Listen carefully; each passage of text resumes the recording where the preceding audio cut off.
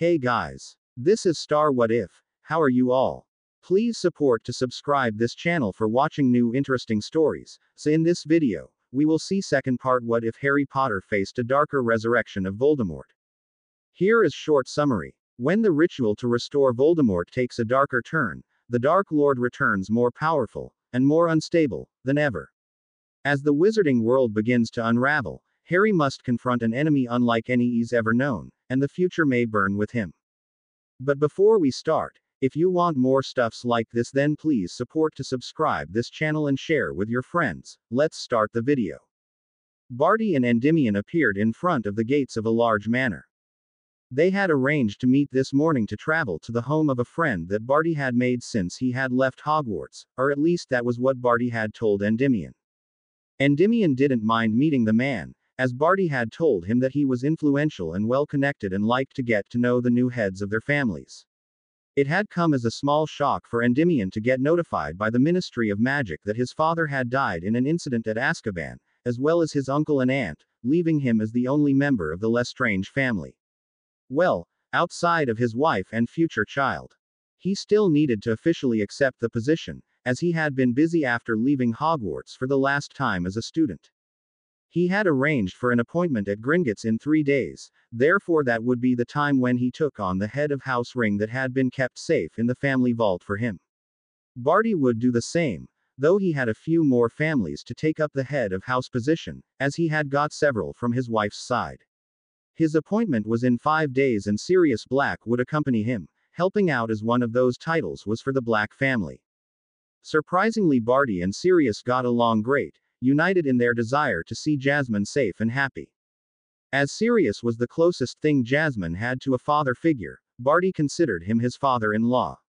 Having both suffered under the behavior and decisions of Barty Crouch Sr. created a bond between the two men as well.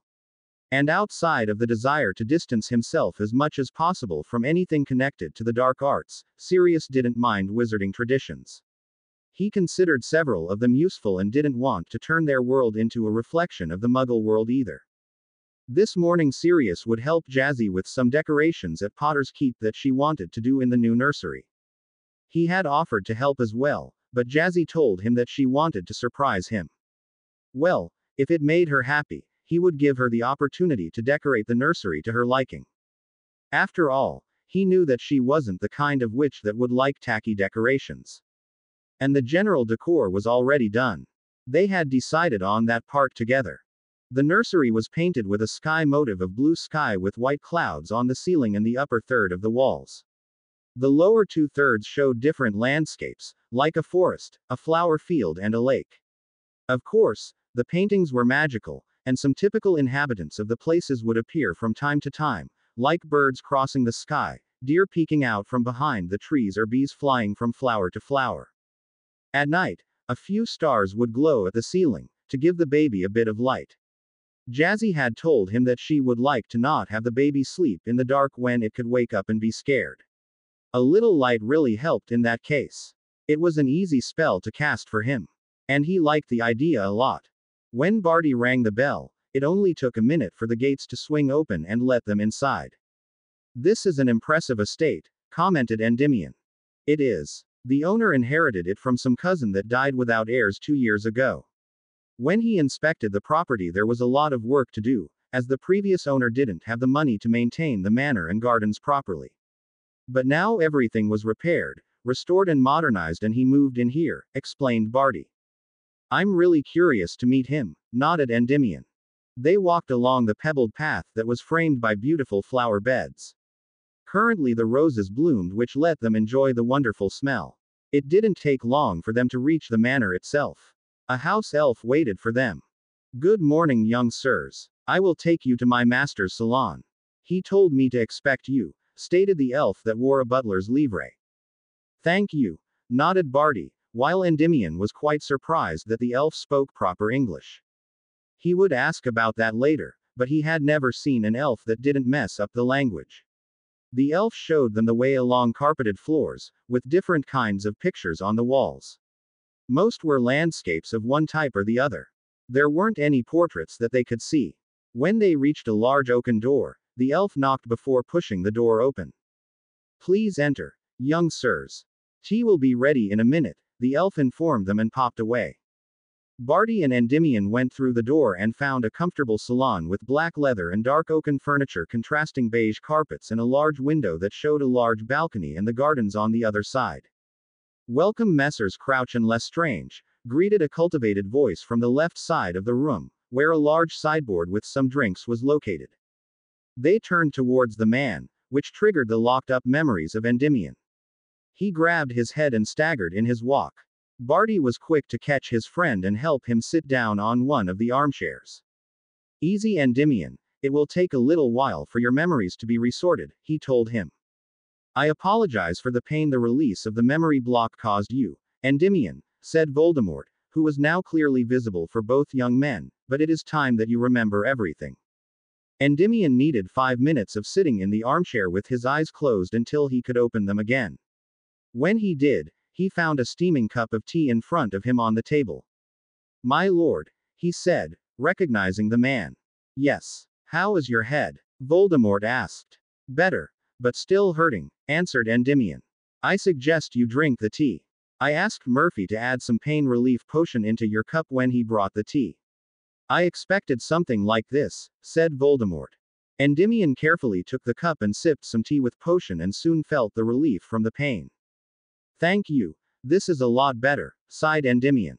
You're welcome. I guess you arranged the meeting to unsuspiciously return my memories to me, guessed Endymion, as I know that my own won't like at all that I willingly helped bring you back, should she find out about it. Partially, confirmed Voldemort. I also asked Barty to bring you here because there is something you need to be made aware of, which couldn't be put into a letter. And as you played a huge role in my successful rebirth, you deserve a lot of boons from me, Endymion.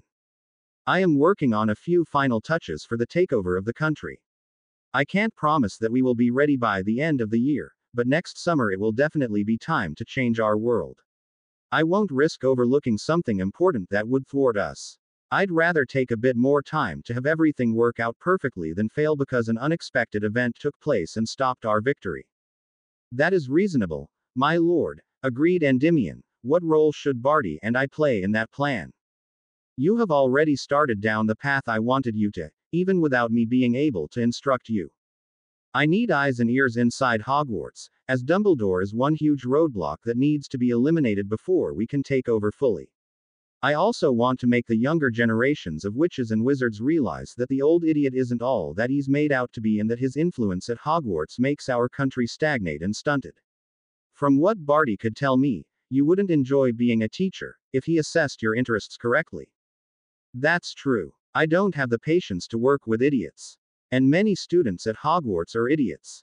Or lazy. I would go crazy with that. I enjoy working with equals or those that take their studies seriously. Who love learning new things.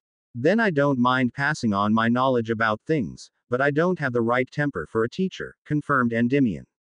I see. Well, I can still use that while you remain at Hogwarts for your apprenticeship with Professors Babbling and Vector. You can present yourself as a good example what a wizard should strive to do. Always improving himself and working towards an ambitious goal. Seeing how you invest time and effort into your studies while at the same time being there for your wife and child will impress many of the students at Hogwarts. Perhaps some others will use that example to better themselves. Barty, as you know, will also apprentice under one of the professors, but he will also set up some clubs to cover the lack of a proper defense teacher, stated Voldemort. I guess that the goal is to undermine the way Dumbledore runs the school, mentioned Endymion. Indeed. It needs to happen gradually. The old man built up too strong a reputation that single blows would ever suffice to topple him. But many consecutive small and middle-level ones will get the job done, nodded Voldemort. Both Barty and Endymion nodded about that. They could manage that part while also doing their apprenticeships. I want to make it clear that for the time of your apprenticeships, neither of you will be involved in any of our large-scale operations. I decided this also because you will be busy and tired enough from the studying combined with having to take care of a baby each. Especially as your wives still have to pass their 5th-year classes, which isn't easy on its own, but with the additional time needed to properly care for a baby, it will become several levels harder. They will lean on you during that time and I want you to do well at that job, declared Voldemort. Thank you. That helps indeed, accepted Endymion gratefully. He wanted to be a good father. He wanted to be present for his child's important events, like learning to crawl, learning to speak, walking for the first time, and so on. He had missed his father while growing up. Amicus had done right by him and cared for him, but it simply wasn't the same. In that regard, he understood Jasmine very well. She was in a similar position to him, even if he had had a lot more luck with his chosen guardian than her. But a guardian could rarely replace a good parent. Barty nodded along. He planned to be the opposite kind of father compared to his own father. He loved his wife and unborn child and would not fail to let both of them know it. He would be there and place his family first and his career second. As long as he had a good job to start with, he didn't mind waiting for opportunities to rise in prestige until he was older and his children were ready to go to Hogwarts themselves. Then it was early enough to look for pursuing higher positions. As we have covered that point, I will continue with the second point for which I had Barty bring you here, Endymion. You will have read in the paper and have been informed by the ministry that there was a fire at Azkaban that cost the prisoners on that floor their lives, stated Voldemort. Yes, I got a letter informing me about the deaths of my father, uncle and aunt, nodded Endymion. That letter was only partially right, revealed Voldemort. Both Endymion and Barty looked surprised at that. Barty hadn't known about the plot so far. What did happen then, my lord?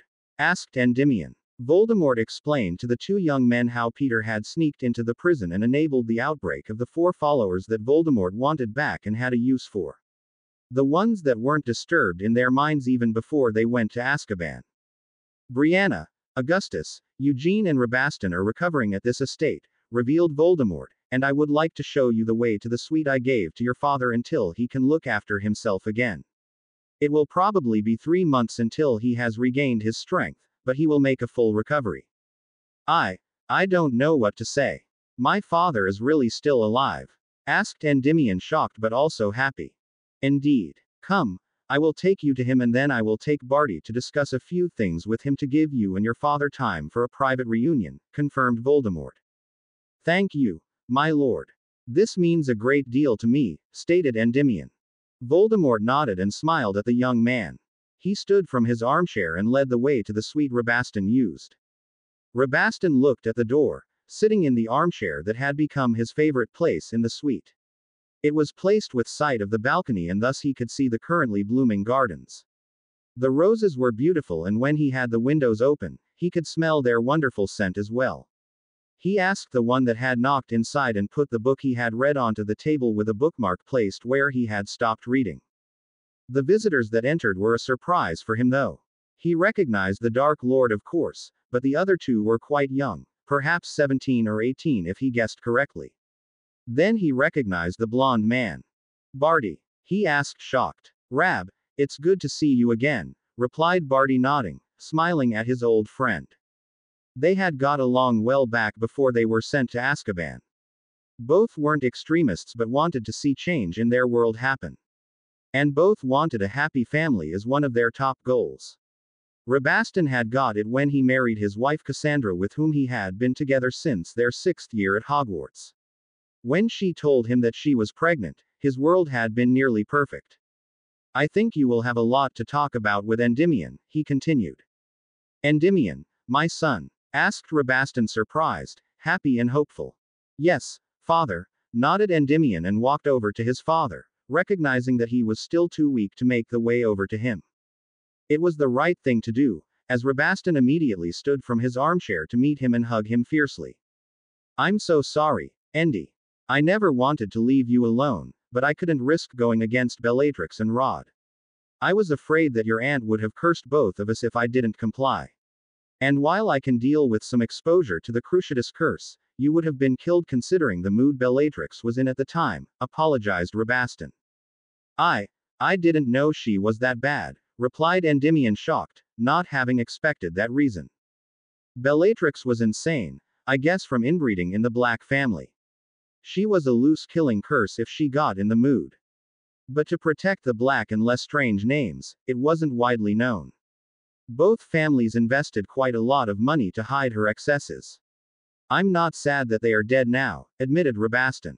Voldemort and Barty left father and son alone to reconnect with each other. They had a lot of news to exchange. Voldemort and Barty returned to the salon where they had been before. They were served more tea and biscuits and then talked again. It's a surprise that the outbreak from Azkaban was such a success. I would have suspected that the ministry would at least check if the prisoners really all died, commented Barty. I'm not. That institution is corrupt, inefficient and lazy to the core, snorted Voldemort, ripe for the picking. If not for a few pillars that need to be taken down before we act, it would be done already.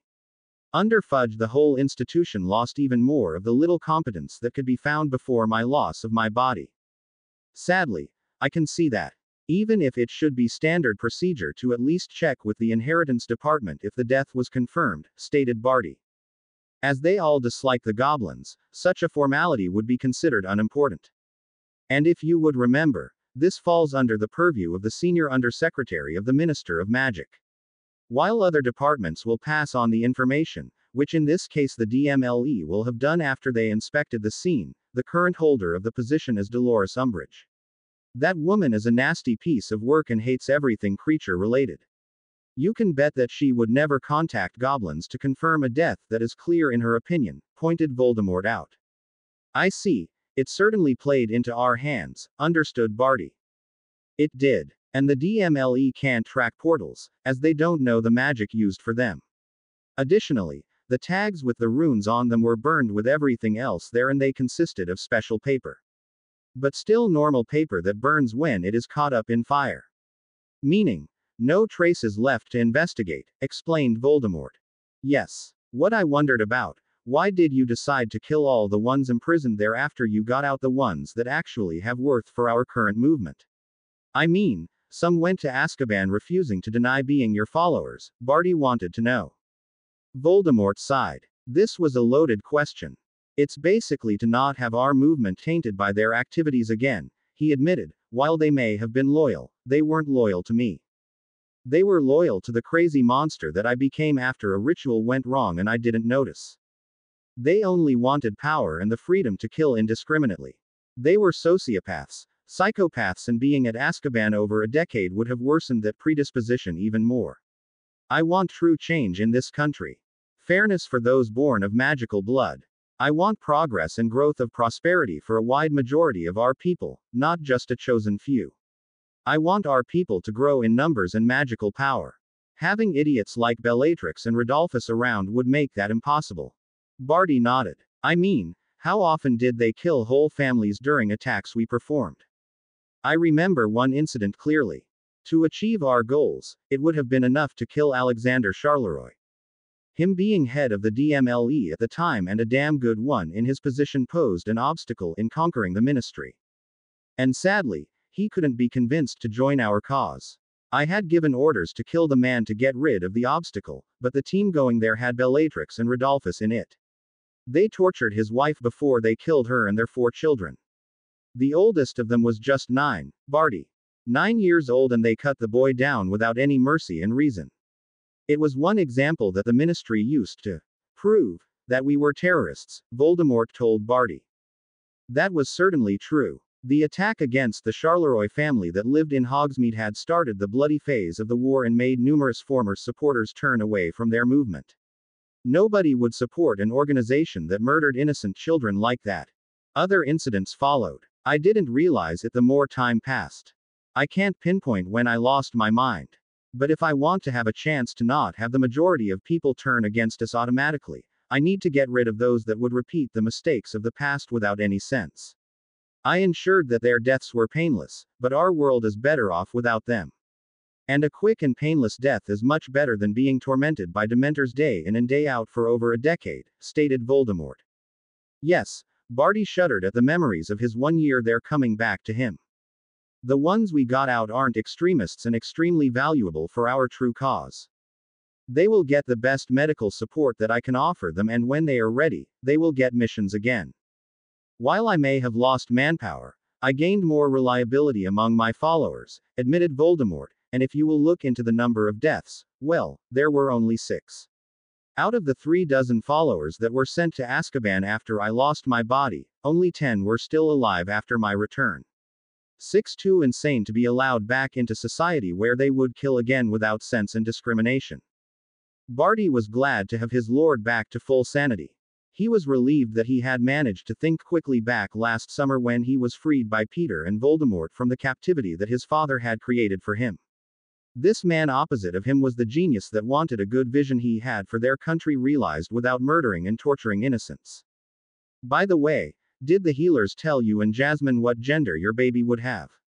Asked Voldemort, wanting to change the subject. Yes, we will have a little boy, same for Endymion and Hermione actually. That is great in my opinion, as both boys will have a playmate growing up. With their mothers being best friends, it was going to happen anyway, but I am relieved that nobody will simply expect for Endymion and me to set up some stupid betrothal contract, just based on that. Had one child been a boy and one a girl, answered Barty. Yes, some would have done that, agreed Voldemort, congratulations. I'm happy for both of you that you will directly have an heir for your families. Have you already decided names? No, Jazzy and I have about 6 names we like, but we haven't fully decided which one we would use. The one thing we have agreed upon is that we wouldn't name our sons after any of our parents. At least not for their first names. Middle names are an option. People would just compare them to their grandparents, and that wouldn't be what we want. While we both have positive feelings towards our mothers and she for her father, my father would never be considered for that. And we don't want to burden any child with the name of a hero like James and Lily Potter, who gave their lives for their daughter, who then, according to public belief, killed the Dark Lord Voldemort, thanks to the power their sacrifice gave her, explained Barty. Understandable. What about godparents? Asked Voldemort. We have agreed that, due to Jazzy and Hermione not being of age yet, Endymion and I would become the godfather of the other's child. Janice Spencer will be godmother of Endymion's child, while Nymphadora Tonks will be godmother of our child. She is a distant cousin of Jazzy on the black side of the family, and they immediately got along when they met during the Easter break. Sirius introduced us to the Tonks family. Andromeda Tonks is his first cousin and Nymphadora her daughter, said Barty. I know that purebloods give their children stupid names at times, but Nymphadora? Asked Voldemort, baffled. She hates the name and demands to be called Tonks instead of her first name. Though we agreed that it wouldn't be appropriate for family, thus we use the shortened form Dora, replied Barty. I see. Seemingly some insanity of the blacks also hit Andromeda. Honestly, a child shouldn't have a name it would certainly hate. Voldemort shook his head, sympathizing with the young woman, having also hated his name, especially after he found out that his father had abandoned him and his mother. To share the name of such a lousy person grated on him and made him take up the chosen name Voldemort. Now that his sanity was back, he could understand that his father hadn't wanted anything to do with his mother. She had basically drugged and BP'd him after all, but to also turn against his child was low. The least he could have done was taking the child in and raise it, or let him be adopted by a decent family. That was simply the right thing to do.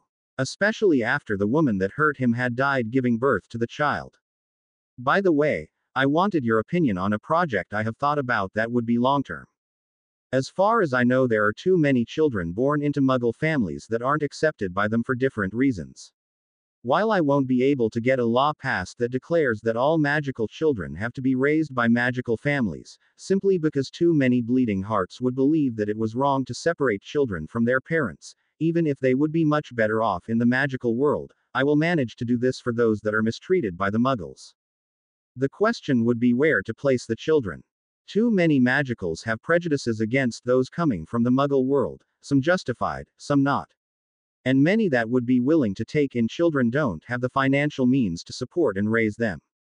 Or they would brainwash them with Dumbledore's propaganda, pointed Voldemort out. Barty pondered the situation. He knew it was an important matter and needed to be done the right way. It would need a series of laws that grant magical children certain rights that they can claim even without the support of their guardian, legal or magical doesn't matter here. It would also require a powerful department at the ministry that would fight for their rights when they are too young to really voice their concerns and needs. And those people would need to swear an oath to act in the best interest of the children, taking their wishes into account wherever possible. It could after all be that the guardians or parents brainwashed the child to believe that what was done to it was right and all others are wrong. And they need to follow neutral guidelines and be independent from other departments or people. I mean, too many would listen to idiots like Dumbledore who claims that any family should stay together, no matter how bad things are there. Sirius and Regulus come to mind, as does Severus. These people need to be powerful and well trained. Only then they would be capable of protecting the children, should it be necessary to take them away from their families and they react violently. So far, too few consider the rights of children as important enough to act against the parents, even if it is important to get the child to a better place to live. If we consider where to place the children, I believe we could manage by setting up some kind of qualification that witches and wizards could gain if they wanted to take the children in. The ministry could offer a monthly stipend for each child to enable even less wealthy families to raise them right. For those that can't be placed that way, I believe the best place to raise them would be Hogwarts. It has strong wards and the children would be safe. There is also a lot of space to play when they aren't studying. As those children will normally be too young to attend normal classes, we should arrange for some pre-Hogwarts education. Jazzy told me how she went to Muggle primary school and how that was the norm for Muggle children. It gives a good, generalized education on which higher education at Hogwarts can build up. Next to that, it frees the mothers, who most often are the ones taking care of the children at home until they go to school. Normally that starts when they are 5 years old, if they don't get sent to playgroups that have different names and methods, to work again, explained Barty, remembering what Jazzy had told him how she grew up in the Muggle world. That wasn't as expansive when I was a child, but the general idea of a standardized pre-Hogwarts education for all magical children has a lot of advantages to it. I will see about that. We would have to look into ways how to finance something like what you suggested, but it could work the way we need it to. Support for families with children in general would also give incentive to have more children. Hopefully in the good families that we want to expand their numbers. But any magical child from a compatible and distantly related couple would help our world already. Perhaps something depending on the age of the child. Next to a school support system to give more families the chance to have their children educated at a high level. Too many fall through the cracks right now, pondered Voldemort. Honestly, my lord, Hogwarts finances would do a lot better if somebody capable of managing gold was in charge of that, scoffed Barty. I may have hated my father, but he did ensure that I got educated in all matters that a future head of house would need, including financial management. It would already be a lot better if the school worked more efficiently with the resources they have presently. Currently they waste opportunities and spend money on useless things. Or they don't cultivate things that could help with saving money in other places. The method they use is, we have this much money, we need these things, the money covers it, it works. Barty was honestly aghast how badly Dumbledore managed the finances. With some different organization, many parts of the project could be realized with the current means already. The school has a lot of unused space. It would be simple to turn some of the unused parts into fields for corn and potatoes, for example. I know from history books that during the time of the founders the school was self-sufficient. Meaning, the infrastructure for it should still be there in some way. Perhaps not fully, but I believe that 3/4 of all supplies could be generated at the school itself at minimum. The school has lots of house elves and it's always the place where homeless elves turn to when the situation comes up. It would only need general permission for them to marry and have elflings to ensure a steady population to manage even more work. And house elves can do any job they are taught. They could do the work at farms around the school easily, to have every kind of food the students need available. And if we let Jazzy have a go at the kitchen organization, we would save at least half of the money that is currently used for meals, declared Barty. Your wife is good at kitchen tasks? Wondered Voldemort. She was forced to do all kinds of chores by her relatives and cooking all kinds of meals was part of that since she was 5, growled Barty, due to the family always eating huge amounts. Her uncle and cousin are absurdly obese from that kind of diet. She learned how to cook enough for each meal to get a small army full. We talked one evening about that and she mentioned that while the food at the school was good, it could be more varied and at the same time they could save about half of the money going into it. It would be worthwhile to let her work out a plan for a month as an example. I mean, we will reform the school within the next 5 years, it will be one of the first projects after we eliminate Dumbledore. What kind of changes did she suggest to you? Voldemort was curious. Well, you know how the typical breakfast at Hogwarts looks like. Eggs, bacon, toast, toppings, tomatoes, and so on, typical English breakfast on most days. She pointed out that it was quite wasteful and could be optimized, not to mention become healthier. Her suggestion was to let the elves bake fresh bread each evening to have it ready to be served the next morning. Currently, when there is bread, it is bought from suppliers. She asked Dobby about that, who had worked at Hogwarts long enough to know these things. If the school held more chickens, they could have all the eggs needed for free during the school year, and sell the surplus during the school breaks, thus she would expand the stables and let the chickens that were present breed like they want. The male chicks could be raised until they were old enough to be slaughtered for their meat if they weren't chosen as further breeders.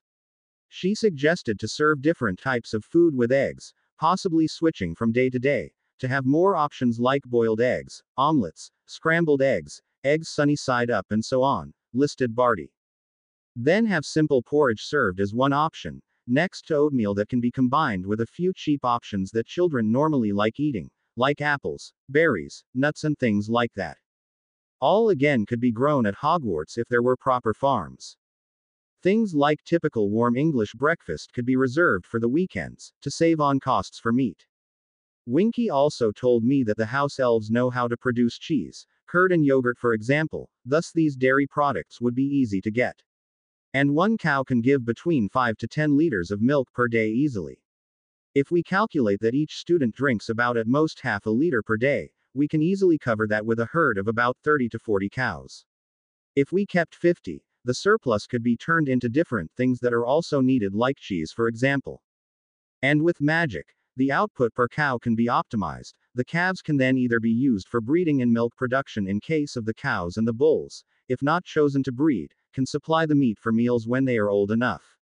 Efficient and cheap in the long run. For lunch, Jazzy suggests meals that would be filling and dirt cheap.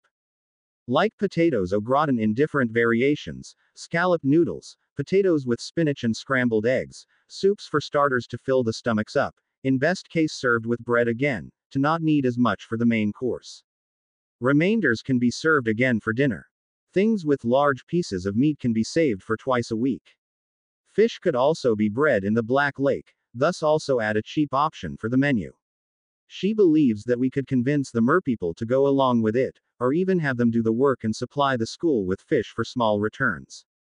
Most students don't care what is served, as long as it tastes great.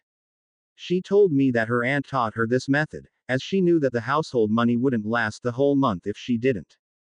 Normally, I have to add, it would have been enough for at least 10 people, but with the amounts the male Dursleys ate, it was no wonder that she had to be creative in how to get by with the money her husband gave her each month.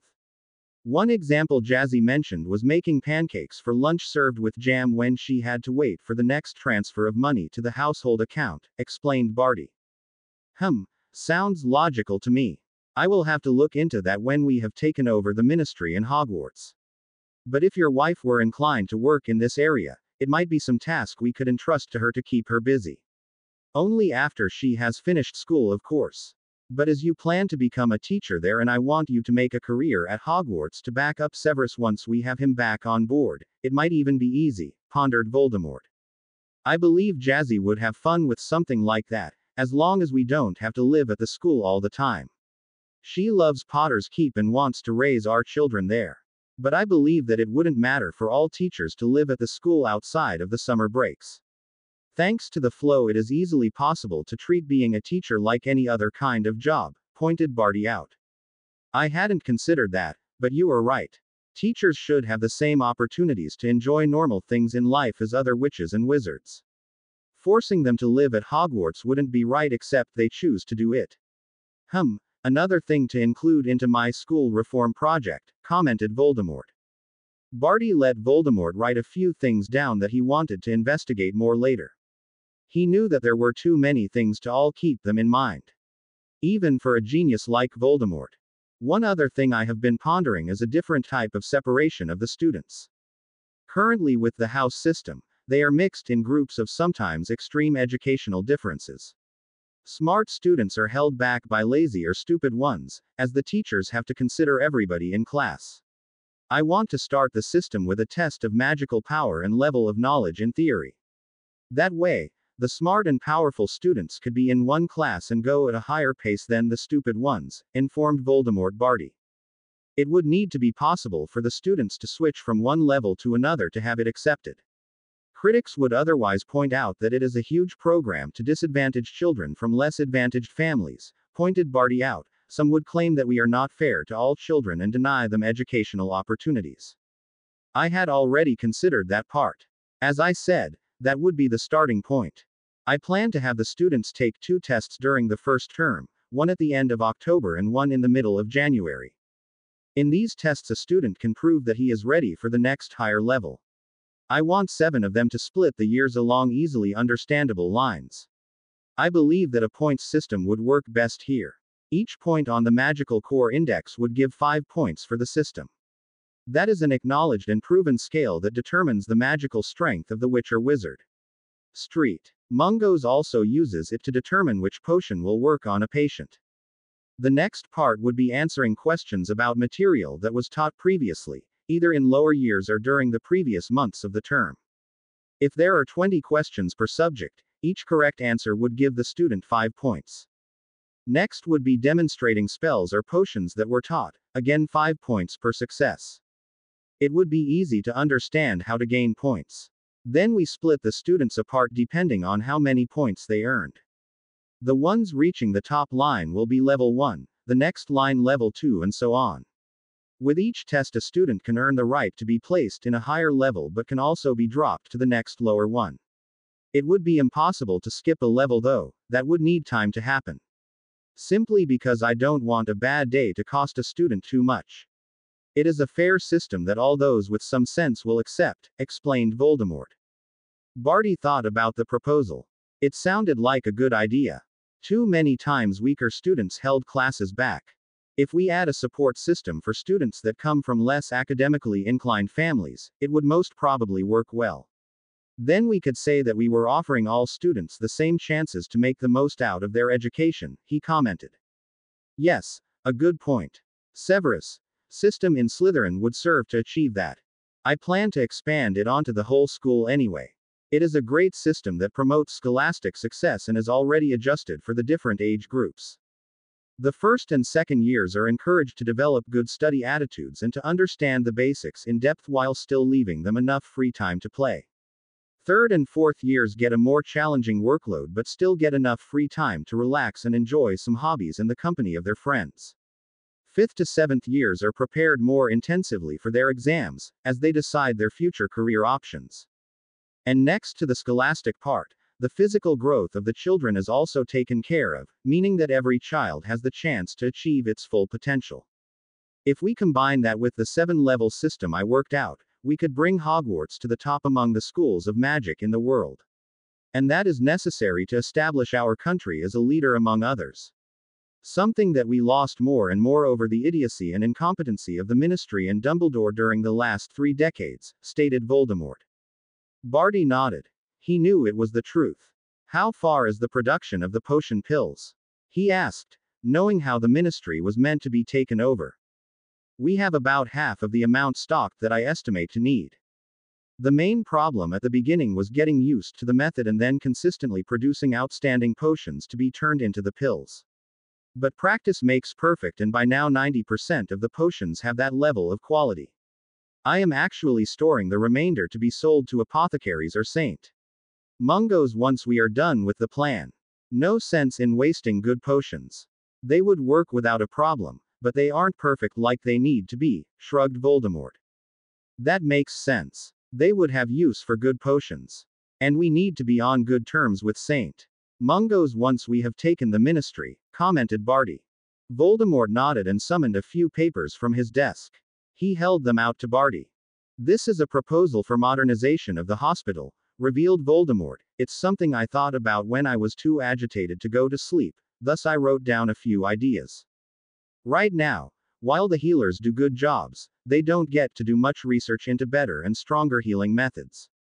And it is ridiculous that we have our main hospital in the middle of London among the Muggles. That was a good idea when the hospital was founded centuries ago, but these days few people come in through the Muggle side entrance. They use the flow, portkeys or apparate. I remember that my mother always took me by flow, agreed Barty. His father had never bothered with regular and emergency appointments at St. Mungo's for his son. He had been too busy with his career. It had annoyed and hurt Barty when he was younger. I thought about a relocation of the hospital or at least parts of it to another place.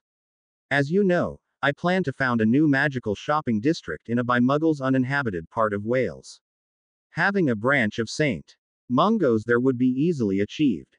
Hogsmeade might work, but it lacks the type of building that is suited best for it. With a new location, we could build the hospital to meet these requirements, explained Voldemort. A good idea, my lord, nodded Barty, that one could have more modern equipment and a better setup, including ways to reach the floors in different ways than taking the stairs. Honestly, a lift isn't that difficult to install into a building, but patients still need to walk up several flights of stairs to get to the department they need. It would be so much better if there were standing portals to a set point on each floor. Voldemort took one of the pages and wrote that down. A good idea, Barty, I will have that implemented. I hadn't thought of portals being used so far, but it is certainly the best and fastest way to go. Maybe I can also teach some of my followers how to create portals and set up a system that can become the general public transport for witches and wizards.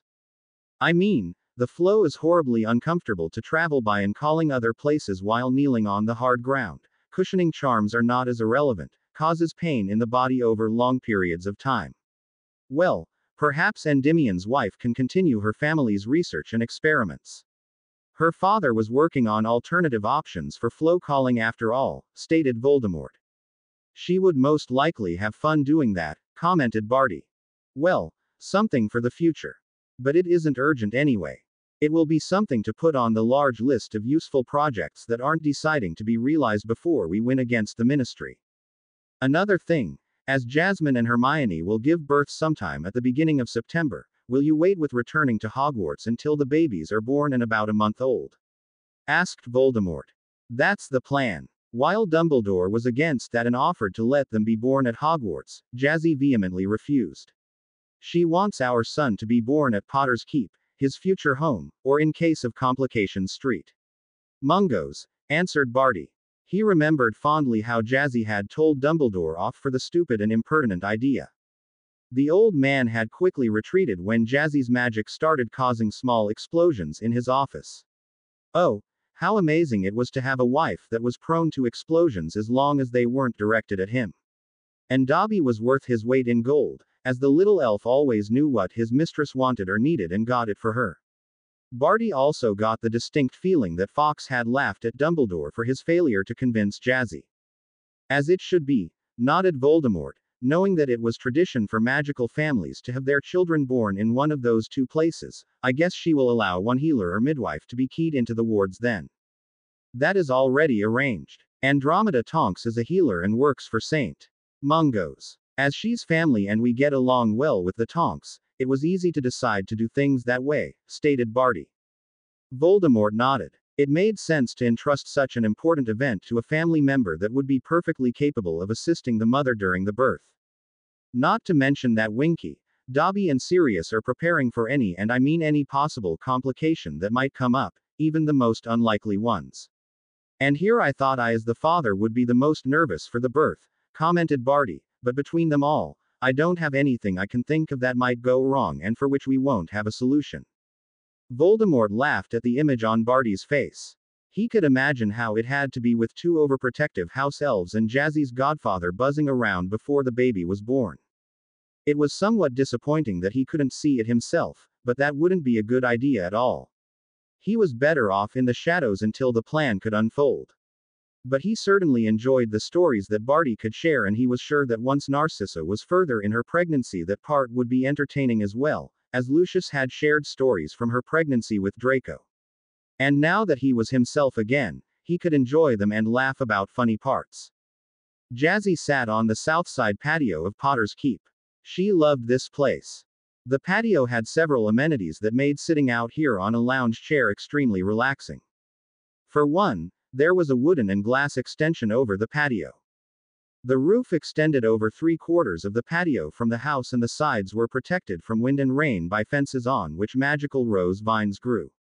The thick mesh of vines and flowers closed the holes in the criss-crossing fence that started on the ground and connected to the roof. The roof was made from a special type of glass that let light through but prevented that the air below it was heated up, like it was the case in greenhouses normally. Each fence had a different type of rose climbing up to the roof, and Jazzy enjoyed their scent. Currently they were in full bloom, and it was heavenly to sit on the patio and simply relax. On the left side the flowers were pink, and on the right side they were light blue. A rare breed among roses, even in the magical world. From a portrait of Jazzy's great-grandfather Charles Potter, she and Barty found out that his mother had loved breeding roses, and all the current roses came from her experiments to cross different types of roses. In front of the patio lay a beautiful garden. In the center was an island with a large round flower bed that surrounded a willow. Around that island lay a small lake, in which several water lilies grew. She had often seen some frogs resting on a lily pad and then jumping back into the water. There were also countless dragonflies buzzing around. At the edge of the lake there were fields of reed, next to a pier that led to a boat that could be used to ride over the lake. She had also been told that it was safe to swim in the lake in summer if one was so inclined. Around the lake was a large field of grass, which was trimmed neatly. A few paths made of white pebbles led through the garden, with flower beds sitting around the path in some places. And each bed had its own theme, which was great and looked beautiful. She could spend hours wandering the gardens and exploring which kinds of themes were used in the flower beds. Because the paths continued into the forest around the main garden as well, and in meadows the work had been continued. Potter's Keep was a work of many generations of potters, and it was done with love to details. On the patio, there was also a large fireplace with a spot to grill meat and sausages over the fire. According to her grandmother Mia's portrait, she didn't like being called by her full name Euphemia, said it was too much of a mouthful. She had asked Jazzy's grandfather to build it, as she had seen some muggles having such grills and liked the idea. It had started with a simpler version to test the concept, but both soon decided that it was a wonderful way of preparing meat in summer when the weather was nice, and had the large fireplace grill built on their patio. Adding a nice set of furniture especially for the garden, like a table and chairs to sit and eat together during a barbecue dinner, was a logical conclusion once they started to love these events. As the patio was large, it was separated into the eating area and the relaxation area. There was a wall made of flower pots both on the ground and hanging from the ceiling that separated the two parts. Jazzy had asked Winky to fill the empty flower pots with common summer flowers, like geraniums, fuchsias and pinks. Since that had been in January, she now got to enjoy the blooming flowers. Currently she was reading a book about magical techniques in childcare. She was nervous about having her baby in September. She wasn't sure if she could be a good mother yet. She also didn't know how things would go once the baby was born. She knew for sure that she wasn't alone. She had a wonderful husband, a doting godfather, father figure, and two overprotective house elves that wouldn't let anything happen to her or the baby. She also had extended family in the Tonks, and a best friend that she could talk to, as she was in the same situation as her. But there was something she hadn't told anybody yet. Not even Barty. Contrary to Hermione, she remembered. She remembered what had happened during the time before the ritual. It had happened sometime during the month when she felt the disharmony symptoms. Still, despite knowing that Barty wasn't an unwilling victim like she and Hermione, she didn't hate him. She had observed him closely and she was absolutely sure that he loved her and the baby.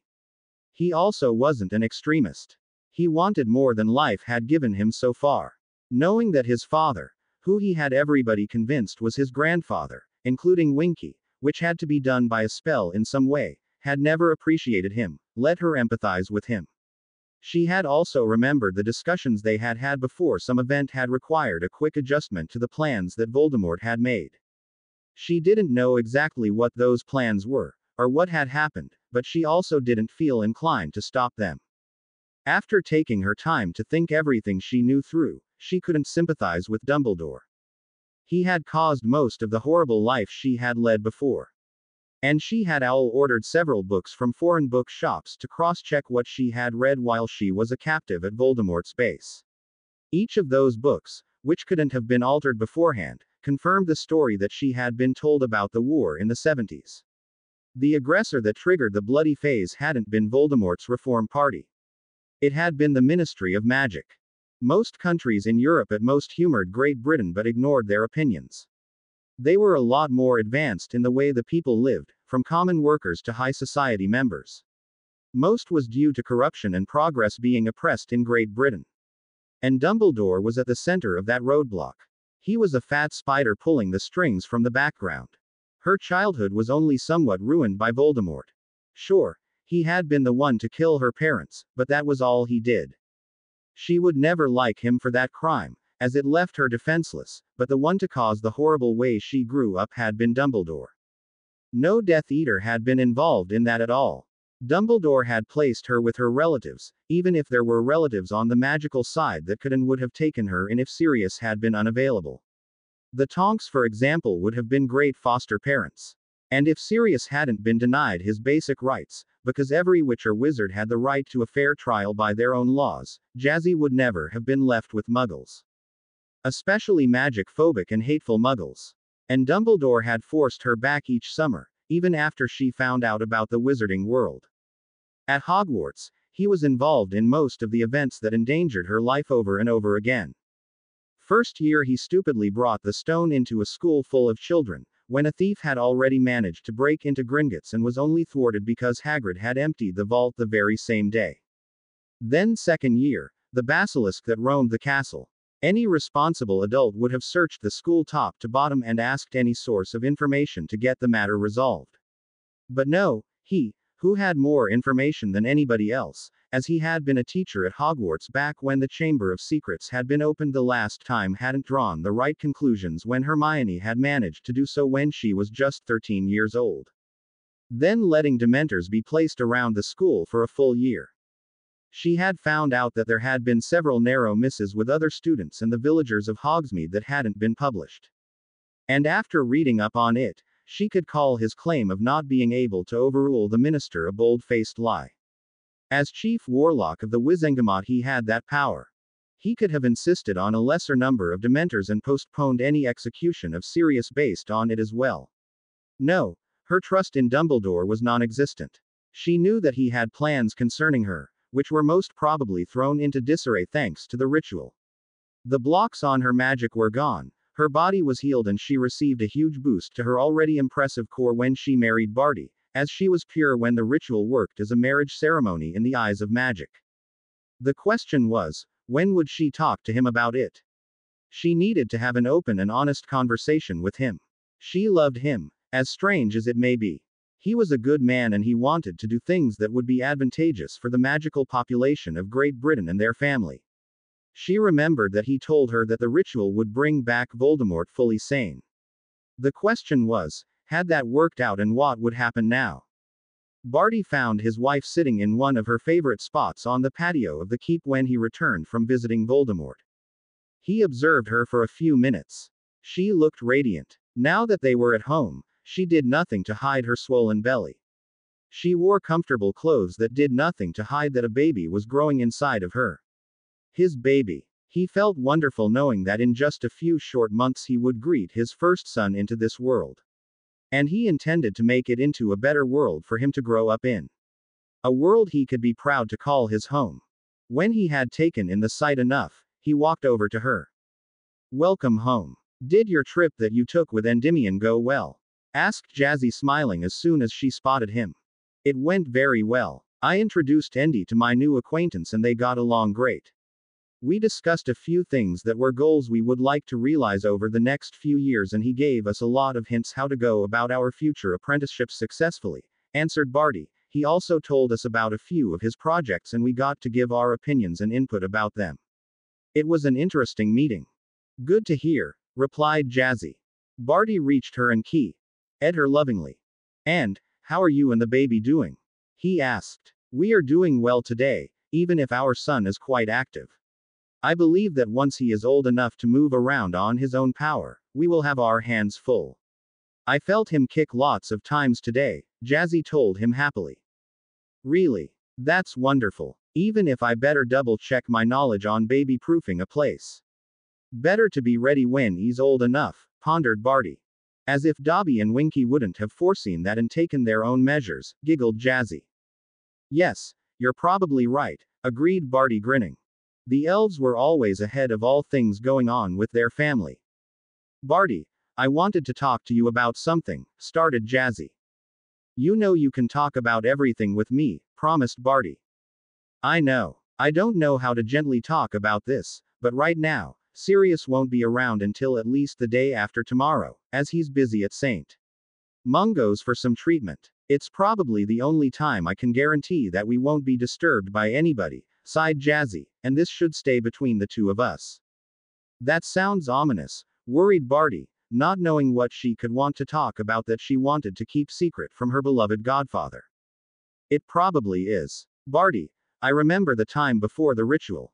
Both sets of memories. I know that you weren't forced into the ritual like Hermione and I were. I also remember that Endymion agreed to participate to bring back Voldemort, revealed Jazzy.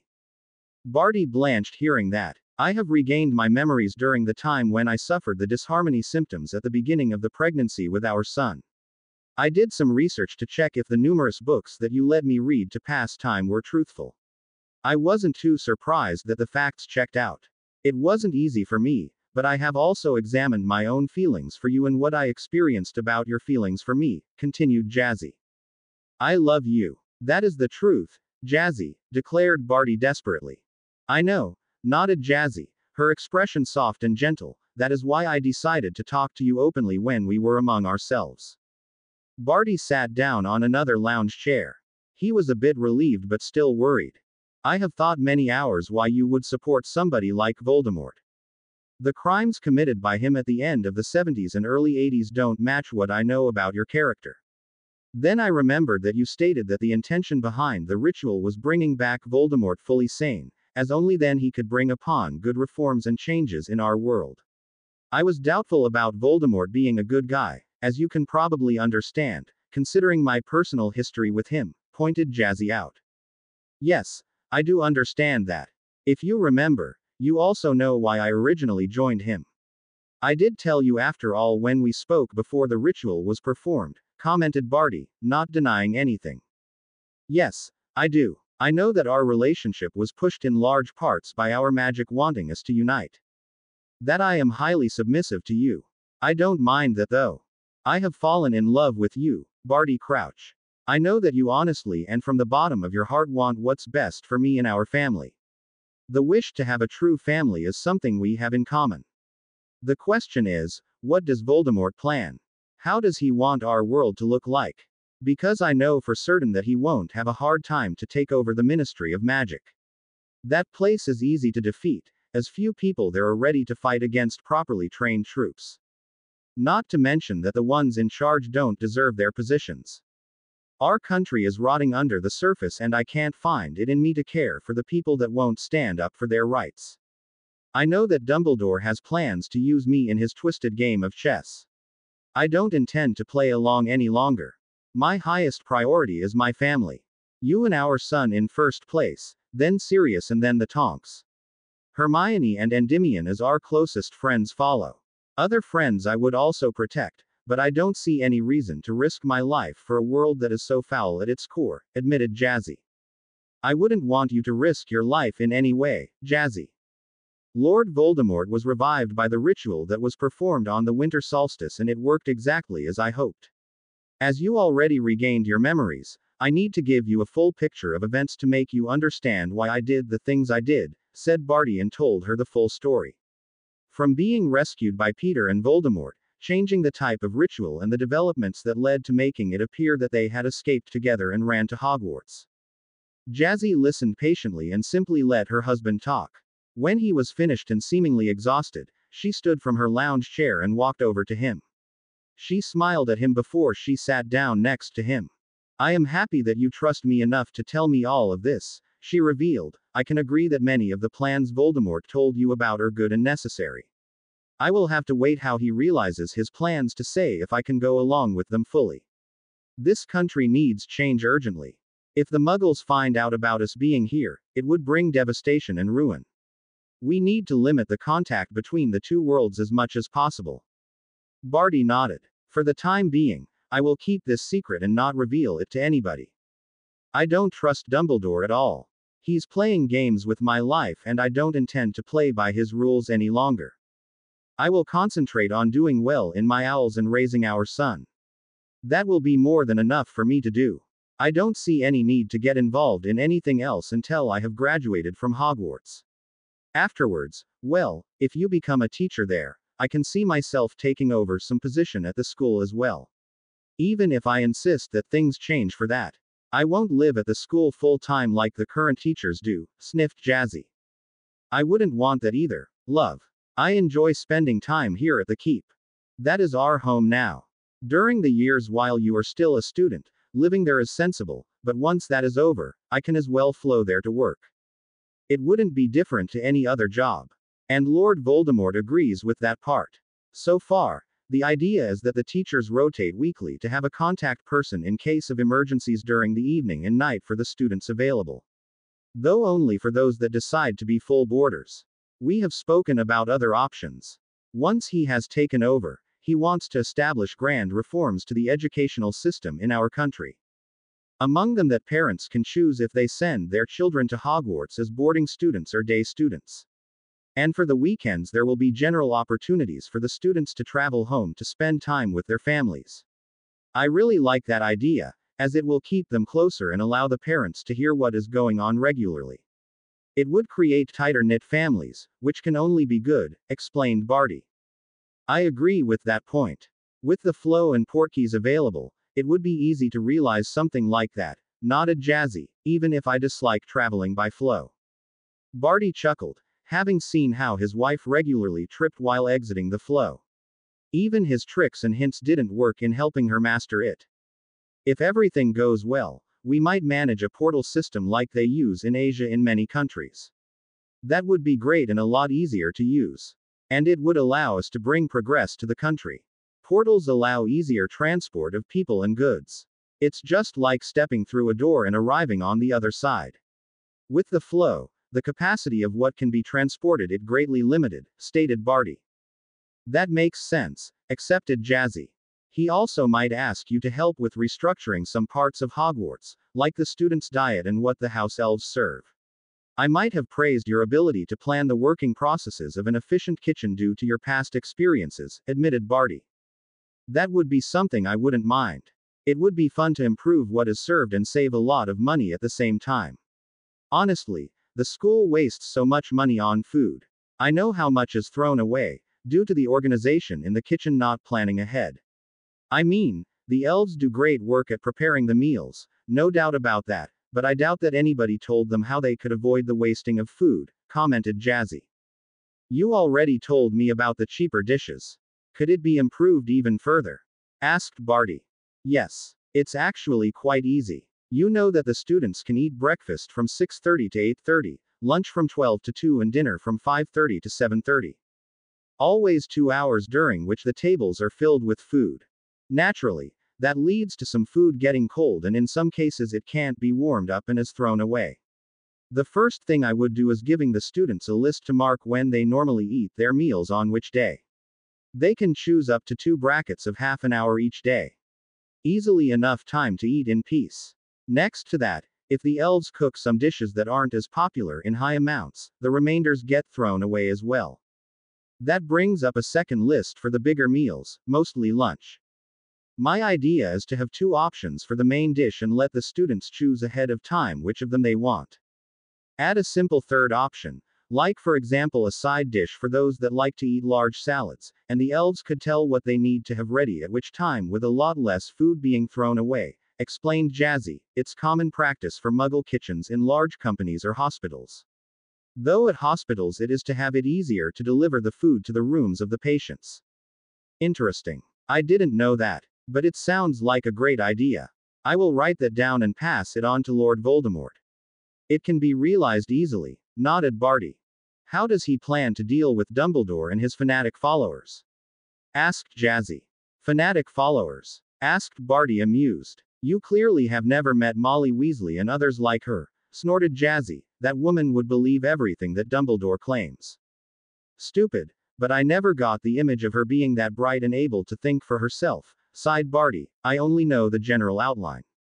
The main idea is to make Dumbledore's death appear like either an accident or an illness. Perhaps even old age. But nothing that would be connected to violence. That would only turn him into a martyr. It will work out much better if he is seen as an old man whose time is past. The one thing that will be ensured is that those like McGonagall don't get to follow him into his position. She would only keep up the status quo out of misguided loyalty to Dumbledore. In fact, my lord plans to install Snape as headmaster and take over the system he established in Slytherin House to support scholastic success. I want to be against that, but Snape's house does do well in all kinds of classes, replied Jazzy. I also got the impression that he hates teaching children. Perhaps he would do better in an administrative position. Though my personal opinion is to let him lead some kind of research facility for potions, where he can invent new ones that will bring the country forward. There are few among the current teachers that would easily accept change. They have worked under Dumbledore for too long to change their ways. Barty nodded. He had noticed the same thing. I believe that most will be offered, with some pressure added, to go into retirement. That will allow the school a new beginning. After all, about half of them are old enough for that already, another quarter will be there in at most 10 years. The only ones I could see accepting change would be Babbling, Vector and perhaps Sinistra. Snape, well, that depends if he gets to realize his ideas at the school, should he decide to accept the position as headmaster, pondered Barty. While Flitwick and Sprout do a good job at teaching, I don't believe they would go along with the substantial changes that will happen. I believe you are right, nodded Jazzy and leaned her head onto his shoulder. I don't really want to do more than simply let things happen. As long as the country is truly changed for the better, I couldn't care less. Barty nodded and started caressing her hair. She enjoyed the motions. It was soothing whenever he did it. They sat this way for a while until Winky popped up in front of them to inform them that dinner would be ready in 15 minutes and to go to the dining room. They did just that, only stopping at the bathroom to wash their hands before eating. It was the 14th of September. The summer break had been a good time for the Crouch family. They had spent a lot of time together, next to Barty occasionally visiting Voldemort to keep up to date concerning the plans that were in the work.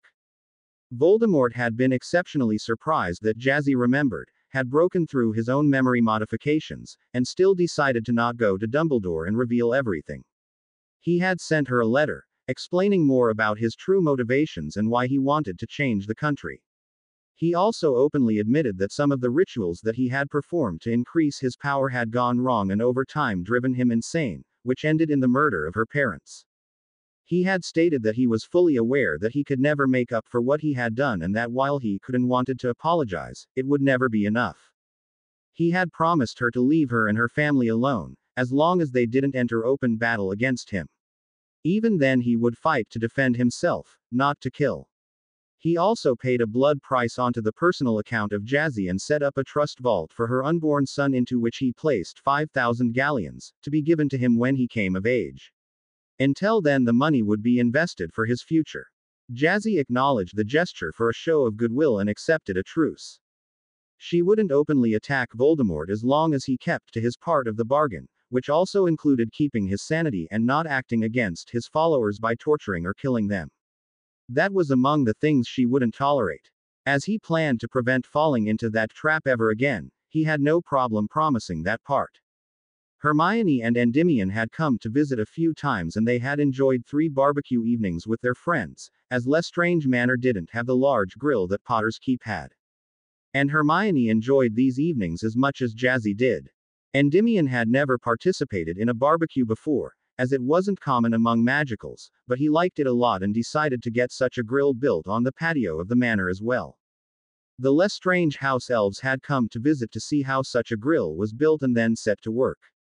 Though their first summer project had been to create a wonderful reading niche for Hermione on the patio, as she enjoyed the fresh air and due to the growing baby, she didn't manage to walk around as much as she would have liked. Jazzy and Barty had been at Lestrange Manor to inaugurate the new barbecue grill. That had been at the end of August. The 1st of September had been a bit strange, as they didn't take the Hogwarts Express with the other students, but they were busy with other things.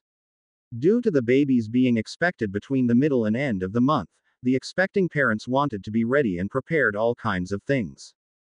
Jazzy intentionally didn't ask for details about Voldemort's plans.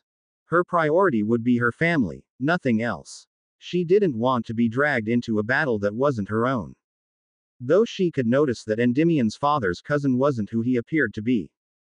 But the man was nice enough and she accepted that he got to know Endymion and Hermione. He lived at another Lestrange property but regularly visited the two. She was sure that he had good intentions and wasn't in any way opposed to Hermione being added to the Lestrange family, despite her being a half-blood.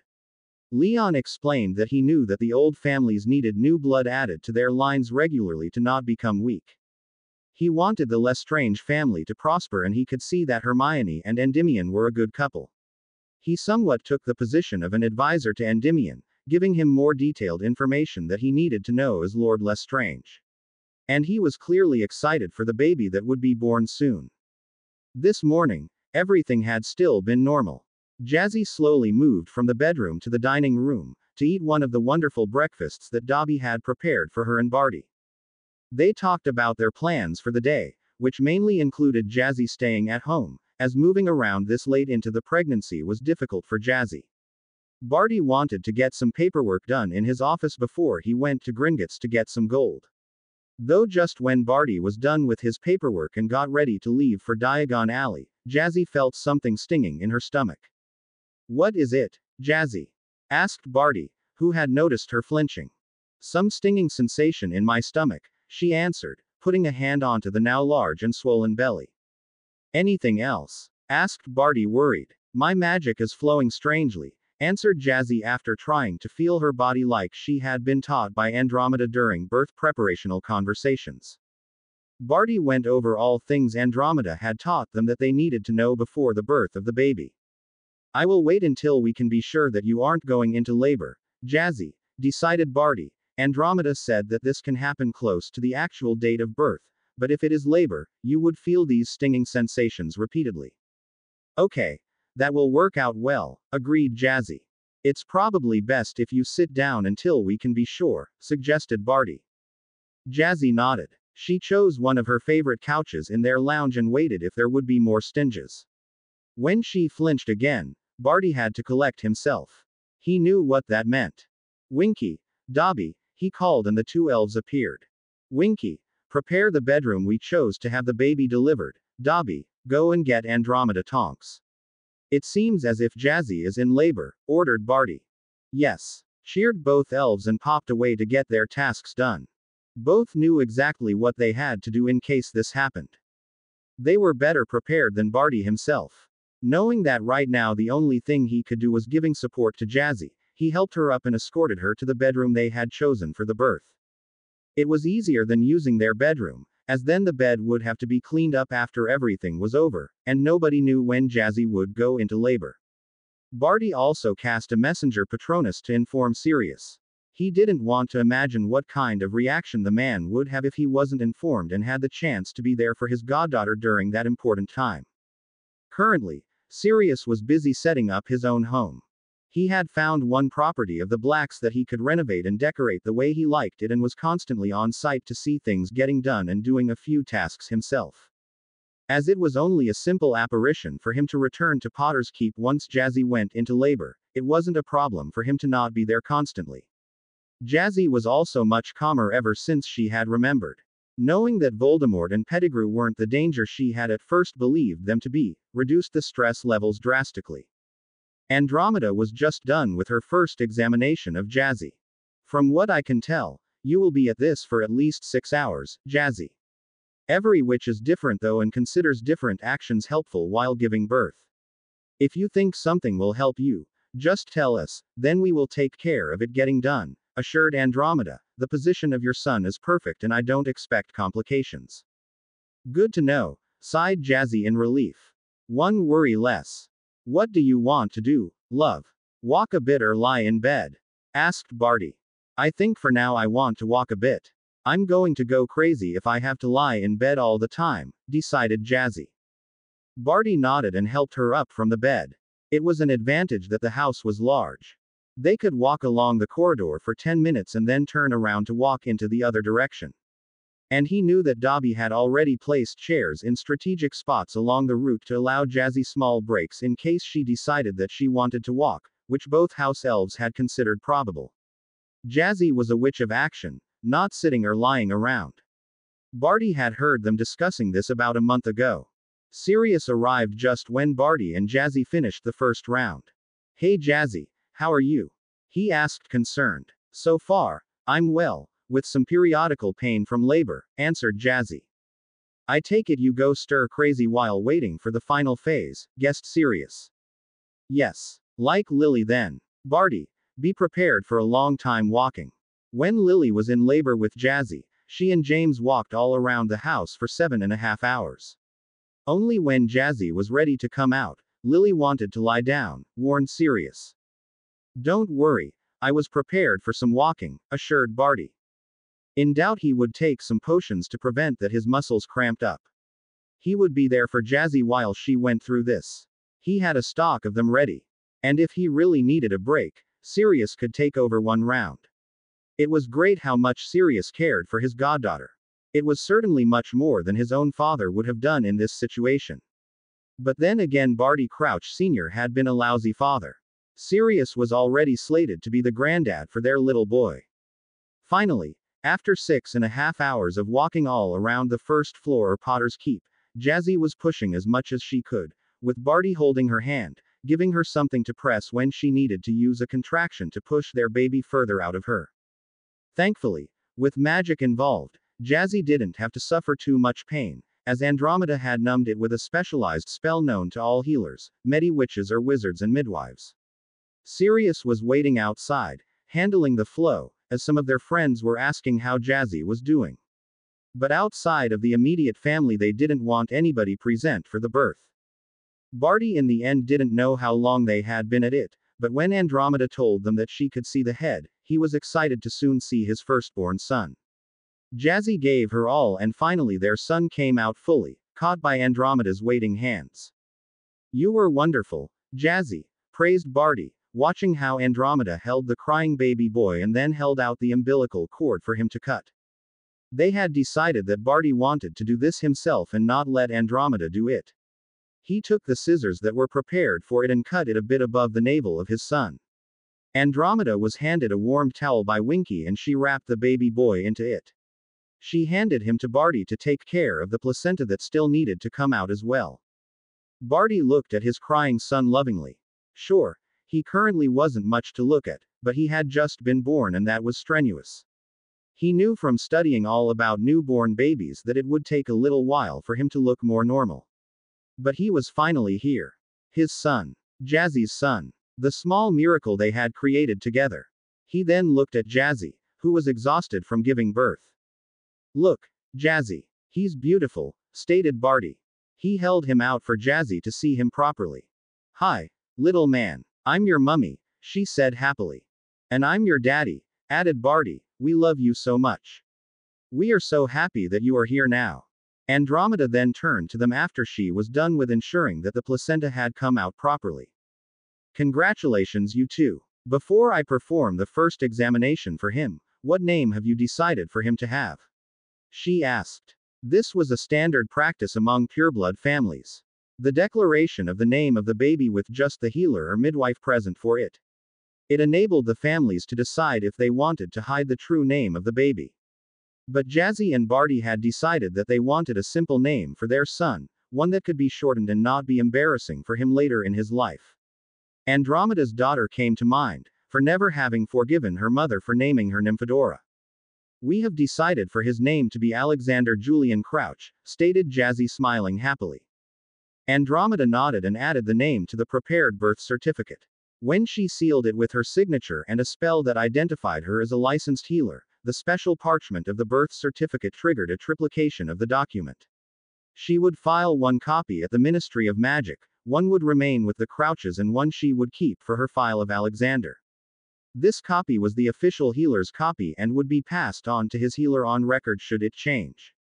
Then Andromeda took the baby boy and performed the common examinations that each baby was put through to ensure that there weren't any health problems that needed to be taken care of immediately. While she did that, Winky took care of her mistress and cleaned her up from the sweat from the hours of being in labor and giving birth. She had her clean and in fresh clothes within 5 minutes. When Andromeda was done, she handed Alexander to Jazzy to allow her to nurse him for the first time.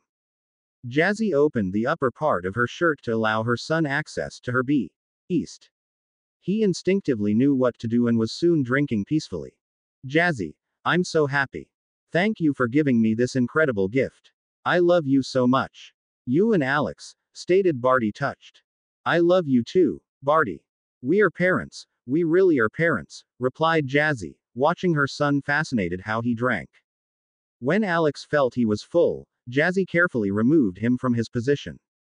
Barty took him into his arms and with a towel over his shoulder he gently patted his back, having learned that babies needed to be burped to allow them to digest the milk they drank better. While he did that, Jazzy closed her shirt again, yawning when she was done. Let's call Siri inside and introduce him to his grandson, suggested Jazzy. Barty nodded. I will take care of it, offered Andromeda, and after they nodded, she went to the door and called her cousin inside. Sirius walked over to them, smiling at the picture of the happy family.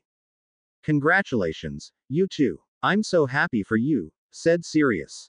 Thank you. I want to introduce you to your grandson, said Barty, somewhat surprising Sirius, as they hadn't told him before which position they wanted him to take for their son. This is Alex. His full name is Alexander Julian Crouch. That's a wonderful name, agreed Sirius. Hi little Alex. I'm your granddad. He was very touched that Jazzy and Barty wanted him to take that role. He would do his best to be the best grandfather he could be.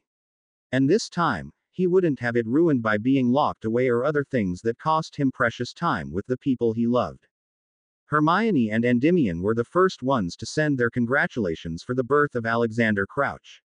As Hermione was close to giving birth to her own son, they refrained from an immediate visit at Potter's Keep though, as they didn't want to risk triggering the birth by traveling via flow. Still, they sent a beautiful card with their owl and promised to come for a visit as soon as possible.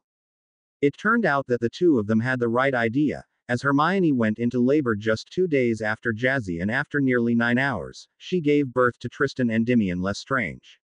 Thanks to potions and Andromeda's skill, Jazzy and Barty were able to visit Lestrange Manor with Alex a day after Tristan's birth. The two couples of new parents enjoyed a chocolate cake that the Lestrange house elves had baked. They were as happy about the new heir as the Crouch elves were about Alex. During the afternoon that the two couples spent at Lestrange Manor, they discussed plans how they would go about their return to Hogwarts. Now that the babies were born, it was time to schedule when Hermione and Jazzy were going to restart their classes. The general plan had been October, as nobody could say when exactly the boys would be born. In the end, they decided that Endymion and Barty would travel to the school to also arrange things with the teachers and the headmaster to get them included in the work, which would be part of their apprenticeships in their chosen subjects. Due to nobody knowing when the babies would be born, it had been agreed to let the two young men study some basic material at home to be there when their wives went into labor. But now it was time to really get started. 3 of the professors of Hogwarts were waiting inside the office of Headmaster Dumbledore for the two young families to arrive. There was of course the headmaster himself, then Professors Flitwick and Babbling, who were waiting for their apprentices. Not to mention that they were curious to see the sons of their apprentices. While the circumstances of how the boys were conceived weren't good, thankfully things weren't as bad as they could have been. Like the quartet still being prisoners of their kidnappers and then having to fear for the lives of their children. Now the two families would be protected by the wards of Hogwarts, and when they weren't there, they would have the extensive and upgraded protection of their family estates. And they had heard that Sirius Black had looked up any kind of ward that the Blacks had ever conceived, which were some of the strongest and nastiest ever created. Still, nobody could care about the fate of those trying to attack the Crouch and Lestrange families after what had been done to the teenagers. They shouldn't have been forced into the position they currently were in. The flow lit up with green flames and the first person stepped through, soon to be identified as Endymion Lestrange. He was followed not quite a minute later by his wife Hermione, who carefully held her infant son secured to not have him hurt by flow traveling. "Welcome back to Hogwarts," greeted Dumbledore. "Thank you, Professor," replied Hermione, adjusting Tristan to lie on her right arm. From under the hat he wore some black hairs showed. Currently the baby was asleep, thus his eyes couldn't be seen. "Yes, thank you. Have the Crouches already arrived?" asked Endymion. "Not yet. We are waiting for them," answered Professor babbling. Then a pop was heard next to Fawkes. Perch and the expected second family was there, holding onto the hands of Dobby. "Thank you, Dobby, this was much better than using the flow," stated Jazzy. "Dobby is always happy to help his mistress and master," replied Dobby happily and then popped away. "Why didn't you take the flow?" asked Professor Flitwick surprised. "Because that isn't a safe option when I take it, especially with Alex to consider, Professor. I simply can't get the method to properly do it. The flow hates me, and I won't risk hurting my son if I can avoid it." "Dobby Express is also much easier on the stomach," explained Jazzy. "Hello professors, nice of you to greet us." "Yes, welcome back. And those are little Alexander and Tristan?" asked Dumbledore, looking at the babies in their mother's arms. Alexander seemed to have inherited his father's hair color but his mother's eyes. He was awake and looked around a bit. "They are," nodded the mothers. "I'm just glad that Tristan decided to not be born on my birthday. That would have been a bit unfortunate when he's older and wants to celebrate with his friends," chuckled Hermione. Her birthday was the 19th of September. With Tristan being born 3 days earlier, it would be better to organize when he was older. "Quite so," chuckled Flitwick. "Now, before you go to your suites to get settled in before you start classes tomorrow morning, Mrs. Crouch and Lestrange, I wanted to hand both of you and your husbands the schedules as well. Due to the need of caring for your sons during the day, we have taken you out of the normal Gryffindor schedules for the year. Next to that, we have compiled a list of the material that was covered or will be covered for the whole month of September, as we couldn't be sure when you would give birth and be ready to return to school. Madame Pomfrey has informed us which potions you are allowed to brew among the curriculum now that you aren't pregnant anymore. Some will only be possible 3 months after the birth, thus the curriculum was adjusted to allow this for both of you. One question we need to have answered before you go back to classes: what level of control do you have over your magic?" "Well, I am back to where I was before the ritual," answered Hermione. "Thanks to being emancipated when I married Endymion, I used the free time I had to practice all the spells that we learned up to the summer break. The manor is unplottable after all and no muggles could have noticed anything. My spells are a lot stronger now than they were before, but there isn't any danger anymore to overload them and harm others accidentally. For me it depends on what spell I use," answered Jazzy. "I have control over all spells, but some still are overpowered, mainly those that have an emotional component to them." "In what way?" asked Flitwick curiously. "I better show you with a safe spell. Expecto Patronum." Cast Jazzy and her stag Patronus appeared. Though contrary to other Patroni that the teachers had seen before, this one was a lot more solid. "My goodness!" exclaimed Babbling and went over to touch the stag, only to be astonished that it was actually tangible, a physically tangible Patronus. That is unheard. Alex held out his little arms to the Patronus and the stag allowed the boy to clumsily pat his nose by bowing down. "It also has some sort of consciousness," added Dumbledore. "Yes, Prongs seems to be able to think when I bring him out," nodded Jazzy, "not just to detect danger, but also to help with easy tasks. For example, he is great at calming Alex down when it's time for him to sleep and he's still too excited. It only happened twice so far, but 5 minutes of Prongs being in the room and he sleeps deeply and peacefully. Then he collected Alex's jumper suit when I was changing him one time from the cupboard. One with a stag motive on it." Here Barty grinned. His wife's Patronus was strange but in good ways. "Extraordinary," exclaimed Flitwick. "I would like to see and research more of it, Mrs. Crouch. This is really fascinating." Jazzy nodded and then let her Patronus fade away. "We can do that sometime when I have some free time. I don't know how much of that I will have this year with Owls in May though. And we have to catch up on some things as well," answered Jazzy. "True. Well, We will find a day when you can give up an hour or perhaps two, nodded Flitwick. Then he handed the four their schedules for the first term. Professor McGonagall and I took the times you said your babies normally slept into account to plan your timetables, continued Flitwick his explanations. Normally you said, they sleep about 3 to 4 hours each morning from 9 o'clock on, which gives us the 4 periods of morning classes to let you participate in them normally. I expect that to change a bit over time when the boys are a bit older. But until the Christmas break, I believe that them sleeping 15 to 16 hours a day will continue. In case they wake up, your house elves can take care of things until you return over lunch. For the afternoons, we went with a flexible timetable, as you wrote that the boys normally are more awake during the early hours of the afternoon. Hermione and Jazzy nodded at that. The number of subjects was also adjusted to allow you to concentrate on what you want to prioritize. We will continue the personalized lessons with Professor Hagrid in care of magical creatures, as that will be easiest with your babies. We have already discussed his plans for the 5th years and what needs to be known for the OWL exams. He has promised that he can create a lesson plan for all students that will concentrate on him demonstrating how to handle the creatures. Some of those lessons can even be done with the babies coming with you. In case of larger creatures, they can stay in his hut. That way, you can spend time with them, be they awake or not. Potions was decided to change to you studying the material in theory on your own and then having a concentrated brewing period of 4 class periods with Professor Snape on Friday mornings. That way, you don't have to worry about your classmates making mistakes that could be problematic for you while you still feed your babies. He agreed to arrange his time this way as long as you invest full effort into this subject. Unsaid was that he might have used some very uncomplimentary descriptions about certain students in his 5th year classes that couldn't even brew simple potions safely.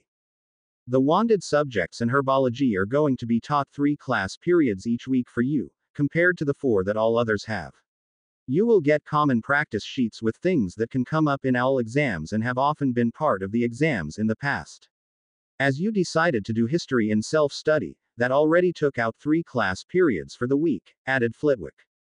Yes, thanks to Endymion getting us study guides for the subject, we should do quite well in that subject and manage our time better, nodded Jazzy, surprising the teachers. A study guide for history? Asked Dumbledore. Yes, one of my Muggle-born classmates told me about it. According to her, somebody had enough of the horrible history lessons here at Hogwarts because nobody could get rid of Professor Binns. To help the matter of getting decent grades in the subject, which was simply impossible due to not being able to stay awake in Binns' classes, which I can only confirm, the author of the study guide got samples of OWL and Newt exams from the ministry. He used the information he got and created a well-structured guide in 3 volumes. Each has about 250 pages, which are a mix of information about a topic, some questions to the chapter that was read before and mock tests. It's the sole reason why we in Ravenclaw got any decent history grades for the last few years. The study guide was published 5 years ago, explained Endymion. I never heard about that, admitted Dumbledore. Neither did I, agreed Flitwick, but I noticed that my Eagles did better in history than in previous years. I take it that this information is passed on to the new first years when they arrive here.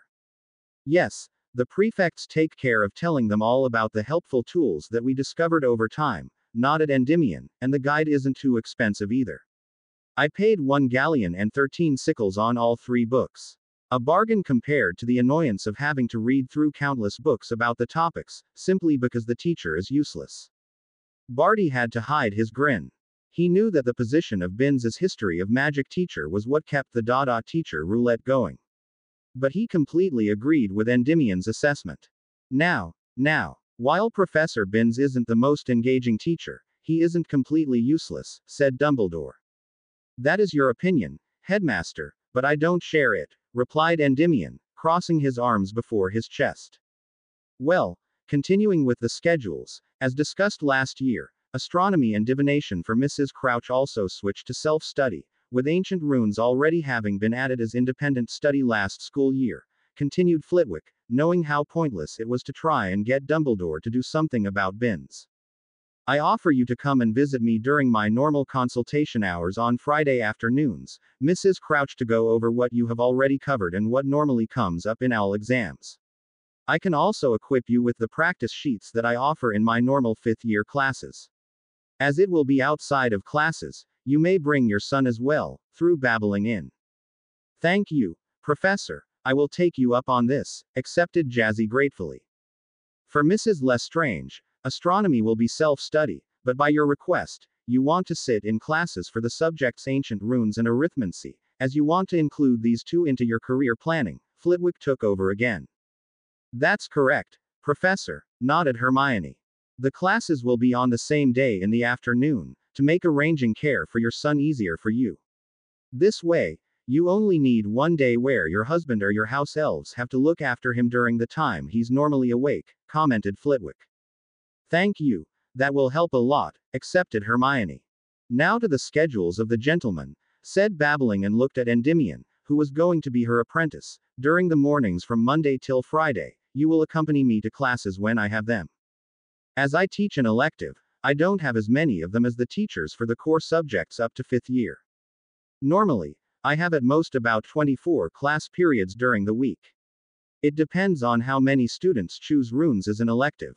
That means, with the normal school day having 8 class periods, you won't have to be present each period. During the free periods, I want you to work on tasks I will give you for the first month. They will include learning a new runes alphabet and translating harder works that weren't covered at Hogwarts. Mostly this will take place in the mornings. For the afternoon that your wife will be in classes for runes and arithmancy, you will be free. You may use the time, if your son allows you to do it, to study on your own, but I expect you will be quite busy with him. Which is perfectly alright, as you should enjoy spending time with your son and seeing how he grows and learns new things all the time. 2 of the other afternoons outside of the one where you will be the primary caregiver for your son, you will be given some homework to grade, mostly that of the third years, as their level is easiest to get started with grading. The remaining 2 afternoons are those when I don't have classes and I can concentrate on furthering your theoretical and practical understanding of the subject, which is part of every apprenticeship. The weekends are free of work for you, but you will get to take 1 patrol shift on Saturday, as technically, you and Mr. Crouch are part of the staff and we share the shifts fairly. Even if you, as apprentices, don't have to do more than 1 per week, explained babbling. That's okay. I can work with these arrangements, nodded Endymion. For you, Mr. Crouch, it will be similar. Even if your wife doesn't have the same number of classes as Mrs. Lestrange, but I have more classes that I teach each week, meaning you will get more practical experience in how to conduct a class. As your goal is to become a teacher when you have finished your apprenticeship, this has more importance in your schedule. You also wish to gain mastery in 2 subjects, defense and charms. Defense builds up on several areas of charms, thus we will concentrate on charms for the first 6 months. Afterwards, Professor Snape will add some lessons on defense as well. This will come up to 6 class periods overall. As we have a new defense teacher again, this time somebody who doesn't have a mastery of the subject, we decided against letting you work with Professor Montgomery. We will see how we arrange things for next school year, said Flitwick. Next to that, you will also grade the essays of my 1st to 3rd year classes and I will give you some guidelines what to look out for while doing so. I have reserved Thursday afternoons for you to work with you one-on-one to further your knowledge of charms. Due to me teaching 42 class periods, I don't have as much free time during the day as Professor Babbling to set aside for teaching an apprentice. Once you have finished your 1st year of the apprenticeship, I plan to let you teach the 1st and perhaps 2nd years 1 class period a week, then I can free another afternoon for more teaching you in advanced charms outside the Hogwarts curriculum. Of course, you will get books to read and research papers to create, but the latter will start next term. All right, that is something I expected, nodded Barty. Good. Now, as your situations are unique at the school, we have decided to add something else, mentioned Dumbledore. The students were informed about the special situation and how your forced participation in the ritual that was reported about after you could escape, led to both Mrs. Crouch and Mrs. Lestrange being pregnant and how we kept things secret to allow a mostly normal school term for all students. Most have taken the news well, some are annoyed about what they consider special treatment, but they shouldn't act out. We made it clear that it wouldn't be tolerated. You may of course invite friends to visit you in your suites, but that has to be kept to the afternoons. Not only because your children will need their sleep during the evenings and the nights, but also to not distract the other students from their homework.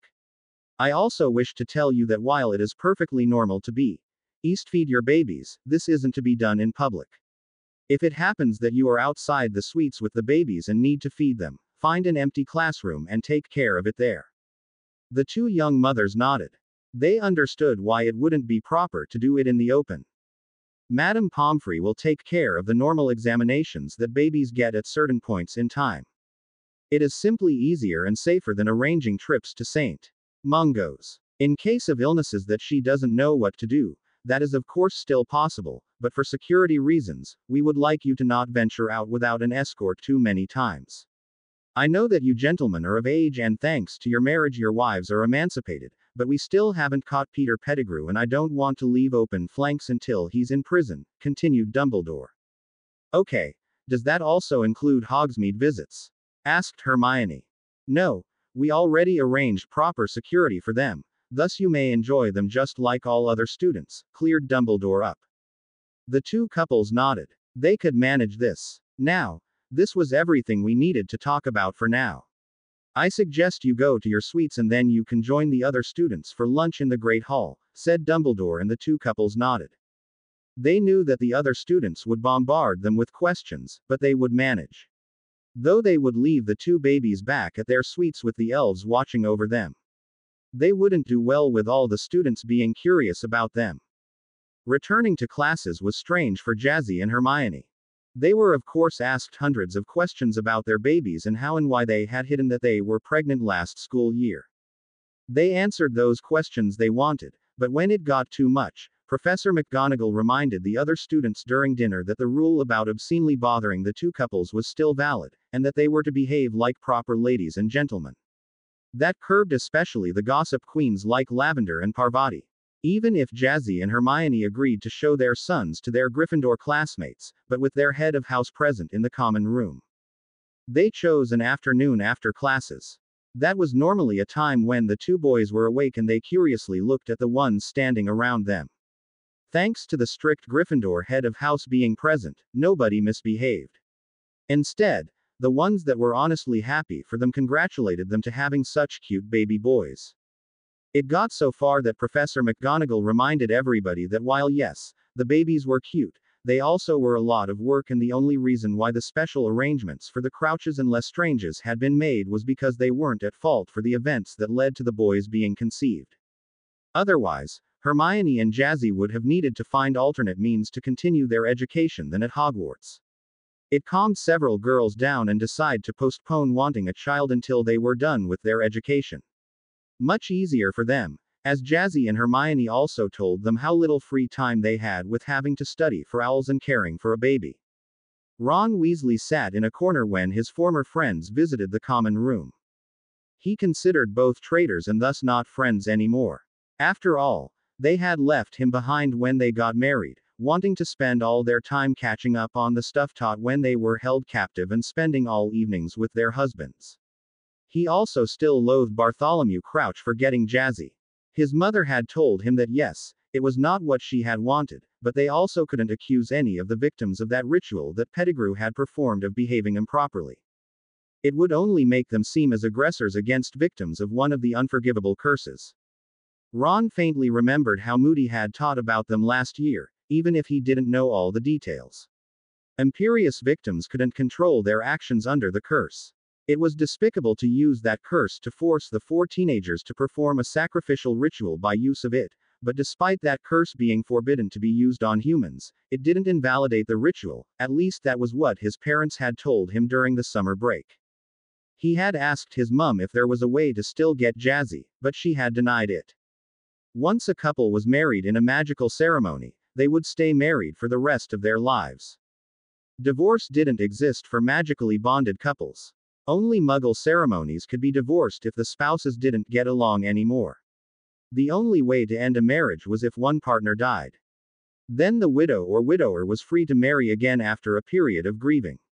And while Ron hated Bartholomew Crouch, he wouldn't go as far as killing him. He knew that he would end up at Azkaban then, and that place was too horrible to ever even consider doing anything to be sent there. Thus, he could only glare at the two young mothers and their babies. His great plans to gain the Potter fortune by marrying Jazzy were crushed. Even if her husband should die in some accident, the baby would then be the new heir.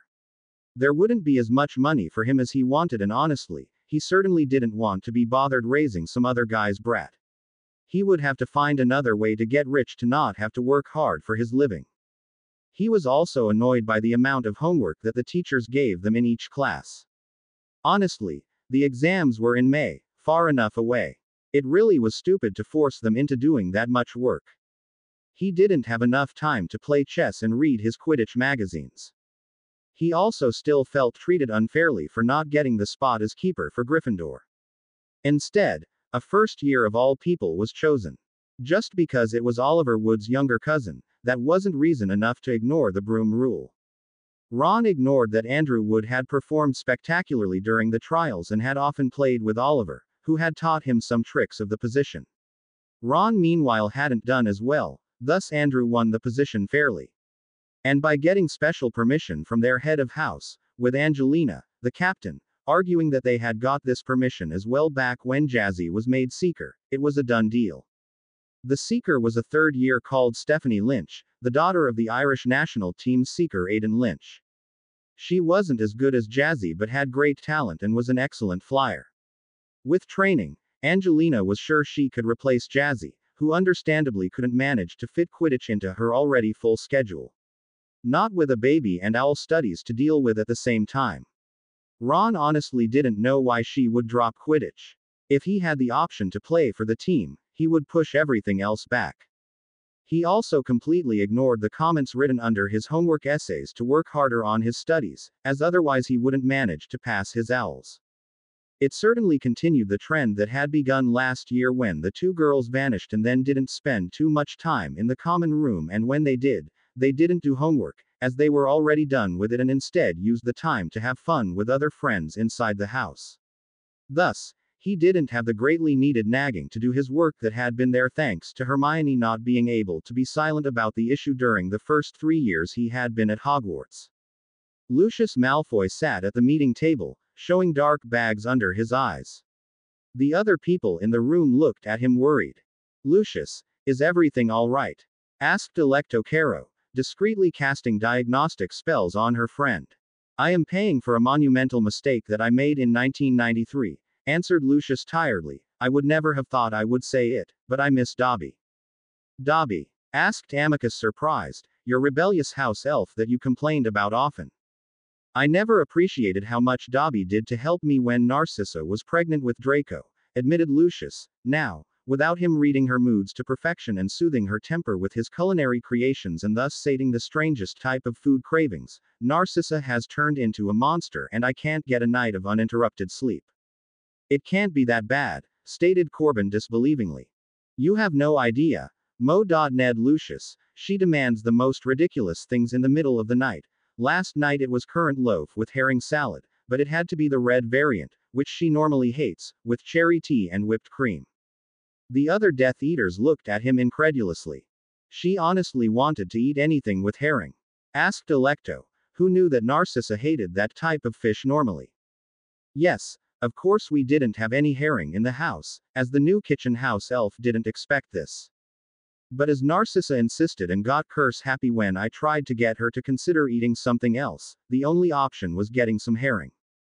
But it took 2 hours until the salad was done. And I know that Tiffy cheated on the color, as the normal way with letting the beetroot do it overnight wouldn't be fast enough. And of course, this morning, Narcissa didn't want to even see the herring anymore and to not waste the salad, as Narcissa would have hexed me, if I had eaten it, as she normally can't even stand the smell. I had to let Tiffy and the other house elves have it," explained Lucius. "When did you get to sleep?" asked Peter. "4:30 perhaps," answered Lucius, questioning the answer himself. "Ouch. And that happens often?" asked Corbin sympathetically. Lucius nodded miserably. He was incredibly happy that so far the pregnancy went perfectly, but the side effects cost him a lot. "And Dobby managed to deal with that?" asked Amicus. "Yes. I don't know how, but he did. Unknown to each member of the group, they vowed to have a closer look into what their own house elves did at their estates and decided to not simply dismiss them. Because the subtle services provided by them might be worth more than they believed. Lucius' situation showed it. Then the door to the room opened and Voldemort entered. "Good morning, my friends," he greeted them with a smile on his face. "Good morning, my lord," they answered. Voldemort looked at Lucius worried and accepted the slight shake of the man's head as it being nothing too problematic. "Let's start with the meeting. We have a few things to discuss." The others nodded. Voldemort took out a piece of parchment from his pocket and took a quill from an ink well that was positioned on each spot of the table, to allow each participant to note important things. "Thaddeus, what is the current status of the potion pills?" asked Voldemort, reading off a list on his parchment. "Going according to plan. We are up to 95% successfully brewed potions now and the stocks have reached 70% of the needed total amount," answered Thaddeus. "Great. Corbin, the assessment of the ministry employees," continued Voldemort. "All readings are collected. All results are put together in files for each person. The only thing left to do on this project is setting up an easily understandable summary of the results to be used in the plan to discredit Dumbledore," answered Corbin. "Perfect. I want the summary and the individual reports about 5 representative holders of higher positions ready by next week. I would like to go over them and perhaps adjust the style of the report a bit. This needs to be done in a way that even the biggest Dumbledore advocates can't deny the validity of the report. And if we can prove that people like Amelia Bones, for example, show a great discrepancy between their magical potential and the realized one, it would go a long way in getting the old man out of Hogwarts. Not to mention make people open to realizing significant changes at the school once we are ready to move," said Voldemort. "I will have it done by then, my lord," promised Corbin. "Good. Walden, what is the state of your project?" asked Voldemort.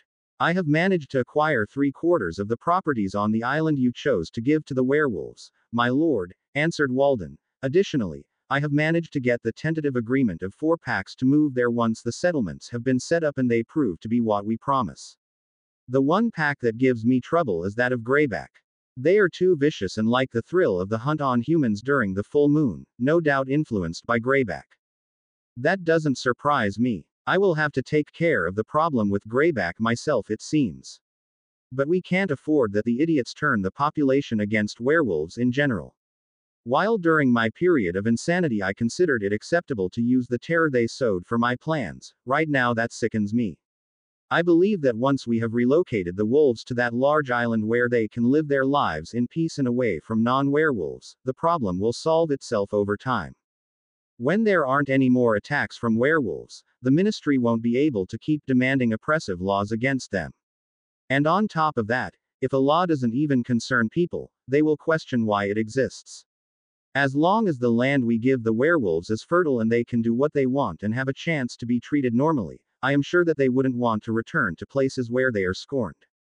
It will solve 2 problems at once, commented Voldemort. Unsaid was that it would free finances that were currently directed into departments that dealt with werewolves. Mostly it were idiotic bureaucrats that thought themselves more important than they were that worked there. Even when he was still a student, Voldemort had thought the ministry's approach to the werewolf problem ridiculous. It was a simple matter to deal with the condition. It only acted out during the full moon after all, once a month. If all werewolves were then kept away from healthy people, they wouldn't infect anybody. The rest of the time they could live normal lives. As prejudices ran too deep for normal people to live side by side with the werewolves, the best solution was letting them have an island as their own country while taking out the violent ones that wanted to spread their illness. It would be accepted, as long as the island was a nice place to live for the werewolves. It was simple psychology. If a person wasn't treated well in a place and had a better option, that person would move to a place where he or she could live a normal life among others that understood the person. And from a financial point of view, it also made sense. It cost a lot less to buy a large and nice island for them, especially while setting up trade with the ones living on the island to pay off the price in form of a long-term loan, than having to pay a dozen or so employees that are meant to keep werewolves in check for decades. Not to mention the property damage and healer costs caused due to attacks. The purchase of an island of the size he had chosen would be around 3 million Muggle pounds. Simply because the larger properties were owned by Muggles. But thanks to the goblins having too much stock of Muggle money that they couldn't get exchanged into gold or jewels with Muggle banks, the exchange course was in their favor. Voldemort knew that a fair course would be around 50 pounds to the galleon. The last time he had exchanged gold into pounds he had got 3 times that, as the goblins saw a chance to get rid of for them worthless paper. Oh, the goblins knew that if they had a way to use the money in the Muggle world, they would avoid losses, but they didn't know enough about the Muggle market to act beneficially. They hated losing more than they already did when they exchanged the money the Muggleborns brought with them. Thus the pounds were stored in a large vault and given out whenever somebody needed Muggle money. Mostly it concerned ministry workers that needed to do some things in the Muggle world. Well, their group could use that fact to get the land of the island cheaper than expected. And Voldemort knew enough about the Muggle world to manage setting up an account where he could deposit the money until it was needed. He claimed it was money from his shop that he couldn't put into his safe at the premises. He even had set up a dummy business to hide his tracks. Muggles were looking into things like where money came from to prevent that money from criminal businesses was brought into their normal money market. They called it money laundering. Well, he had grown up in the Muggle world and hadn't totally shunned it when he started the Reform Party. He knew that being aware what Muggles could do was important for the wizarding world to stay hidden after all. Thus, in the end he would manage to buy the island, if he could continue exchanging at 150 pounds to the galleon, for 20,000 galleons instead of the normal 60,000. Certainly a worthy endeavor. Especially as he planned to sell the properties to slightly reduced prices to the werewolves. Like if normally somebody would have to pay 3,000 galleons for a nice house with some grounds for a garden, he would have it cost 2,800. Considering that he had nice ideas to build the houses cheaply, it was still profitable for him. Considering the currency exchange profit, it was even a good deal for him. Compared to that, had the ministry simply gone that way, each of the bureaucrats in that department earned 200 galleons per month as soon as they had reached position of senior employee. Which normally happened after 5 to 10 years for purebloods from families that were regarded well in their world. If he calculated that the Werewolf Regulation Office had 15 employees currently, with a total cost of 2,600 galleons per month, meaning alone the purchase costs for the land would be gained within 1 or 2 years, depending on the exchange rate of the money. But it still needed time until the whole island was bought. Good work so far, Walden, complimented Voldemort. I can also report that I managed to purchase the land where I want to set up the new magical settlement with the economy oriented towards families.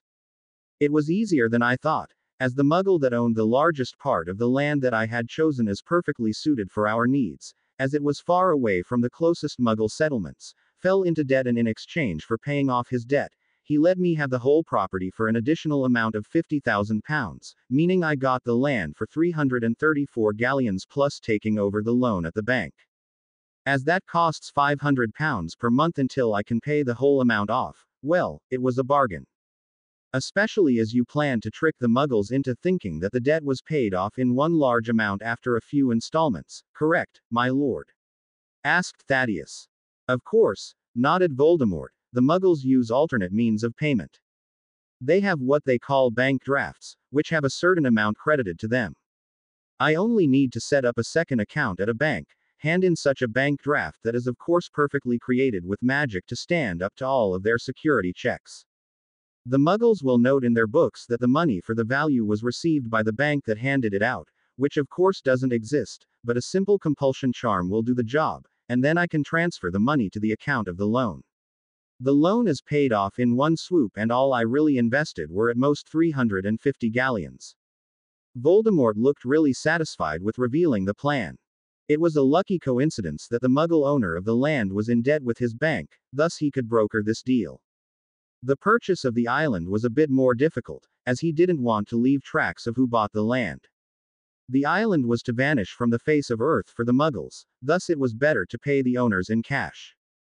The purchase contracts would be charmed to trigger obliviation spells that let the Muggles forget they ever owned that land, but to hand over the ownership certificates, which was necessary to let magic give them the chance to set up powerful wards, the money had to switch hands. But here it was also easily possible to cheat to get the money. He had investigated the way Muggle casinos worked. And manipulating certain games of chance for a big win was laughably easy. This way, he could multiply the exchanged money from the goblins and make a good deal. It was for some reason impossible to hide landed property from its rightful owner with magic permanently. It was one thing to trick the owner into accepting a low price, but stealing the land wouldn't make the thief the owner in the eyes of magic. And the werewolves needed powerful wards around the island to not only stay there, but to also be safe from attacks. Now, the next project. Lucius, how far are you with the educational reform proposal? Asked Voldemort. Fudge is on board to get changes started, as the performance of Hogwarts, championed during the tournament, especially compared to Delacour who won the competition, was deplorable. It doesn't help that the girl is a quarter Vila. You know how many idiots see those with creature heritage. It is ridiculously simple to manipulate Fudge into following my suggestions when Umbridge wants to put the half-breeds into their place, answered Lucius. Good, it will serve to distract and annoy Dumbledore for a while, nodded Voldemort. Do you already have candidates to take over teaching once we have taken over? Asked Thaddeus, because the quality of the teachers will be essential for the success of that project, as soon as Dumbledore's myth was disbanded. Some but not all. As you know, Barty is studying under Flitwick and Severus for his masteries for the next few years. He will take over defense once he officially has his mastery. Flitwick is highly capable and it would be a shame to lose him at Hogwarts. He isn't one of Dumbledore's followers but a neutral party as well. He might respect the old man but he wouldn't mind good changes that improve the school. McGonagall will have to be seen, but probably she will need to be replaced, even if she is a competent teacher. I am looking for somebody with a mastery in history of magic, as thanks to Binns there aren't any that I readily know about here in Great Britain. The teachers for astronomy, ancient runes and arithmancy can stay, as they are neutrals and good teachers as far as I was informed by Barty. Sprout can stay until she retires, again, a neutral party. I will probably suggest that she takes on an apprentice of her own once she finds a suitable candidate. Filch will be fired, same for Pants. They are unsuited to work at a school. Divination will be abolished as a class. Those with the gift can arrange for tutor lessons either during the summer break or the weekends. It's far too rare anyway to have seers among the students to pay a teacher for the subject. Hagrid will be replaced, as he is too deep in Dumbledore's camp. Additionally, he doesn't understand the difference between his own abilities and durability and that of normal humans. As it would be difficult to find another place for him to live, he can be made assistant of the proper care of magical creatures teacher next to being gamekeeper. And he's popular with the students, thus we would only harm our plans by firing him. In the long run, he doesn't matter anyway, explained Voldemort.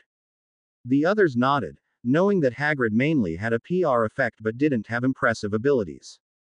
I believe that once we have taken over, the best idea would be to send Madame Maleficent Burke to the school to teach wizarding customs. She is neutrally aligned and wouldn't spook the parents of the children once she started teaching that class. She is known to be strict and the leading expert for our customs and is often contacted by families when they need to get their heirs up to scratch for their social debut, stated Voldemort. Another point I will establish is a proper physical education program for the school. I am thinking about hiring Quentin Chesterluck and his team to oversee that. They have good reviews from their customers and I know that many Quidditch teams work with them to set up the training programs for them. That sounds like good choices, commented Corbin nodding along. I remember too well how Madame Burke taught me before I was allowed to attend important social functions with my family. If she would do the same for the children at Hogwarts, many families could concentrate on other aspects when the children are at home. There simply isn't enough time during the school breaks to do the topic justice. Exactly, Corbin. And who better to design the course at a level that will be needed today than her? Replied Voldemort. Will we manage to equip the school with more teachers and replace old and outdated equipment? Asked Lucius, knowing how much gold was needed to keep Hogwarts running because he had been on the board of governors. Over time we will, confirmed Voldemort. I have a list of priorities and over the period of 5 years, everything will be done. How fast do you believe we can take out Dumbledore? Asked Electo, because we all know he will pose the biggest roadblock. I believe that after the next year, Dumbledore will have lost enough of his myth that people will be open to dismiss his teachings once he is dead, answered Voldemort. All needs to happen at the right time. The group nodded and then continued their discussion and reports. Draco Malfoy had to control himself, otherwise he would break down laughing and not be able to stop for a long time. The reason why. Weasley showed once more what a moron he was. And this time he had really lost his mind. Honestly, anybody with some sense understood that new mothers would be overprotective over their children. And last year Crouch had already proven that she was talented, if one wanted to use such a weak term, with explosive spells. Everybody at school had heard how she killed a blast-ended Scroot with an explosive stunning spell. Why the hell Weasley thought he could insult her husband and her son without consequences, and hint at not caring if something happened to either of them, well, it wasn't comprehensible. To Weasley's bad luck, Jasmine Crouch had been close to his position when Weasley complained about his former two best friends abandoning him for their now husbands and babies. Especially Crouch. He ranted how she betrayed Gryffindor by quitting the Quidditch team, how she didn't help him get onto the team and some other things. Well, the reaction was explosive. Crouch had lit into Weasley, aired all of his unpleasant traits, his faults, his inability to actually do his schoolwork without having somebody that nagged him to do what was normal for all students to know as they were at a school to learn magic, and how, even if she hadn't been married to Barty Crouch through the ritual, she would never have considered him for a possible husband, as he was just tolerable as a normal friend. Of course, Weasley couldn't keep his mouth shut and insulted Crouch by calling her a whore and her son a bastard that should be drowned like a dog. That led to Crouch exploding and casting a stinging hex between his legs. It should be mentioned that if Crouch was properly pissed off, her spells were always explosive. And Weasley had just turned her into a volcano waiting to erupt. The stinging hex basically turned into something akin to an explosive castration hex. Weasley screamed in pain and went down to the floor, holding his injured balls. Draco, hating the redhead, really had to control himself, something others didn't manage as well as he did, as they were laughing about the misfortune of Weasley while also wincing about the mere idea of being hit there by even the normal stinging hex. Honestly, no witch would tolerate that kind of insult to her family, and Crouch was a powerful witch. Crouch held her head high after telling Weasley that whatever kind of friendship they might have once had was over, done for, and would never return. He was to keep away from her family before she considered taking more drastic measures than simply disciplining him, something that his mother had clearly failed to do, as otherwise he would know how to be polite and respectful to witches.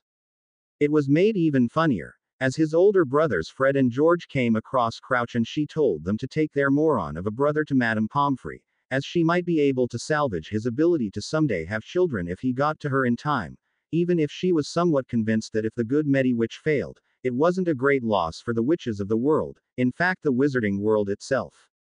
She even went so far to call it natural selection of taking undesirable genes out of the pool before they could be spread and cause more trouble. That stung. Draco couldn't have thought up more cutting and fitting insults if he had tried to do so. And every witch at Hogwarts would refuse to have anything to do with Ron Weasley in the future. It was glorious. He would have to get the memory of the incident recorded and sent to his father to have a good laugh about it again and again. Draco certainly would once he was in a place where he wouldn't be seen. It wasn't becoming for a pureblood heir to let himself go that way in public. Even if it was highly tempting. Dumbledore listened to the report of Poppy Pomfrey about the injury of Ron Weasley. The worst part was, he couldn't even punish Jasmine.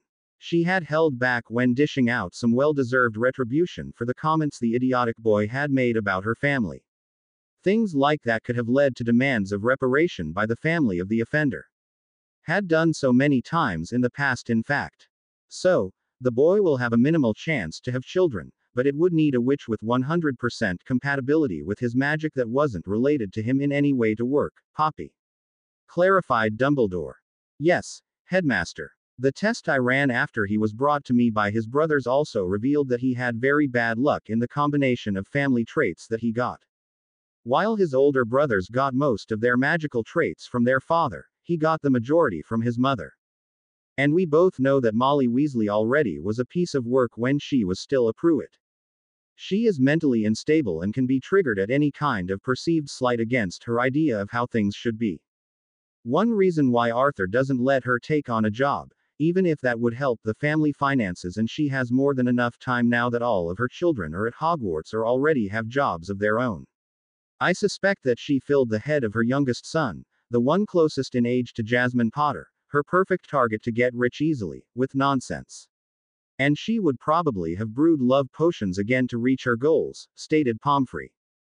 Dumbledore wanted to disagree, but he knew she was right.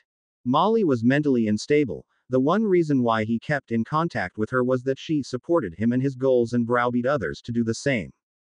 But he also had noticed that all of her older sons had left home as soon as they could to get away from her coddling and oppressive behavior. He had tried to help the Weasleys get out of the reputation their family had for their ancestors' deeds, as the Weasleys were good supporters, and thanks to their numbers, he had many able minions to help with his plans. But Ronald was a moron and had just about ruined any plans that he had initiated when Jasmine Potter came to Hogwarts. This would cut off any kind of influence Molly and Arthur might have had on the girl. After he found out about the wedding with Barty's grandson, he had hoped, as there were no other family members around that she could turn to concerning raising children, the initiated friendship with the Weasleys might lead to Molly and Arthur growing into the position of grandparents for little Alexander, but that was now ruined. The girl would refuse to have anything to do with the family outside of perhaps the twins, and then only when they were at school or in public. There wouldn't be a close connection, which might have been salvageable until today's incident. It also proved once more that the girl needed to be controlled, but he didn't have an idea how to achieve that part yet. Then Pomfrey continued. It is clear to me that the Pruitt family wasn't too smart in choosing their spouses in the past. I have noticed that those that marry too close to their own lines have weaker or mentally unstable offspring. Arthur might be distantly enough in his relation with the Pruitts, but he is of black descent, same for Molly. Ronald, thanks to getting more of the Pruitt traits and some of the black ones, already had a low chance to even find a compatible witch. Now, with the damage done that I could only partially heal, combined with all witches at Hogwarts having discarded him as ever possibly being a candidate for dating, not that many would have ever done so due to his eating habits, well, it's unlikely he will ever have children, summed Pomfrey the report up. Dumbledore acknowledged the report and Pomfrey left his office. He would have to prepare for one of Molly Weasley's horrible howlers for the damage done to her youngest son. Even if nothing else would come out of it. If he had enough of a read on Bartholomew Crouch, he wouldn't let that insult to his wife and son stand if anybody pressed the issue. And nobody would act against Jasmine if even a little bit of information of what the stupid boy had said to her got out. And he couldn't afford to give the Weasleys any support in this matter, not that he wanted to, even if they were his most steadfast allies, because nobody would consider the punishment unjust. It was bad luck on the boy's side, combined with stupidity that led to the injury.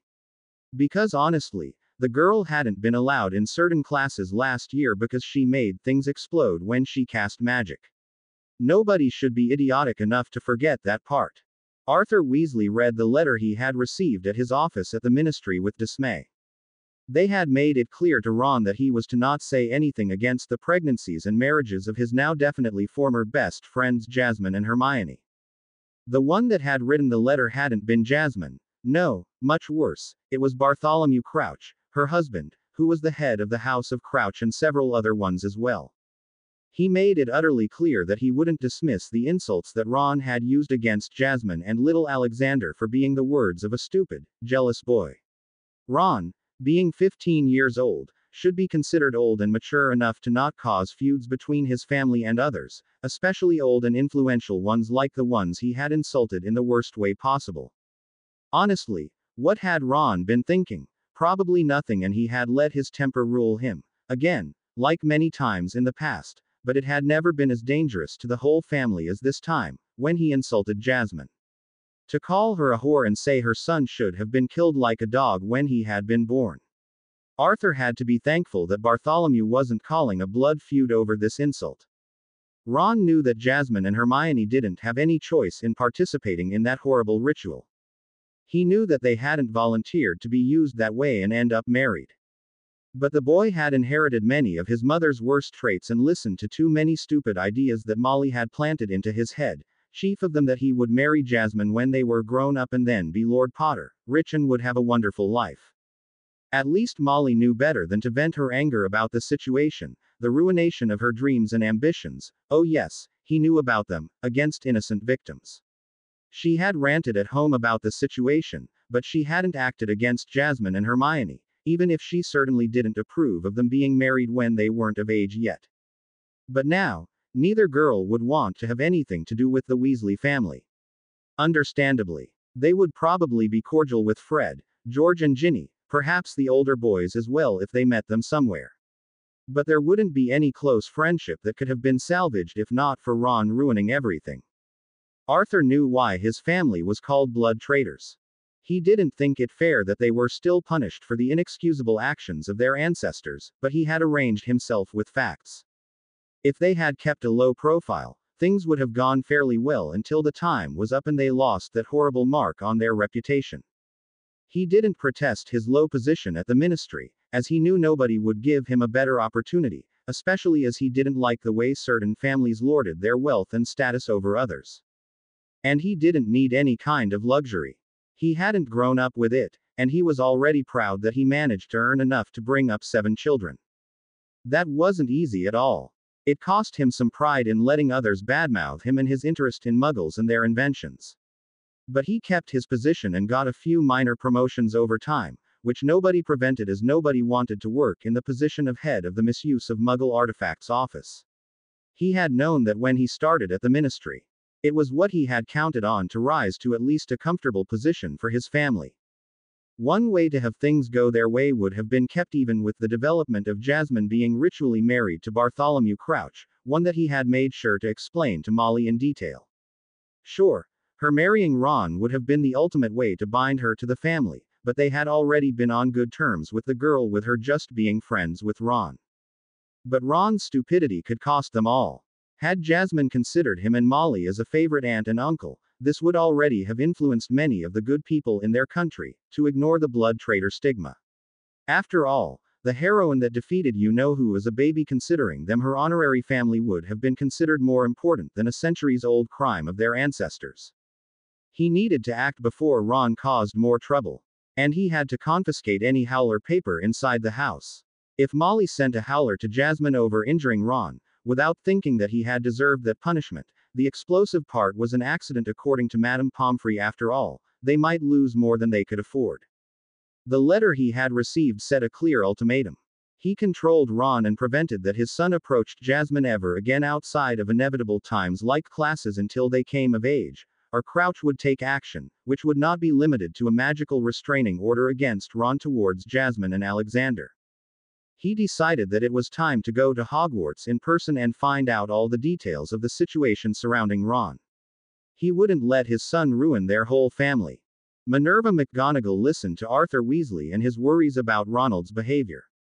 She decided to use the opportunity of speaking with the man without his wife being around to shout everybody giving truths she didn't want to hear into submission.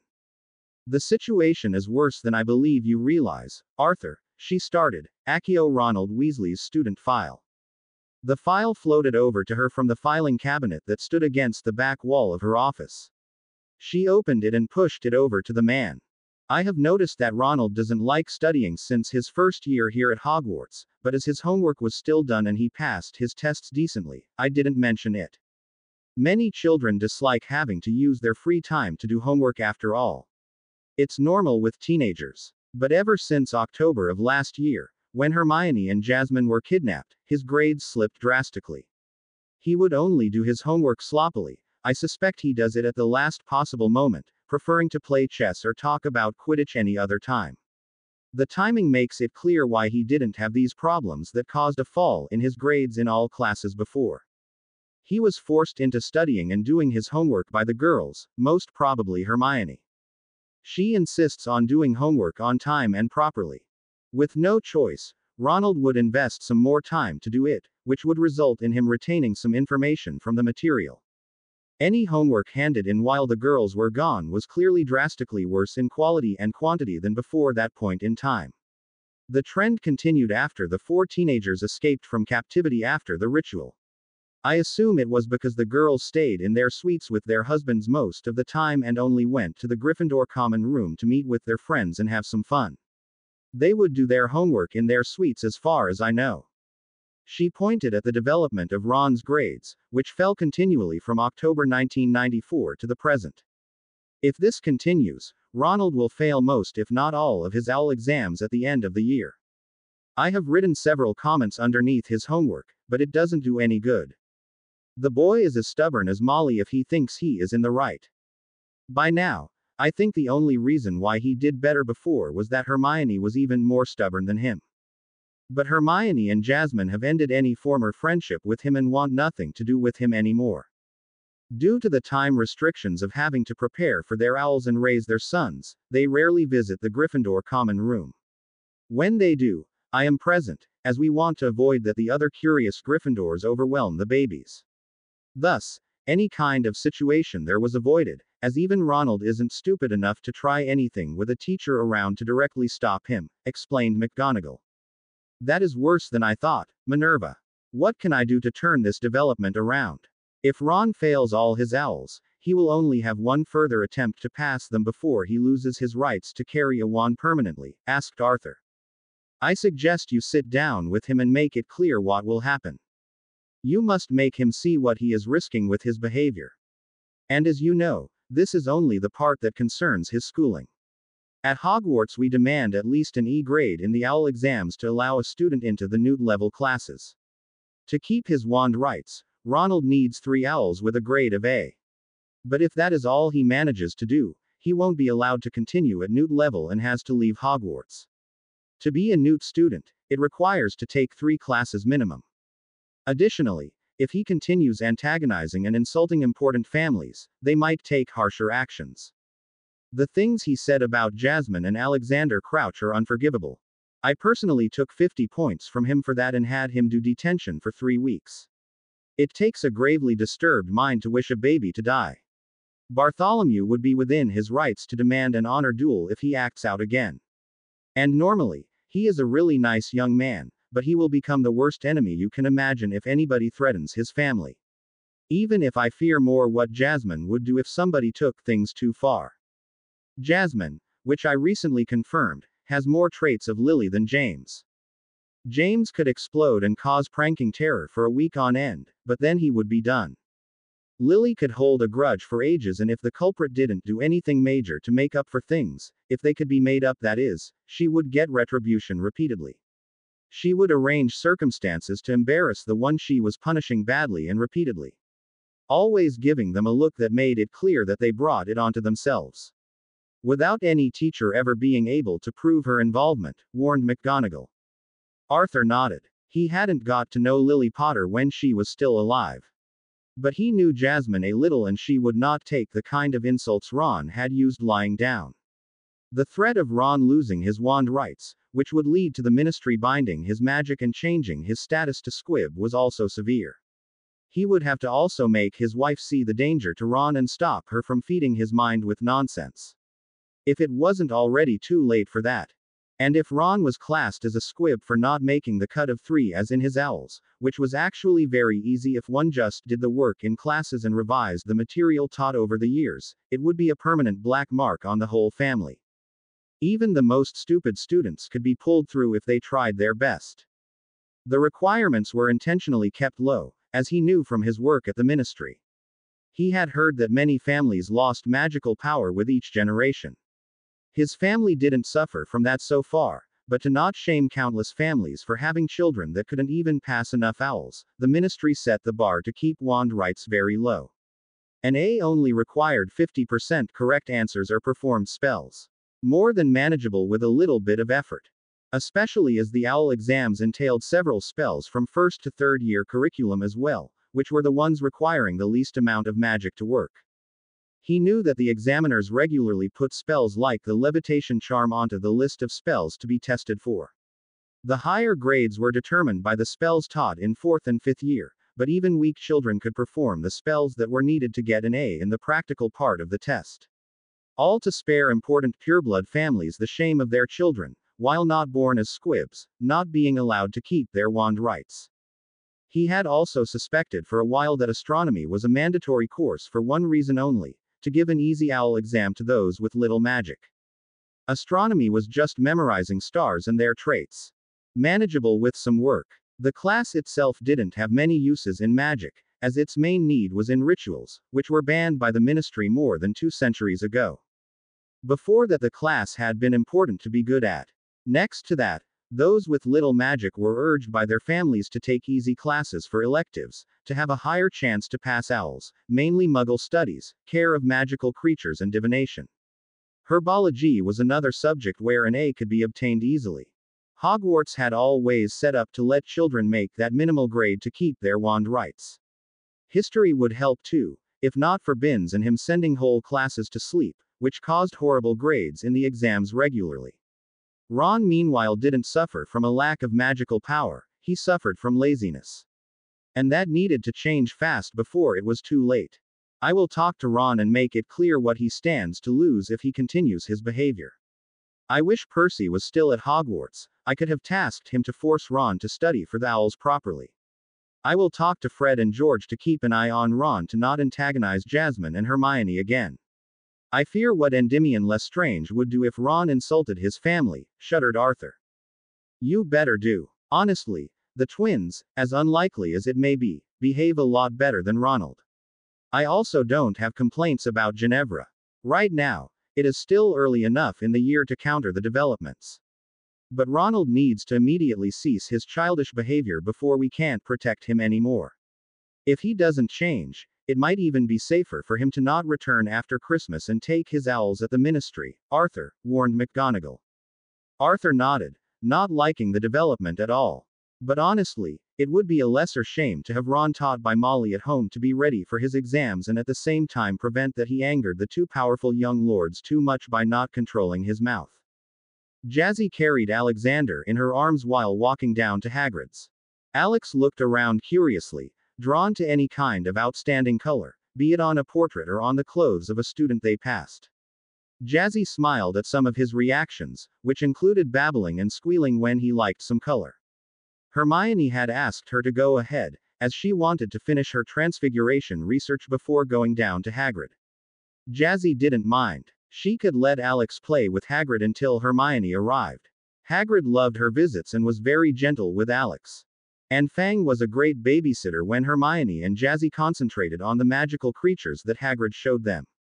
It was easy as well, just putting the babies into a construct that consisted of 2 baskets large enough for one baby and some soft cushions each, mounted onto a rocking chair's lower part, and Fang could tap the lower part of it with his paw and rock the boys softly. It worked every time to keep them calm and most of the time send them to take a nap. While the practical aspect of the classes was reduced compared to what was covered in the normal classes, they still got to practice what they would need in the owl exams. Professor McGonagall had given them a list with creatures that regularly were covered in owl exams. The Department of Magical Education would choose 4 for the practical part, including 1-level creature, all others were X level. Fire crabs and hippogriffs, for example, were classed as level. When she reached the doors to the grounds, she came across the sight of Barty with a group of second-year students. Hello, love, what are you doing? She asked, walking over to Key. Barty on the cheek. Barty smiled and returned the key, adding one for Alex.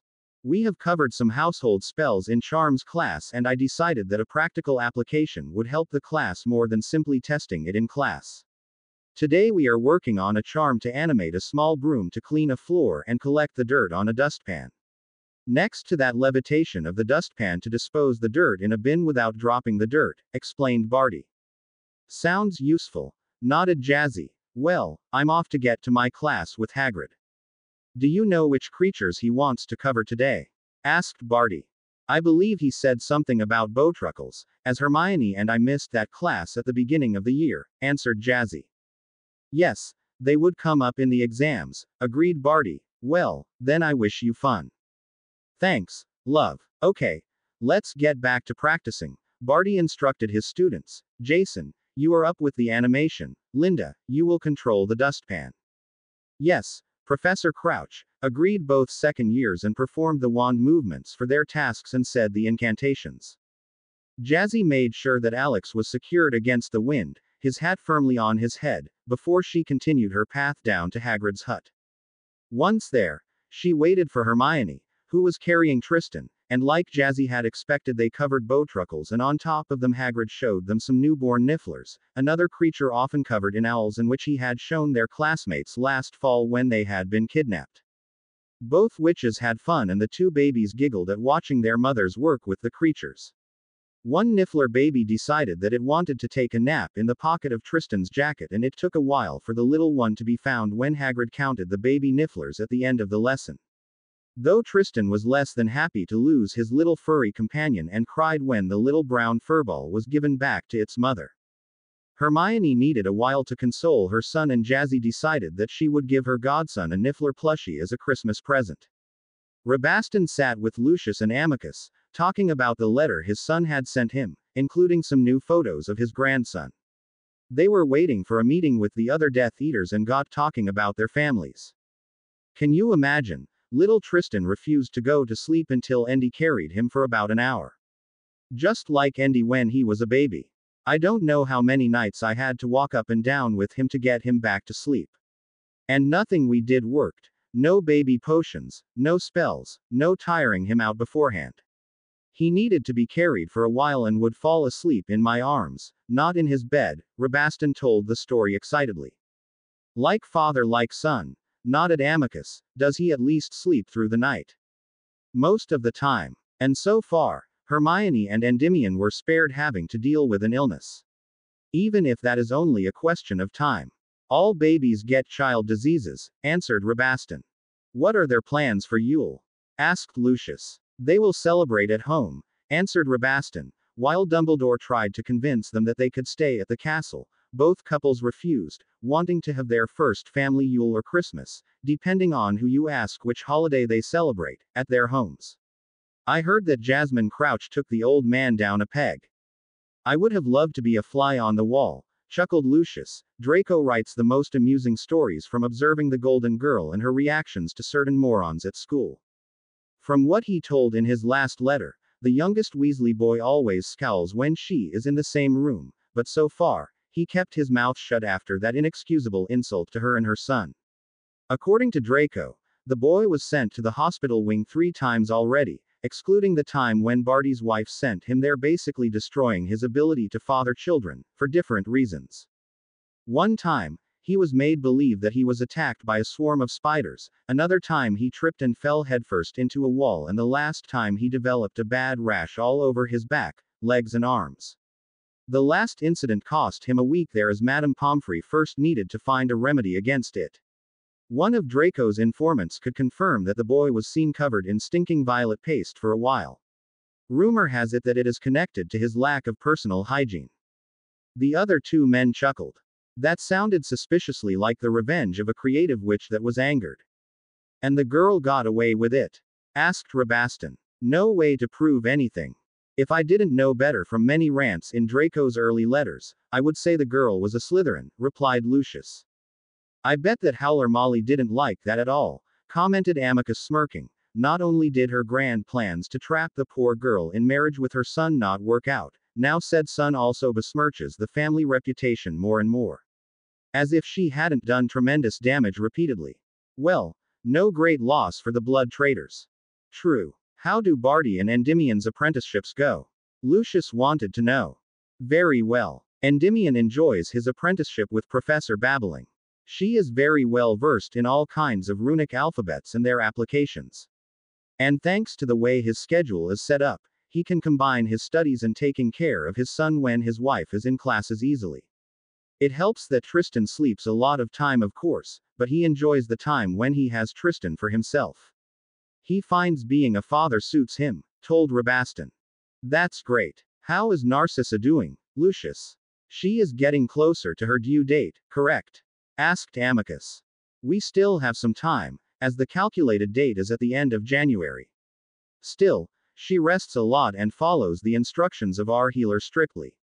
Neither of us wants to risk anything, even if our Lord assured us that this time things would go well. After the many failures and miscarriages, we are simply nervous, admitted Lucius. Understandable. But I'm sure it will work out. The Dark Lord is a genius and worked on this project personally, comforted Amicus. Rabastan nodded, knowing how smart their lord was, having experienced what he was capable of when he freed him from Azkaban without anybody being wiser. Then more members of their group filed into the room, among them Peter. Hey Peter, how did your last trip go? Asked Rabastan.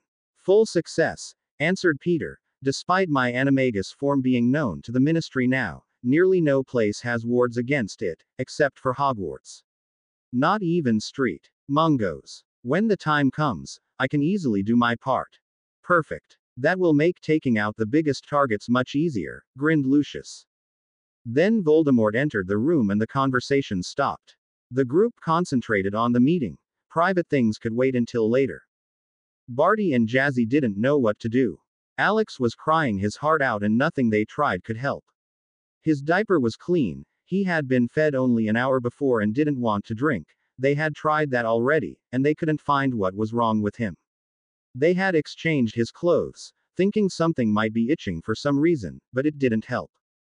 Do you think he is sick? Asked Jazzy worried. I don't know. He doesn't have a fever, said Barty, also worried what was wrong with his son. They had come back from their morning classes and when Alex woke up, he had been happy and hungry. Jazzy had nursed him and then they took him with them to have him around while they either did homework or graded some. Today Jazzy only had classes in the morning, mainly because the greenhouses were closed due to some repairs that were performed and with some of the more volatile plants not liking being exposed to the cold weather outside, Professor Sprout decided to be careful and not allow the students there until the problem was solved. But for 15 minutes their baby boy had been crying horribly. Dobby had already popped out to get Madame Pomfrey. Winky and Dobby couldn't help him either, which neither elf liked. Finally, they saw Dobby leading the healer into the suite. Hello you two, what exactly are the things you noticed, outside of him crying? She asked, fully business-like. It started about 45 minutes after I had fed him, started Jazzy. He was happy and hungry when he woke up. After feeding him, I waited for a bit and then changed his diaper when he began to squirm. He normally needs it changed a bit after drinking. But then he began to whimper and then started crying like he does now.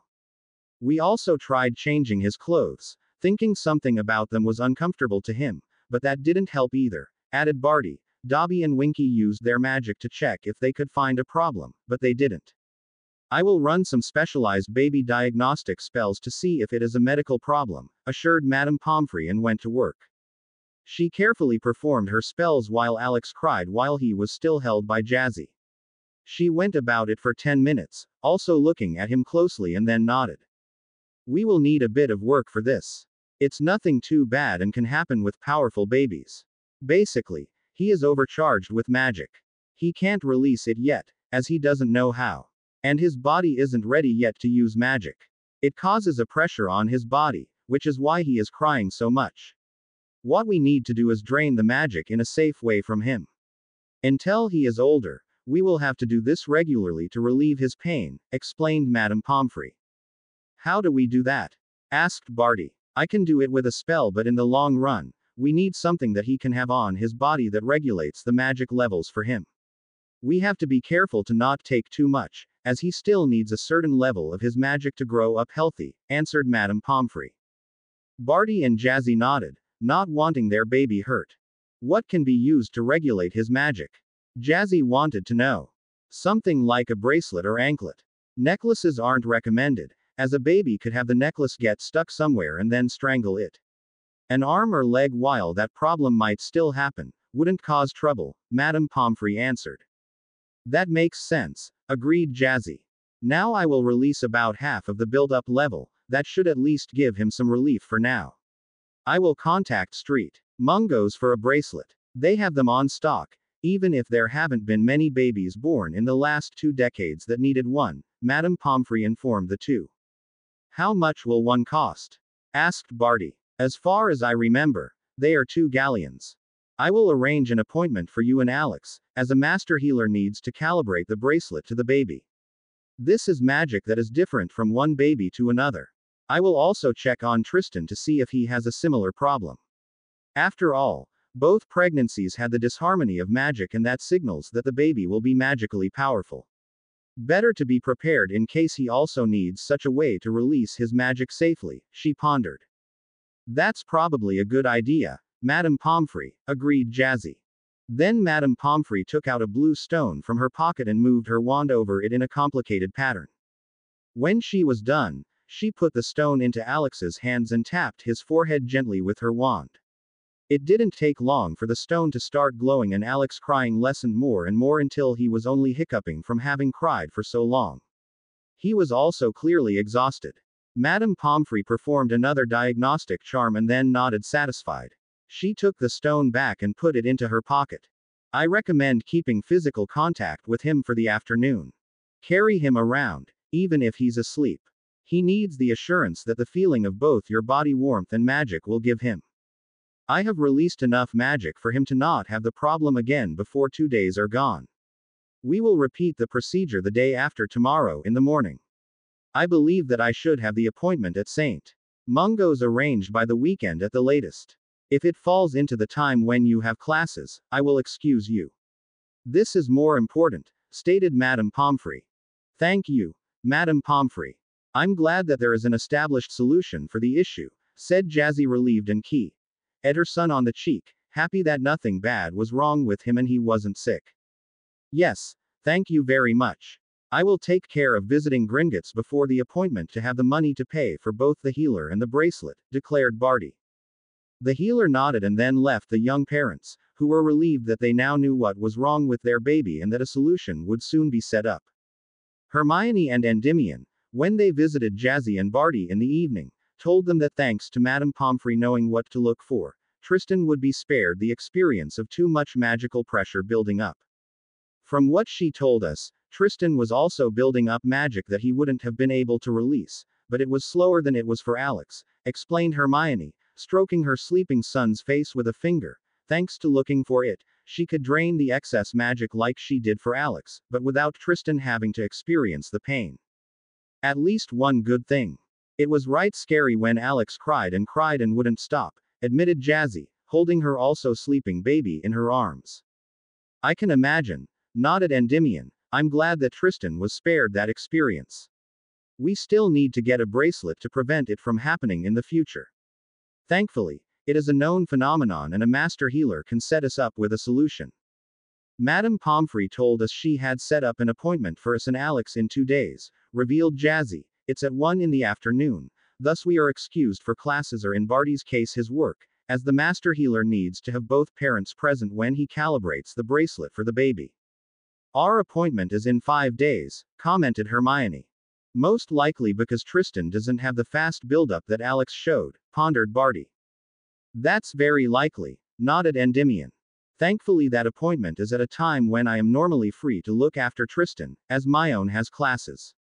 That way I don't have to arrange with Professor Babbling how to make up the material that would have been covered, even if she would understand why it was necessary.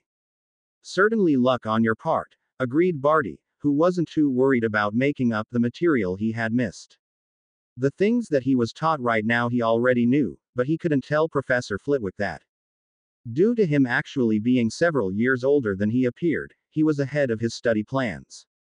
The more interesting material would be covered when he had finished the first 6 months. And the things he constantly learned during helping the charms professor in classes were the really valuable parts for him.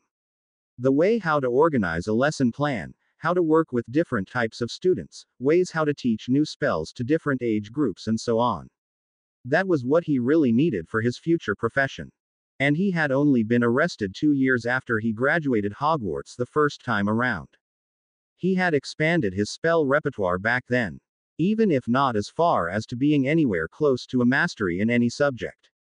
And he would be able to attend the classes that took place once he was back from St.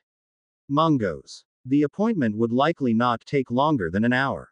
And at 1 in the afternoon the students were on lunch break.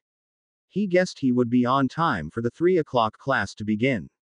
Unless the process required him to spend the afternoon close to his son. Then he would excuse himself with his teacher. Have you already arranged transport? asked Hermione. Madame Pomfrey will let us use her flow to get to St. Mungo's, answered Barty, mainly because her flow has similar spells on it to make traveling smoother. A normal flow wouldn't be a good idea to use with a baby that is sick and as Jazzy can't apparate yet. This is the only good option we have. Even if Barty will still carry Alex, as despite what I try, I still can't travel smoothly via the flow, grumbled Jazzy, and St. Mungo's has wards that prevent a house elf taking people there as a security measure. Therefore, Dobby can't pop us over like he did from our home to Hogwarts. Hermione giggled. Jazzy had complained about the flow many times. And no matter what she tried, and who explained things to her, she still stumbled out of the exit fireplace. I can at least give you some good news there, said Hermione. I have started going through my father's notes on modifying flow use and I believe I have figured out the main component in the magic behind the calling function. I still have to perform some experiments, which I didn't have that much time for, what with Tristan and my classes, but I plan on using it as my new project. And doing some research into what I want to present as normal for 5th years to manage starting with it from 6th year on. I plan to create an alternate way to call other receivers without always having to kneel in front of a fireplace and having to touch the green fire. That's wonderful, my own, exclaimed Jazzy. It's extremely disorientating to have your head spin through the network detached from your body. Will it be like a telephone? I hope to have it usable like a mobile phone in the long run. The concept of communication mirrors already exists, but you can only connect a limited number of mirrors. Mainly you enchant a large mirror and cut it into smaller ones. The smaller ones can call each other. What I want to have is the same effect of the flow that when you know the address of the receiver, you can call that address and talk to the one on the other side, answered Hermione. The flow powder combined with the flow network can magically set up this connection, but nobody bothered to improve on the concept for nearly 3 centuries. It's overdue to be modernized. And as long as the basic concept is familiar to the witches and wizards, they won't be against using it. My current idea is based on a storage part with flow powder in an item that can be carried around easily. Sounds fascinating. I'm sure you can manage. If you can make it work until we take our newts, you could also sell it once you are out of school. That would be a bestseller, stated Jazzy. Hermione nodded, smiling. That was something she hoped would happen. And after her newts she would work on better traveling ways. But that was too much work to fit into her schedule while she was still at school. Not when she also had to raise Tristan and she was determined to be a better mother to him than hers had been.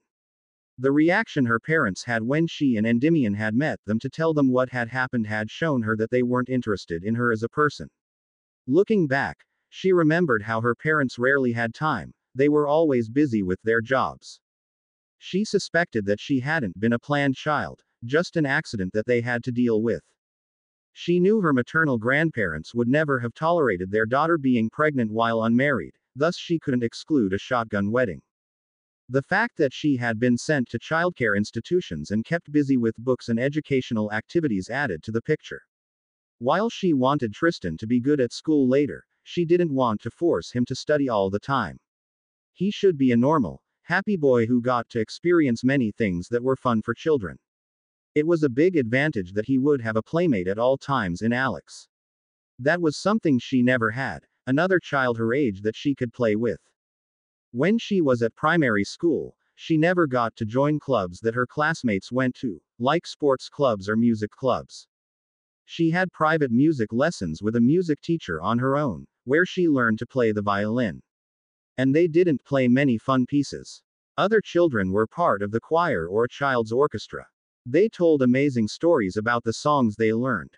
They didn't want to talk about famous composers that wrote music pieces that were known worldwide. They wanted to talk about the songs they played and sung, about animal weddings or funny pranks. Her parents always urged her to be the best at everything she did and indoctrinated her that her education was the most important part for her to one day have a high-paying job. The fact that they could brag with her success was also a part in the matter. Hermione's happiness was secondary. They didn't help her when she was bullied by other children, they didn't listen to her worries. They only said that one day in the future, she would be at the top and the other children would be working in lower positions than her, possibly her subordinates. It didn't help Hermione at all. Only at Hogwarts, when she met Jazzy, she became happy. By the way, I wondered if the wizarding world has things like natatoriums, mentioned Jazzy. I always wanted to learn how to swim, as my relatives never wanted to pay for me to learn. And I heard one of the neighbors talking about baby swimming being good for a baby's development. Didn't your school have classes for it? Wondered Hermione. We had them. Did your town have a natatorium? Asked Jazzy. Yes, a bus would collect all third years of my school and take them there. Then we would be taught according to our previous levels, confirmed Hermione. The next natatorium is 2 towns over from Little Whinging. There is only a small lake where swimming is allowed that families would go to in summer on hot days. My school didn't have swimming classes for that reason. It took too much time to drive to the natatorium with the bus and then back to school to still be on time for the next classes, explained Jazzy. My cousin got some swimming lessons during the summer break, but I was never allowed. To answer your question, there aren't any natatoriums like in the Muggle world, answered Endymion, but there are a few options to learn swimming. Here at Hogwarts there is a pool next to the greenhouses. Professor Flitwick told us when we were first years that those that wished to have swimming classes could put their names down on a list. There also is a swimming club. I have never heard about that, admitted Jazzy confused. I also don't remember seeing such a club on the list of offered clubs on the notice board in the Gryffindor common room. Do you, my own? No, and I read over the list to see what clubs were offered. Most didn't interest me, but I would have joined a swimming club, as I like swimming, she replied. Strange. I know for a fact that Professor Sprout also always asks concerning the swimming lessons. And it is a favored activity in winter, when due to the weather outside activities are limited, mentioned Endymion. I met some Slytherins there when I went swimming to relax and have fun with some friends, thus they have to know about it. Hermione and Jazzy nodded, not understanding why Professor McGonagall didn't ever tell the Gryffindors that the option existed. Then again, she rarely was present in the common room. Perhaps she counted on the prefects and they were less than reliable in Gryffindor. Somebody like Percy wouldn't have bothered with something unrelated to studying. And until his graduation he was the most visible prefect in the house. Though they now wondered what other clubs and sports activities weren't known to the Gryffindors. I can teach you how to swim, Jazzy, offered Barty. We can go there on the weekend and take Alex as well. Considering how much he enjoys bathing time, he probably will like it. That would be great. And I would like to have some sports activity again, as I can't play Quidditch anymore, accepted Jazzy happily.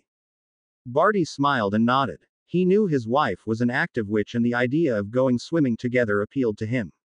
He would also keep it in mind when planning their summer vacation. Next summer Alex would still be a bit too young to travel far, but the year after, it would be possible to take a portkey to a nice location where it was warm and they had options to swim. But perhaps they could take one-day trips and leave Sirius to babysit his grandson. He probably would enjoy it and getting away from their duties as parents for some hours occasionally was important. Not the least to grow closer as a couple. He didn't want to limit Jazzy to just being a mother for their son. He wanted her to enjoy things in the wizarding world that she never got to experience, as she was stuck with her Muggle relatives. When you have learned how to swim, we can set up some times to take both boys swimming with us, suggested Hermione. That would be a nice activity that we can do together. I like the idea, agreed Jazzy. Some girl time was going to be great. They then talked about the development of the boys, how they seemed to learn so many things in a short time. Jazzy and Barty were inside the office of Dumbledore, who had somehow heard about the problems Alex had. You wanted to talk to us, Professor Dumbledore? Asked Jazzy, not knowing why he had called them this close to their appointment at St. Mungo's. Yes, I heard about the unfortunate problems of Alexander and thought I might give you some advice. You see, too much magic in children can cause a lot of trouble. Therefore, it might be best to bind part of your son's magic to protect him, he stated, which was certainly the wrong thing to say with Jazzy in the room. You want to what? No, you will not bind my son's magic for any reason. She exploded, barely keeping her magic under control. Though there was some shaking of a few light things on the shelves in the room, bindings on a child's core cause more harm than good. Alex will grow up without his growth being stunted in that way. Please think about it rationally, tried Dumbledore. Rationally, exclaimed Jazzy. What the hell is rational about harming a baby? The binding would only restrict the core, preventing that it can grow properly.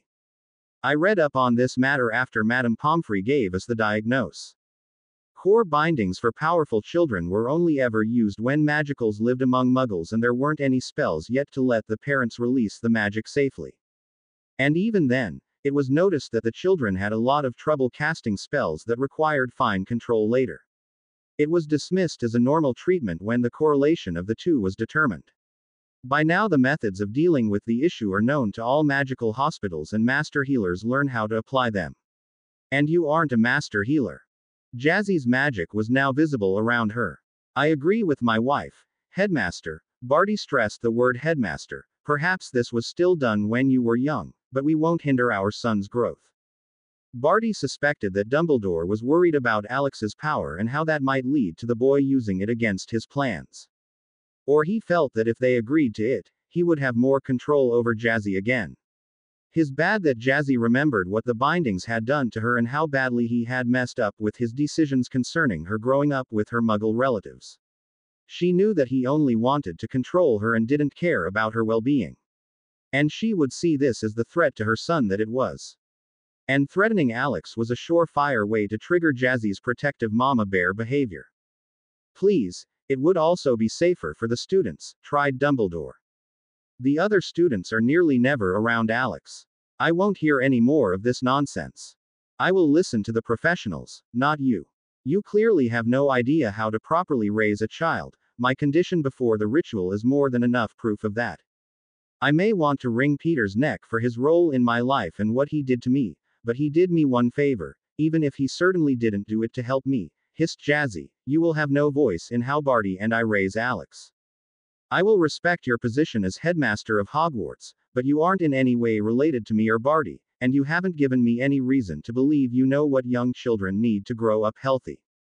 If Peter can brew potions to give my body a total makeover, then Snape could have done the same and have it work even better. He is a potions master after all. And as you insisted I had to live with the Dursleys, you should have taken care that the damage they caused me was corrected once I arrived here. Now we have an appointment. Good day, Headmaster. Jazzy turned on the spot and the door opened on its own. I can only advise you to keep your distance. She has been irritable for a while and your role in her life before I met her hasn't been forgotten. I can't judge how much was your direct fault and which was unfortunate circumstances, but you certainly neglected giving all the help that could have been given.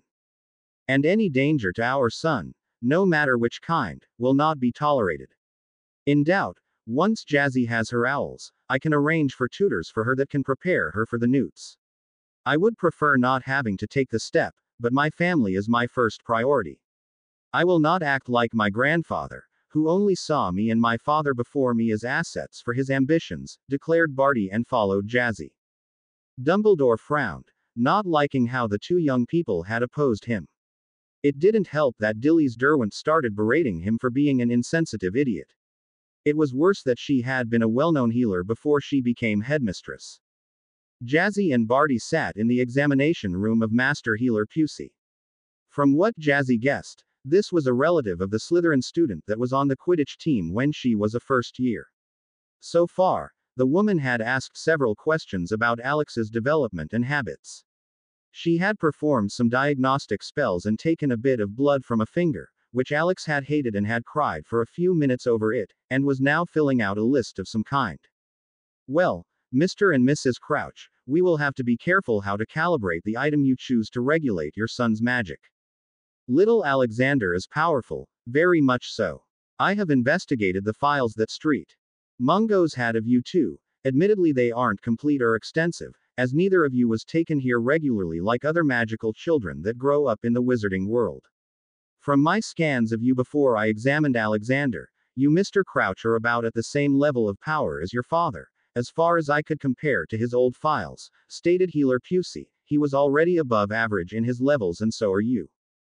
For you, Mrs. Crouch, I only have one scan result from the time you were a baby and then the one right now, which isn't fully robust, as you aren't finished with your magical growth, as you are just 15 years old.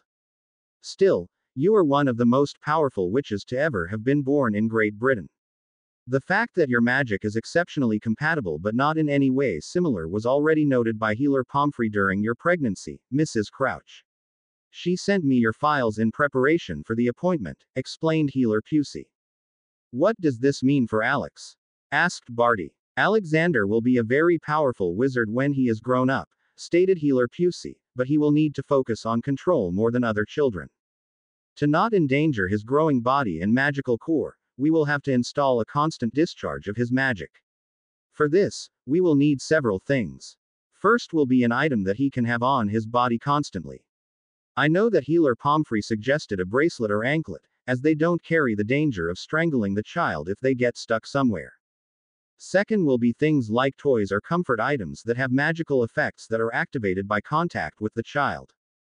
Popular for this are things like blankets that regulate the temperature depending on the surroundings, meaning the child always has it comfortable, or a stuffed animal that plays soft music to lull the child to sleep, for example. That should suffice for the beginning.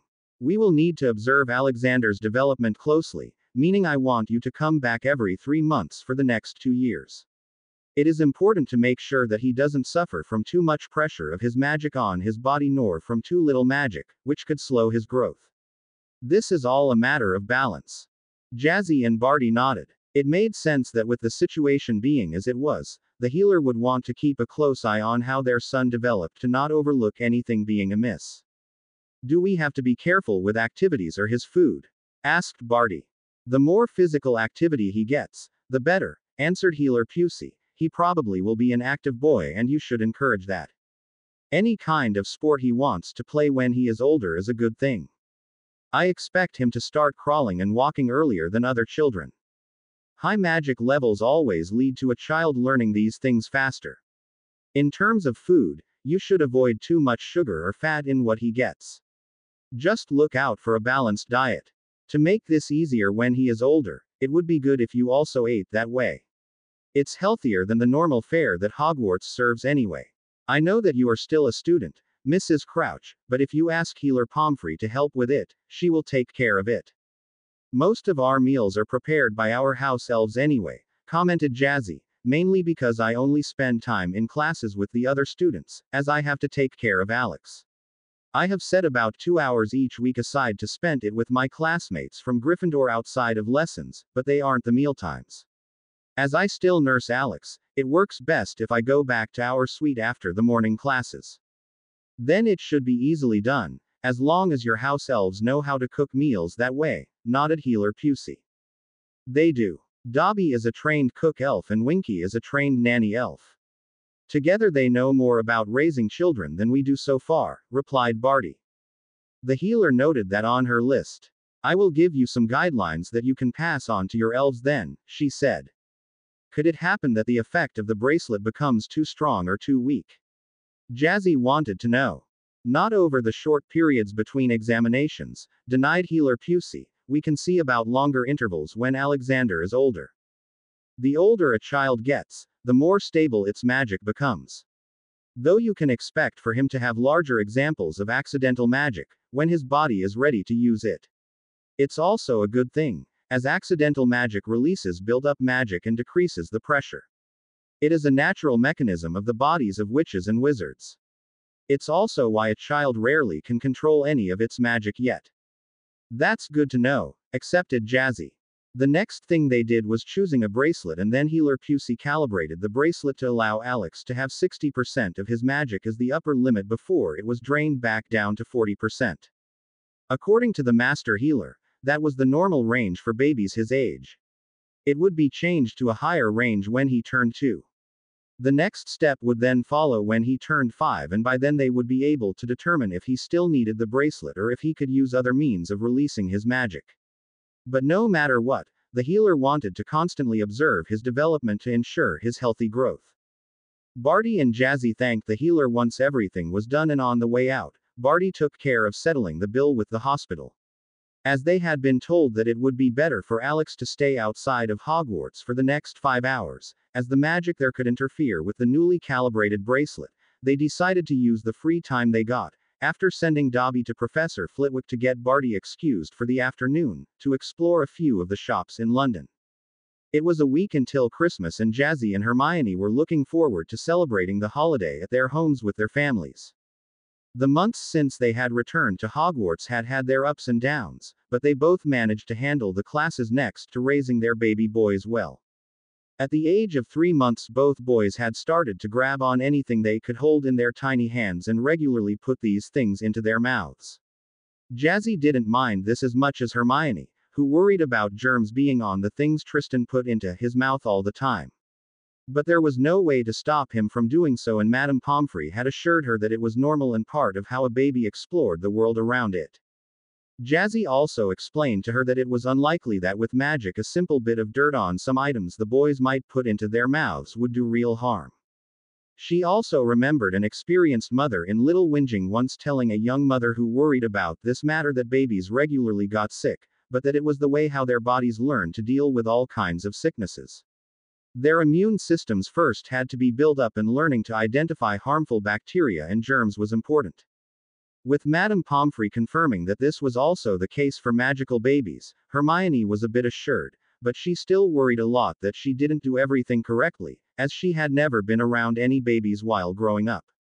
Thankfully, the nanny elf of the Lestrange family helped a lot and managed to calm her down when Tristan was crying more than she felt he normally did. Seems that babies could change habits when they turn 3 months old. Jazzy simply took everything the way it happened and concentrated on doing the best she could. Barty and Endymion had arranged that the house elves at home prepared the estates for the festive season. Of course, a few things were left for the two couples to do. Things like decorating the Christmas trees, buying presents for friends and family members, and wrapping them festively. Jazzy also insisted that she and Barty would spend one afternoon making Christmas biscuits. It was one activity she had always liked, even if she rarely got any biscuits to eat from Petunia. To now share this activity with her husband would be wonderful, even if Barty had already told her that he had never baked biscuits in his life. Dumbledore had tried twice to convince them to both stay over the break and to block parts of their son's magic until they were older. The second time was the last time, as Jazzy's patience snapped.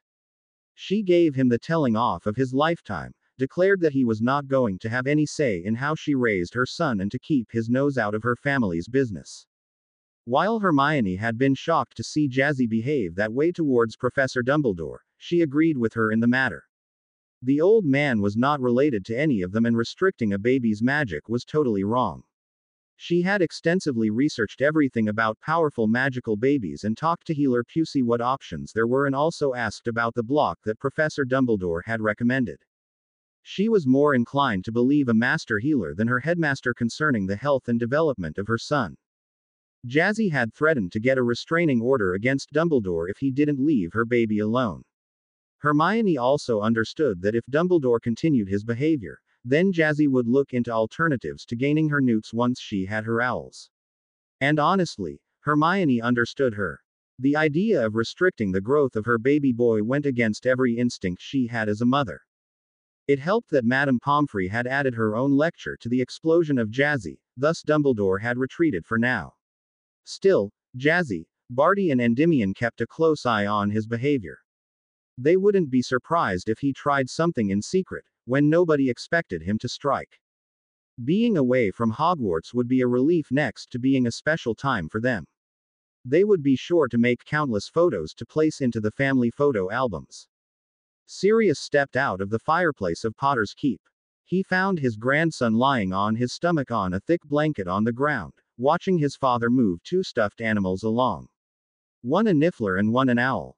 Whenever Barty moved one of the stuffed animals into his reach, he smiled happily and tried to grab it with his hand, even if he didn't manage, as his coordination on his stomach wasn't great so far. But Sirius noticed how much he had grown since he had last seen the baby boy. "Hey Barty." "Hey Alex," greeted Sirius. "Hi, Sirius. Good to see you," replied Barty smiling, sitting up and then lifting his son from the ground to walk over to Sirius. "Hey Alex, look, Granddad is here." Sirius gently caressed Alex's cheek, which the baby liked. He knew he did. How was the term until now? From an assistant teacher's point of view, asked Sirius. Great. I really like working with the students, even if I prefer dealing with the younger years. Probably because I'm too close to the 6th and 7th years in age to really have them follow my instructions without Professor Flitwick being around. It will be better when I finish my apprenticeship. By then, I will be a few years older than the oldest students, meaning exercising my authority will be easier, answered Barty. Jazzy walked into the room, carrying a tray with a tea set. She had tied her hair back, as Alex regularly grabbed it and tugged on it. This way, he couldn't do it as often. Hi Sirius. Good to see you. How was your meeting at St. Mungo's? She asked. Hey Jazzy. Good to see you too. It went well. I'm improving greatly and the healers will let me drop 2 of the potions I have to take from New Year on. I just got a last prescription until then and afterwards we will see if things work out. I still have to do weekly control examinations, but it seems that my constant visits to the mind healers and the normal healers have been a success, answered Sirius happily. That's wonderful. Come on. Let's sit down and have some tea. Dobby will have the biscuits and the cake ready in about 10 minutes. The biscuits had to cool a bit more before he could cover them in chocolate. You wouldn't believe what an argument we had for me to simply take the tea set ahead of time. But I thought it wouldn't matter if we had the biscuits ready for the first round of tea, commented Jazzy. A nice cup of tea is very welcome, nodded Sirius. They went to the couches and armchairs inside the lounge and Jazzy played mother once she had handed out the plates to the 2 men. Alex was placed onto a blanket on the floor, with his 2 stuffed animals next to him. He was trying to roll around but didn't succeed yet. But it looked very cute the way he tried. His face would scrunch up and he wiggled in his onesie. You will be kept very busy once he figures out how to move around, mentioned Sirius. I know. I have done my best to baby-proof the house in our suite at Hogwarts. But once he is older and especially once he shows accidental magic, I can't be sure that it will be enough, sighed Barty. Healer Pusey was very descriptive what babies that have their first bouts of accidental magic can manage to do. Oh, what examples did she give you? Asked Sirius curiously. One baby she regularly works with managed to cast a levitation charm onto its stuffed owl and the spell was strong enough to let the baby hover with the owl in its arms. Made it problematic for the parents who had only taken precautions for the things normally in reach of a baby, like on tables or low shelves and sideboards for example. But with the stuffed owl letting the baby hover a bit higher, that suddenly wasn't enough. Not to mention that if the baby lost hold of the owl, it would fall. Thankfully, it never went higher than perhaps 20 centimeters, but still, explained Barty. Don't forget the one where the baby turned the wooden poles of a playpen into rubber and could wiggle through the open spaces, as the poles would bend away, thanks to being rubber. And the parents didn't notice it for weeks but couldn't figure out how the baby always escaped from the playpen, until the father wanted to put it into a different spot and then could finite the transfiguration of the 3 poles that were still rubber. And nobody could tell how the transformation stayed active for that long, added Jazzy. I see. Babies can be escapologists, grinned Sirius. Yes, we will have to be vigilant, even if I doubt that Moody's lectures about constant vigilance were meant to apply to babies, mentioned Barty grinning. Sirius barked laughing. He would get a kick out of that. Then Dobby popped in with a cake and a bowl filled with cinnamon stars. Thank you, Dobby, said Jazzy. The biscuits and the cake look delicious. Dobby still thinks Mistress Jasmine shouldn't do house elf work, frowned Dobby, but thank you. I hope you like them. Dobby goes back preparing for dinner. Will Mr. Sirius be here for dinner? Yes, I will, confirmed Sirius. Dobby will plan for 3 then. Dobby nodded to himself and popped away. The cake was formed like a candle. The base was a chocolate dough, cherries on top of a cream layer gave the body a red color and the flame was sprayed on with a yellow buttercream. Dobby outdid himself with the cake, stated Sirius. He loves creating themed cakes and other sweets. Even if Winky will keep him in line to not let us have too many sweets, grinned Jazzy. Barty cut the cake and handed out slices. The 3 enjoyed cake, tea and biscuits, talking about several things that had happened since they saw each other last and which hadn't been written in letters. So, what are the plans for Christmas? Asked Sirius once he had finished his cake. Well, In the morning we are invited to brunch with Myone and Endy, started Jazzy. We are meeting them at 10 and then enjoy the morning. For the afternoon we plan to take a nice walk with Alex, as long as the weather is good enough for it. Barty knows a nice area that we can explore a bit. For the evening, we want to have a great dinner, where you, Remus, Andromeda, Ted and Dora are invited. It will be wonderful to have a real family Christmas dinner after this many years, replied Sirius smiling happily. The last one I remember was also here, when your grandparents were still alive, Jazzy. Really? She asked curiously. Yes, Aunt Mia and Uncle Monty always invited me after I ran away from my parents. It was the last time before they died of dragon pox. It was the year before Jazzy was born, but Lily had just told the family that she was pregnant. It was celebrated, as it was a beacon of hope in the dark times we lived in. When Jazzy was a baby, we didn't manage to come together as family. The war was raging and James still grieved for his parents. It didn't feel right to have a large celebration. Lily just cooked a small roast for us three, but we kept things simple. We also agreed that we wouldn't get many presents, as during the war it was essential to be able to pack quickly and move at a moment's notice. Having many non-essential things around was a hindrance, remembered Sirius solemnly. That makes sense, nodded Barty, not liking to think what the actions of the ministry had caused, next to the insanity into which Lord Voldemort had fallen. Thankfully, the latter was corrected now, thanks to his quick thinking. Well, this year we will enjoy Christmas. We will have a wonderful day, dinner with our family, and it will be the start of a new generation, declared Jazzy.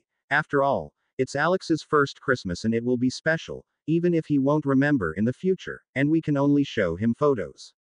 I have the camera prepared, grinned Sirius, who was looking forward to the holiday.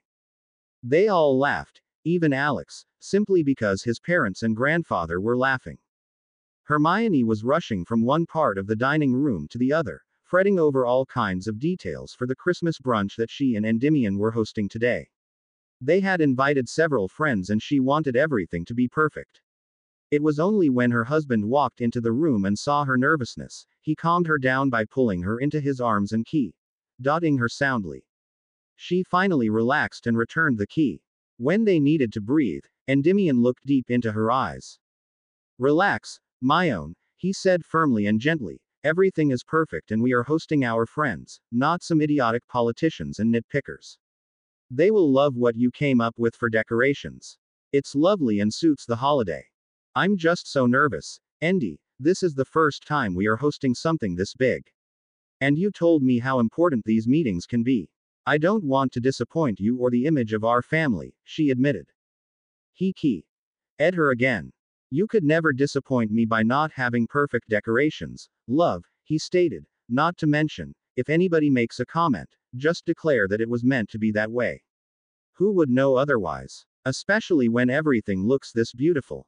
He wasn't lying either. The whole room had small Christmas trees placed onto tables in the four corners, each decorated in another color scheme, but still none of the colors clashed with one of the others. The windowsills were kept simple with red winter roses in silver flower pots in the center and candles burning merrily to their left and right. On the windows there were snowy Christmas motifs, some muggle and some magical. It was a wonderful picture and the table itself was decorated very tastefully. It showed the holiday's topic but wasn't overdone. The lighting was achieved by two large chandeliers overhead. He knew that the house elves had polished every part of the room to shine, being delighted that their family would host a Christmas brunch for the first time in ages at the family ancestral seat. There were two long tables placed parallel to the long side of the dining table. Currently they were both covered with white tablecloths, which were then topped by smaller green cloths, showing Christmas baubles as a motive. These tables would hold the food for the brunch once the guests had taken their seats. Thank you, Endy. I always fret when I am about to have an important event or test coming up, admitted Hermione. Good to know ahead of time. Then I will make sure that you relax before the owls, he commented, grinning slyly, which made her blush, as she knew what this grin normally led to. Not that she objected at all. She loved the times it led to. Then Rosie, the house elf in charge of the flow room, popped into the dining room. Master, Mistress, the first of your guests have arrived, she announced happily. Thank you, Rosie, I will go there to greet them, replied Endymion. Now just relax, my own, and soon we can enjoy this brunch with our friends. Okay, I'll try, she accepted. He smiled. He ed her again and then walked out of the room to greet their guests. Soon Hermione was too distracted by the guests that were led to the dining room by one of the house elves. They had arranged to have 3 elves, who wore butler livres, to show the guests the way. Hermione greeted them and talked to them about the idea behind her decorations, which were praised by all of the ones arriving, as tasteful and not overdone. She was relieved to hear that from Janice Monroe, who had been Endymion's original date to the Yule Ball last year, who had the horrible luck that others were too jealous to let her go with him, even if it was just as friends. Hermione knew that the two were just good friends, and Janice had by now married her boyfriend. She and Endymion had been invited to the wedding last July. Janice commented how many hosts tried to put up too much decoration and how it then just looked tacky instead of nice. Richard Glowfield agreed and mentioned that it was nice that most of the decoration was natural, like the winter roses or the Christmas trees, just decorated simply to let them stand out in the room. The last ones to arrive were Jazzy and Barty, as they had spent a bit of time giving instructions to Sirius, who was babysitting Alex, of course with Dobby and Winky also there. Overall, there were 10 of Endymion's friends from school, some of them with partners, others were couples among the friends, some already married, and then 6 friends of Hermione from school. None of them were dating currently, thus they weren't there with partners. In the future that would most likely be different, but considering that most of them were just 15, it wasn't unexpected. It was a nice group, and after half an hour, during which the house elves went around with trays of sparkling wine and orange juice to start the brunch off, Hermione and Endymion asked them to take their seats to get started with the brunch. As the master of the house, Endymion had to give a small speech. My dear friends, I'm happy to have all of you here for the first Christmas brunch at Lestrange Manor in 15 years. I hope that our future will be bright and we will succeed in all our aims. Now, for this brunch, Myone and I have decided to have the elves set up a buffet with delicious small food items, mainly to allow us to sample everything we want. To make it a bit easier with space, there are 2 tables set up where you can get some food. He waved at the 2 now laden tables at the walls parallel to the long side of the dining table. I am sure that there is something there for everyone. Now, I wish everyone a very Merry Christmas and I hope you enjoy your time here, he ended his speech. The guests clapped and then stood to have a look what kind of delicacies they could choose from. Jazzy and Barty held plates in their hands, looking at the options at the buffet. This looks amazing. The Lestrange elves certainly outdid themselves, commented Jazzy. I agree. I definitely want some of the shrimp sandwiches and the grilled tomatoes, said Barty. I will start with some of these small bread rolls and have some of the cheese platter to put on top. Oh, and some of that red herring salad, decided Jazzy. Look, they also have those filled eggs that Myone had during the barbecue they held to inaugurate their new barbecue grill. I have to take one of them, discovered Barty. Jazzy grinned and added some tomatoes with mozzarella cheese pieces to her plate. Next to her she saw Padma Patil load some bacon and scrambled eggs next to a muffin filled with heartier things onto her plate. The Ravenclaw was a study buddy of Hermione and herself from Ravenclaw House. She and her twin had been invited as well, mainly because Hermione had decided that it would be impolite to exclude Parvati when her sister was invited. Lavender was on a trip with her parents over the Christmas break and thus had excused herself for the brunch. While Jazzy and Hermione weren't that close to their dorm mates in Gryffindor, they got along quite well. As they could refill their plates as many times as they wanted, they returned to their seats and started eating. Pots with breakfast drinks were placed on the table and they could simply serve themselves what they liked. The atmosphere was happy and several small groups discussed further plans for the day and the remaining Christmas break. Some had to go back to work, others would only have to go back after New Year's Day. Jazzy and Barty got to know some of the older guests and enjoyed telling some tales of how their son grew and learned new things all the time. When the last guests outside of Jazzy and Barty had left through the flow, Hermione and Endymion relaxed a bit. This was a wonderful brunch, but I'm exhausted now, said Hermione. Well, there are still about 6 hours until dinner, thus you can relax a bit. And you said that you would only have a few people here, commented Jazzy. Yes. We invited Andy's father's cousin Leon as well as his foster family. Tomorrow we will be guests at the Caros, confirmed Hermione. And with the family dinner we don't have to set up anything new. The decorations of the dining room are already here and work for dinner as well, and we have our large Christmas tree in the lounge to have a comfy place to sit after dinner. Tonight, there will be 8 people. As 2, cousin Leon, Amicus, his wife Amaryllis, and their 3 children Hestia, Flora and Apollo, listed Endymion. Sounds like a nice group, nodded Barty. It should be a wonderful evening. We will first exchange gifts, as I know that especially Apollo won't be able to wait until after dinner and Flora and Hestia will also be eager to unwrap theirs, chuckled Endymion. How old are they? Asked Barty. Flora and Hestia are 12 and in second year at Hogwarts. They were sorted into Slytherin. Apollo is 8, answered Endymion. Understandable that he's excited on Christmas Day, acknowledged Jazzy. True, nodded Hermione smiling. Both couples had decided to wait with the presents until the evening when all other members of their families were present as well. And as their children were too young to be overly eager to unwrap them, they didn't mind waiting. It would be another great memory to have this part done among the family. Soon after Barty and Jazzy said their goodbyes, as they wanted to return to their son and prepare a bit for their own dinner before they would take a walk with Alex to get some fresh air. And the weather was really nice.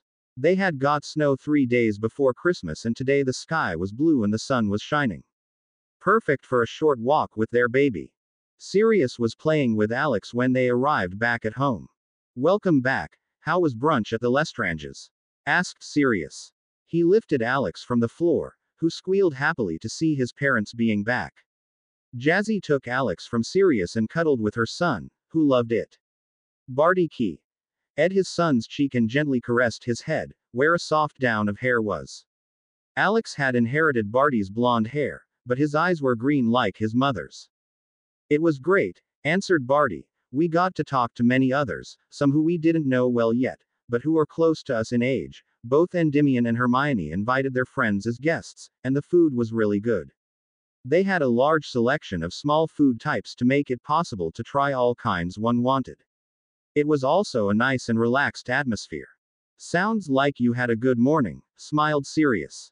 How was your morning with Alex? Asked Jazzy. Wonderful. While Alex was a little bit fussy after you had left, once I started playing with him or read him a book, he fully focused on me and was awake the whole time. Though I believe it is soon time for him to be nursed and then to take a nap, Sirius told them. That's good to hear. I will change quickly and then I can feed him, said Jazzy. All right, nodded Sirius and Barty took Alex from Jazzy. He kept his son occupied until Jazzy was back and took a seat in her favorite rocking chair. Alex was also getting a bit whiny, which was a safe sign that he was getting hungry.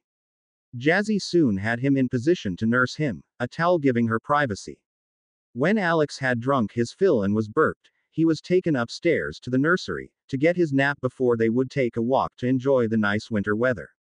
The Christmas tree was decorated with fairy lights, straw stars, baubles, painted wooden figures of wizarding Christmas motifs, like reindeers, sledges, Father Christmas, shooting stars, hourglasses, bells and angels.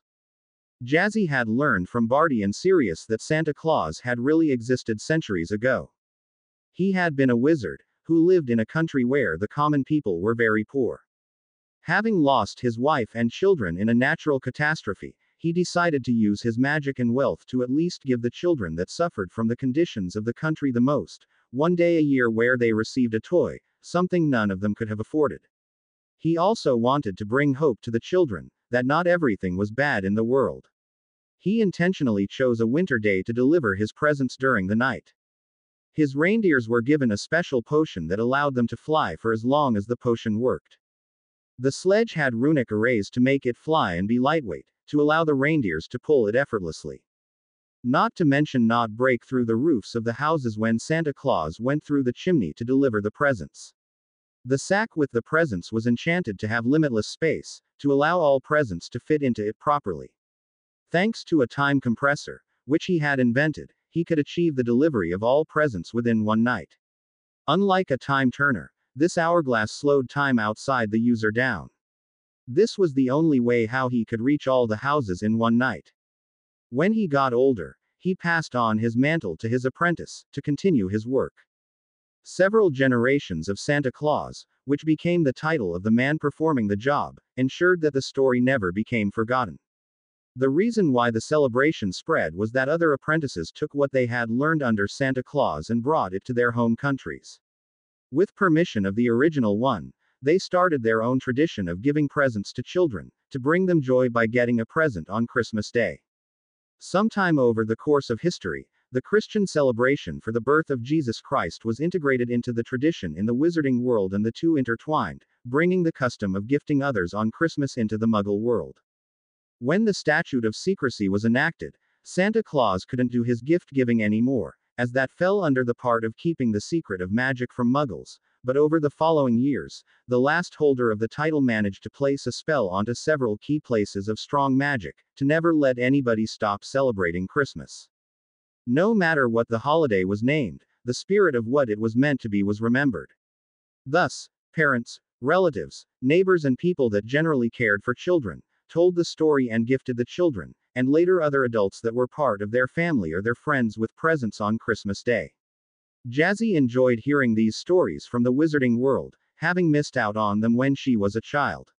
She was determined to let Alex grow up hearing those stories as well. Christmas dinner was amazing for the Crouch family and their guests. Dobby and Winky had combined their efforts to serve a splendid spread of delicious food for their family. Alex had been nursed before dinner and was sleeping in his room.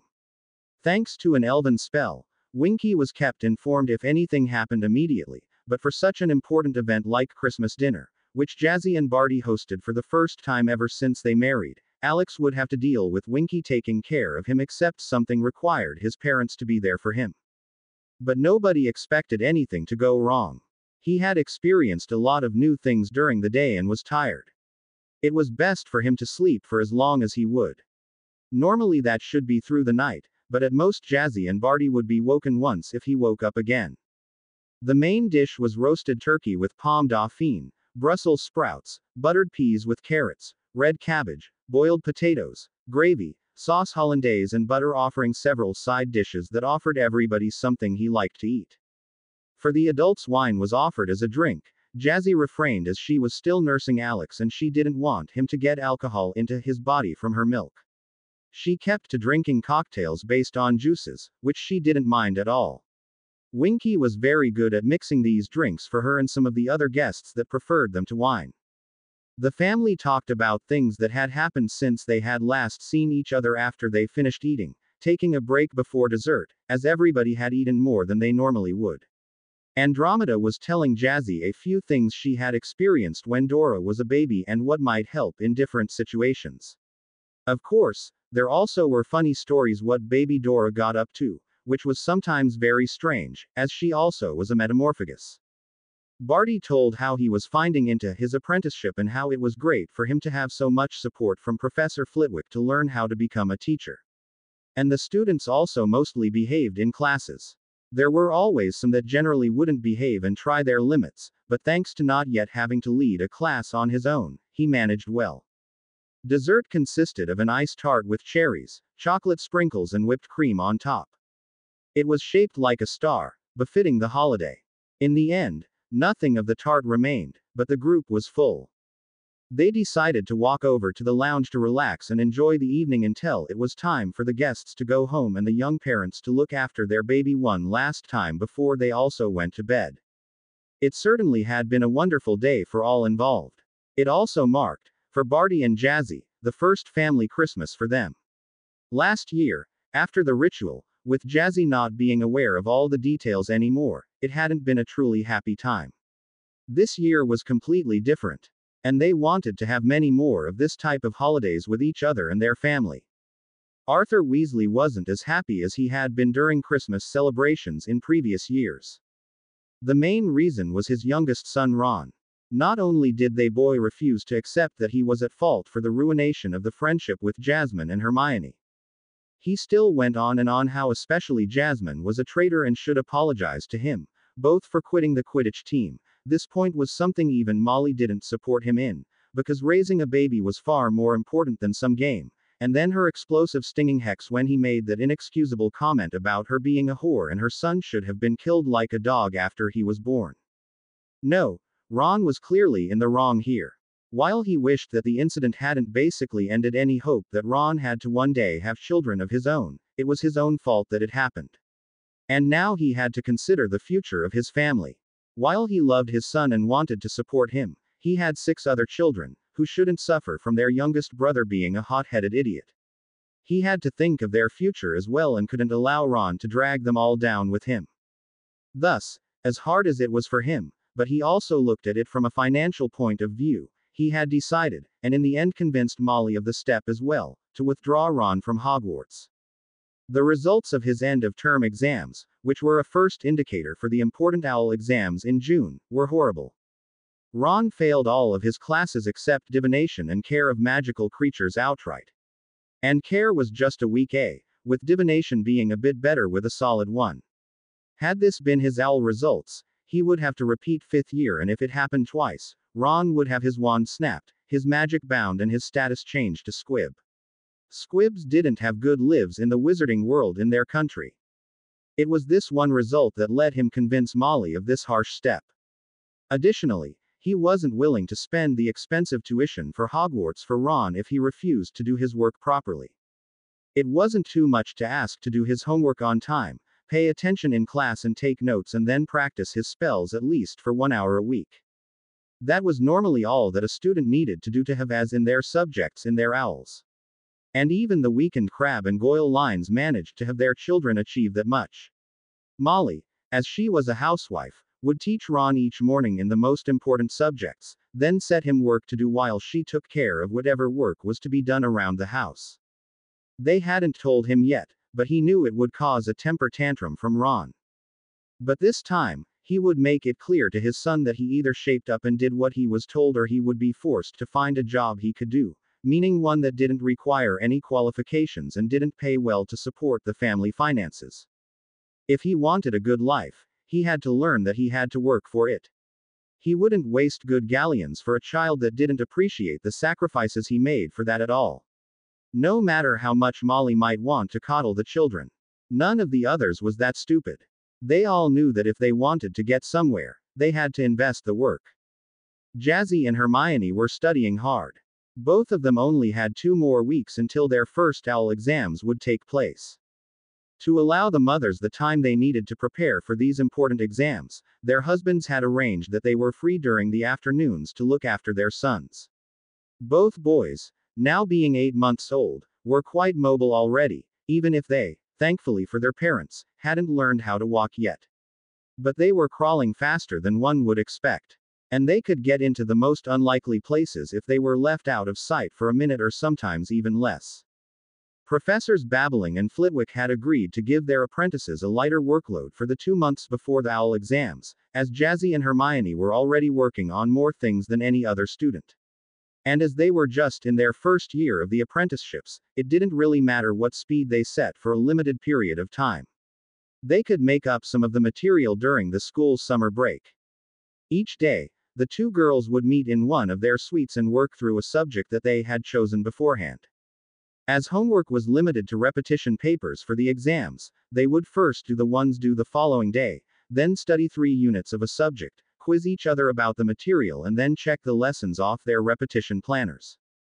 Thanks to a study guide that Endymion had given them, which all Ravenclaws got at the beginning of any exam year, which included a list of topics that had been covered in each year, with highlights which spells and groups of spells would be covered during OWLs regularly, based on past exams. Of course, in classes that didn't have wand use included, it would be the topics and if there were those parts, the practical things that the examiners wanted to see.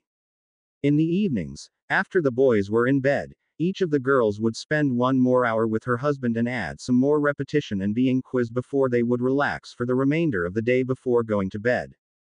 Barty and Endymion had set up rules how much time they were allowed to study each day, as neither wanted their wife to burn out and get sick. Not to mention that some time after dinner was reserved to play with the babies, as they demanded some of their mother's attention as well. The two boys hadn't had any problems with the magic since they were given the bracelets that took care of draining their magic to safe levels whenever too much built up. And Jazzy had instructed Dobby and Winky to make sure that the headmaster didn't get anywhere close to Alex. She didn't trust him to not try something devious when she and Barty were busy in class. It was a good thing she did, and Dobby and Winky had also informed Inky about the orders they got and the suspicions of their mistress, as Dumbledore had tried to get into the suites of the Crouches and the Lestranges when both sets of parents were busy in classes. Thanks to the preparation of the elves, neither boy was seen by the headmaster.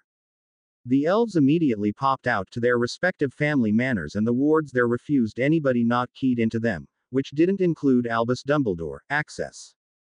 Though, after the elves reported the incidents, Dumbledore had tried 3 times before he got bounced back with a terrible headache the third attempts. Dumbledore was confronted with 2 furious fathers plus 2 equally furious grandfathers. Simply because Endymion had called Amicus Caro and told him what Dumbledore was trying to pull. Thanks to both Amicus and Sirius having a lot of pull with the Wizengamot, in different factions at that, Dumbledore was forced to retreat and leave the 2 families alone. Right now, Jazzy and Hermione concentrated on their owls, but they had already decided together with their husbands that they would have to see how they would go about their studies next school year. The constant meddling by Dumbledore had soured any possible positive image any of them might have had with the old man. This mainly was true for Hermione, who was the only one not remembering the true events of the ritual fully. Though, in her case, it were only small details that had to be modified, as Endymion hadn't been involved in the process until a late phase, that being 2 weeks before the ritual took place. She had mainly dealt with Pettigrew, and Endymion had only been there on the weekends for a few hours each. Not too much time to alter by Voldemort. They 2 families had decided to postpone any decisions until after the owls were done for. The 2 girls needed to concentrate on them to get great marks in each class they took. Barty and Endymion sat in armchairs with Alex and Tristan on their laps. Today would be the first time they introduced their sons to their lord. Thanks to Hermione and Jazzy being busy with owls, they had sat their first 2 exams the days before. The mothers had asked that they took care of their sons, as they wouldn't be able to deal with the demands the babies would have to their parents. As the teachers were also busy with the exams, their apprentices were allowed to take their sons out for the day. The students in the other years had all been given repetition papers instead of new homework. Their exams would start after OWL and NEWT examinations were over. Thus, they didn't have to work on grading essays either and were free to do things not related to the school. They had informed Flitwick that they would take the boys home for the day to let them play in the gardens there. As the 2 babies were very curious about everything they saw and wanted to touch it, the fathers decided to let them explore their homes a bit better, especially as they could set up child-appropriate playgrounds there without having strong magic interfere. That was common at Hogwarts. Though they had traveled to their lord's home for the visit. It wouldn't have been good if the wards registered an unknown visitor during the time they were supposedly just playing with their sons. While Jazzy wouldn't mind, Barty didn't want to risk Sirius noticing anything. And he often checked the wards to make sure nobody could enter the keep without explicit permission of the owners. He would notice that Barty gave permission, but Jazzy wasn't sure if Sirius knew the true name of Voldemort. Better to not risk it until things had changed in the country after he took over from the stupid leaders at the top of the ministry. Voldemort entered the room, smiling when he saw the 2 babies. Endymion and Barty, welcome to my home, he greeted them, and I take it these are young Alexander and Tristan. Yes, my lord, replied Barty, I would like to introduce you to Alexander Julian Crouch, my firstborn and heir. Voldemort walked over to Barty and Alex, the baby boy only looking at the unknown man curiously. I can feel his power already. You are blessed with a powerful son, who I guess will also be a handsome young man that will turn the heads of witches everywhere when he's grown up, commented Voldemort. Thank you, my lord, replied Barty smiling. Voldemort placed his hand onto Alex's head carefully to not scare the baby. Alexander Crouch, I grant you my protection as your father's lord. May you grow up safely and happily to come into your full potential, spoke Voldemort. This was an old ceremony that was important in pureblood circles. If a wizard had sworn fealty to a lord, no matter what kind of lord, To receive the promise of protection was basically a guarantee that should something happen to the child's family, the Lord would take care of ensuring the raising of the child left behind to grow up without suffering any shortage. Now he turned to Endymion and Tristan. My lord, I would like to introduce you to my firstborn son and heir, Tristan Endymion Lestrange, said Endymion. Another powerful and handsome boy, acknowledged Voldemort, he will do great things when he is older. Thank you, my lord, replied Endymion, smiling about the praise, knowing that Voldemort could sense these things. Again, the Dark Lord put his hand onto the baby's head gently. Tristan Lestrange, I grant you my protection as your father's lord. May you grow up safely and happily to come into your full potential, spoke Voldemort. Tristan squirmed a bit but didn't start crying. He wasn't as comfortable with strangers as Alex tended to be. Probably because Alex often got to meet other members of the extended family, and Jazzy and Barty also took him to places on the weekends that they wanted to visit. Hermione and Endymion didn't travel as much when they weren't busy at the school. The ceremony over, Endymion pulled a large blanket from a bag he had placed next to his armchair and directed it to unfold on the ground with his wand. The blanket was a special creation made for magical babies. The edges of the blanket were raised to pose a natural barrier for children that were too young to climb over them yet. It could also be raised to the next level, where the blanket was upgraded to a playpen to allow the parents to keep their children limited to a certain space while they were otherwise busy. For occasions like this visit, it was perfect. Because the two young fathers wouldn't be able to keep an eye on their sons all the time, and they were fast in getting away when they saw something they wanted to investigate. Alexander and Tristan were put onto the soft blanket, got some toys to play with, and then the adults could talk about other things. They seem to grow well, commented Voldemort. They do. Alex has also started trying to pull himself up to stand, even if so far, I haven't seen him manage that part yet, reported Barty happily. I know that Tristan managed to stand for a few seconds one day, but I haven't observed it since then. He will soon manage to walk if he continues that part, added Endymion, equally proud of his son. I take it you have placed featherlight charms on all things in your suites then, said Voldemort. Naturally. I am glad to have Dobby and Winky. They seem to have a sixth sense for when Alex gets up to something again and keep him from being injured. Though it also helps a lot in his development to have Tristan to play with. While they aren't able to do much yet, I got the impression that the simple company of another baby his age helps him learn faster, stated Barty. I noticed something similar with Tristan, nodded Endymion. I believe it will become stronger when they are a bit older and can actually run around and play together. I'm happy that things work out well for both of your sons. How are your wives doing with their owl exams? Asked Voldemort. Hermione is stressed, stated Endymion, but I have ways to get her to think of something else when the day's exams and last-minute preparation for the one on the next day are done. Barty could imagine what Endymion did to relax his wife from the look on his face. Well, he did the same with Jazzy. I guess it is normal during this time. The owls are important for the future of each witch and wizard, acknowledged Voldemort. Yes. Though I wanted to ask, when do you believe the takeover will take place? Because I don't know if my wife will agree to continue at school with the way Dumbledore tries to meddle in our private affairs for the next school year. And once she has passed the owls, we could look into different ways for her to gain her newts, Barty wanted to know. I see. The old man tried to regain control with somebody he believes could challenge his position, understood Voldemort. Inky reported that he ordered one of the Hogwarts house elves to place some spying equipment into our suite after he was dressed down by Amicus and Sirius when they heard about him trying to enter the suites when we weren't present, growled Endymion. Voldemort nodded, knowing how annoying the old man could be. He always believed that only he knew best for everybody. He had experienced it himself during different times of his life. Well, I believe that we are about done with the preparations. We are currently working on a date to perform the unbloody takeover of the ministry itself. I also have a plan to deal with Dumbledore, most likely when he is away for the ICW conference that takes place in July. I had considered letting him die during the school year, but that would have caused a lot of unrest, which would have been unfair for the students taking exams. And if he dies unsuspiciously at the beginning of the summer break, there will be enough time to install his replacement at the school. Most likely, He will die in his sleep while being away and shortly after the ministry takeover takes place. That way, nobody can claim that the two incidents were connected outside of bad timing.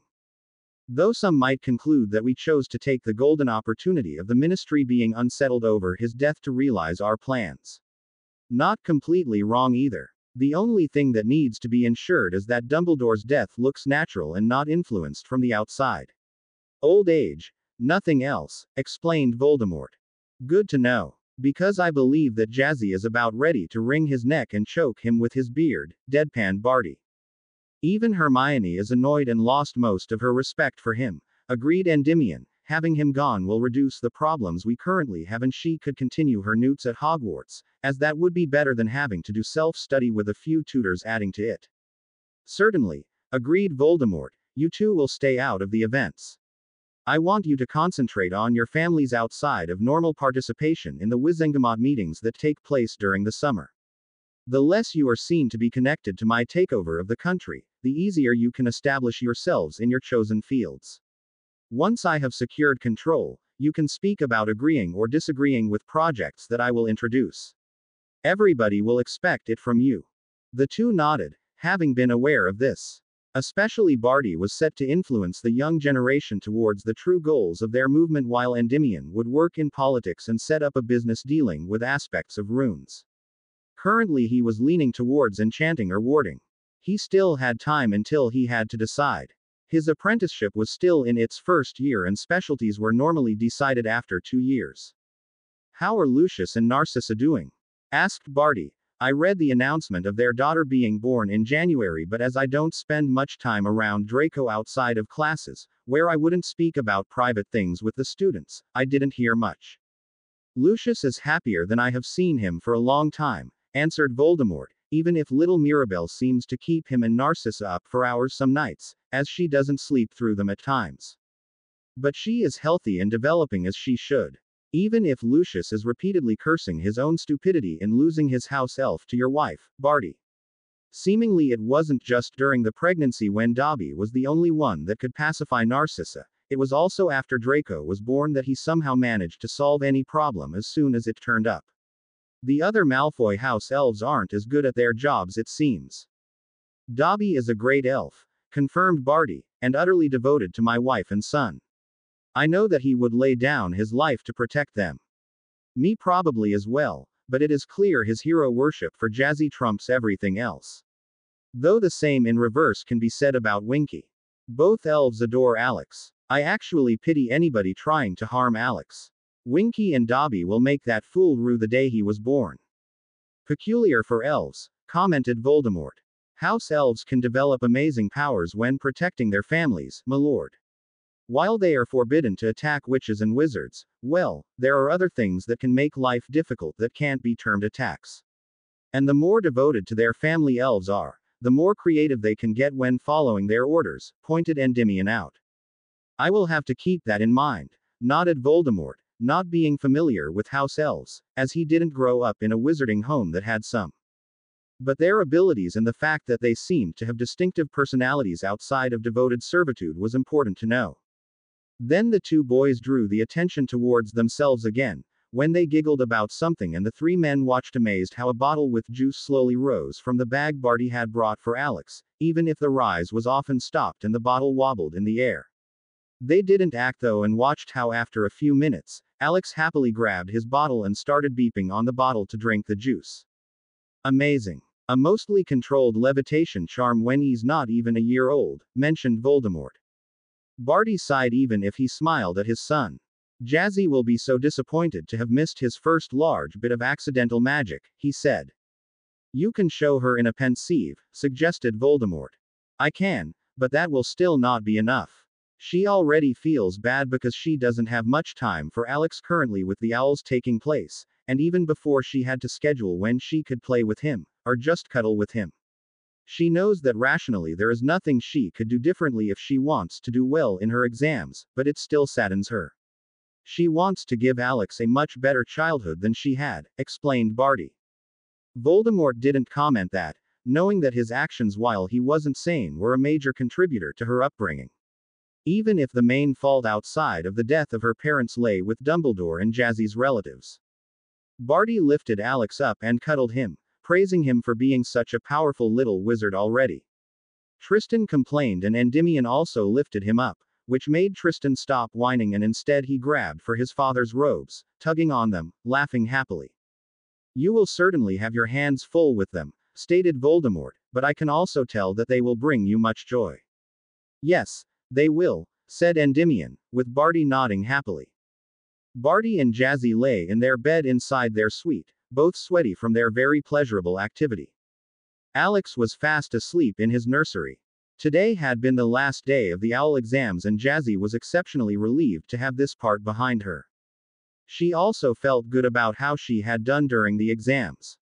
She had studied properly for each subject and didn't think she had forgotten some important parts in any exam.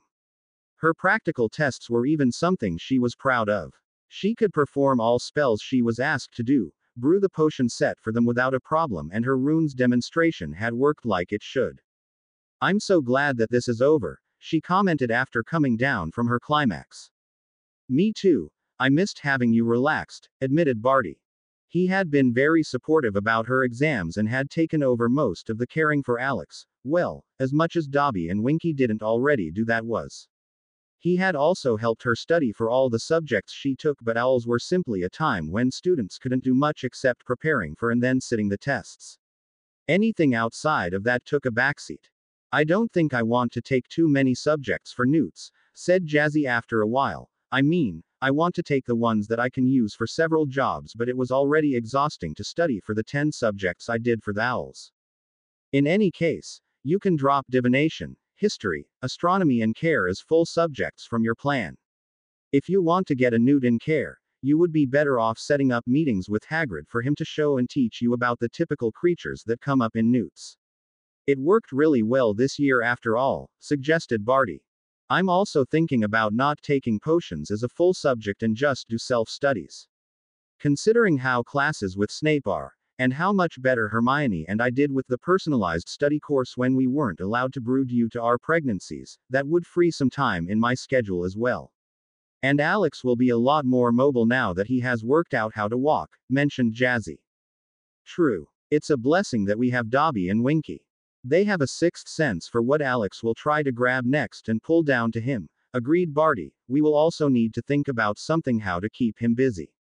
As a baby he mostly slept, but he is staying awake for longer times now and that period will only increase." "Yes. I wanted to talk to Myone about that," said Jazzy. "In the Muggle world there are things like playgroups for young children, where a caretaker looks after them when their parents are at work. It's also good for them to socialize with other children. I don't know about something like that in the wizarding world. I don't think something like this is organized beyond some families that know each other. We could see about asking around if other families are interested in setting such a playgroup up. I'm sure there are some families that have children around the age of Alex and Tristan," suggested Barty. "I mean, I know about Mirabelle Malfoy for a fact." "Yes, I never would have imagined that Draco of all people would boast with his adorable little sister," giggled Jazzy. "Well, the photos of her are really cute. Not as cute as Alex of course, but no baby could ever be as cute as him," declared Barty, with Jazzy nodding along. He pulled her on top of him, wanting to hold her. She allowed him to do it and cuddled up to him, enjoying his scent from their love-making. "I'm really looking forward to the summer break. I hate how Dumbledore can't simply leave us alone." "True. We will talk about your options for next year when we are home," stated Barty, then started nibbling on her ear again. "Already?" she asked teasingly. "You are irresistible, Jazzy," he simply stated. She ed his lips, which he intensified, and any further talking was forgotten. Dumbledore watched how the Crouch and Lestrange couples played outside with their sons. It was close to the end of the year. None of his plans had worked out as he had wanted them to do. While the addition of Barty Crouch as the apprentice of Phileas worked out well and the prospects of the young man becoming a great teacher were very promising, neither couple would listen to him about his decisions how the boys should be raised. It was clear that he had lost any kind of control over the two young witches. He didn't know it if had happened due to them being kidnapped or if he had overplayed his hand. Perhaps he had underestimated the protective instincts that young mothers had for their children. But the boys were too powerful and needed to be put under firmer control, in his opinion. He also needed better information on what the two couples did in their suites. He was used to ruling the school supremely, but any attempt to spy on them was thwarted by their house elves. It went as far as Sirius and Amicus threatening him if he didn't leave the babies and the young couples alone. Going as far as claiming that he didn't have a right to tell them how to raise their babies. He was Albus Dumbledore. He had every right to do what he felt was right for the greater good. Sadly, he couldn't convince anybody else that was important of this opinion. Even Minerva and Poppy were swayed by the silly complaints of the two girls and their husbands. As if a simple thing like a baby block was a problem. But he wouldn't risk having Poppy explode and tell him off again.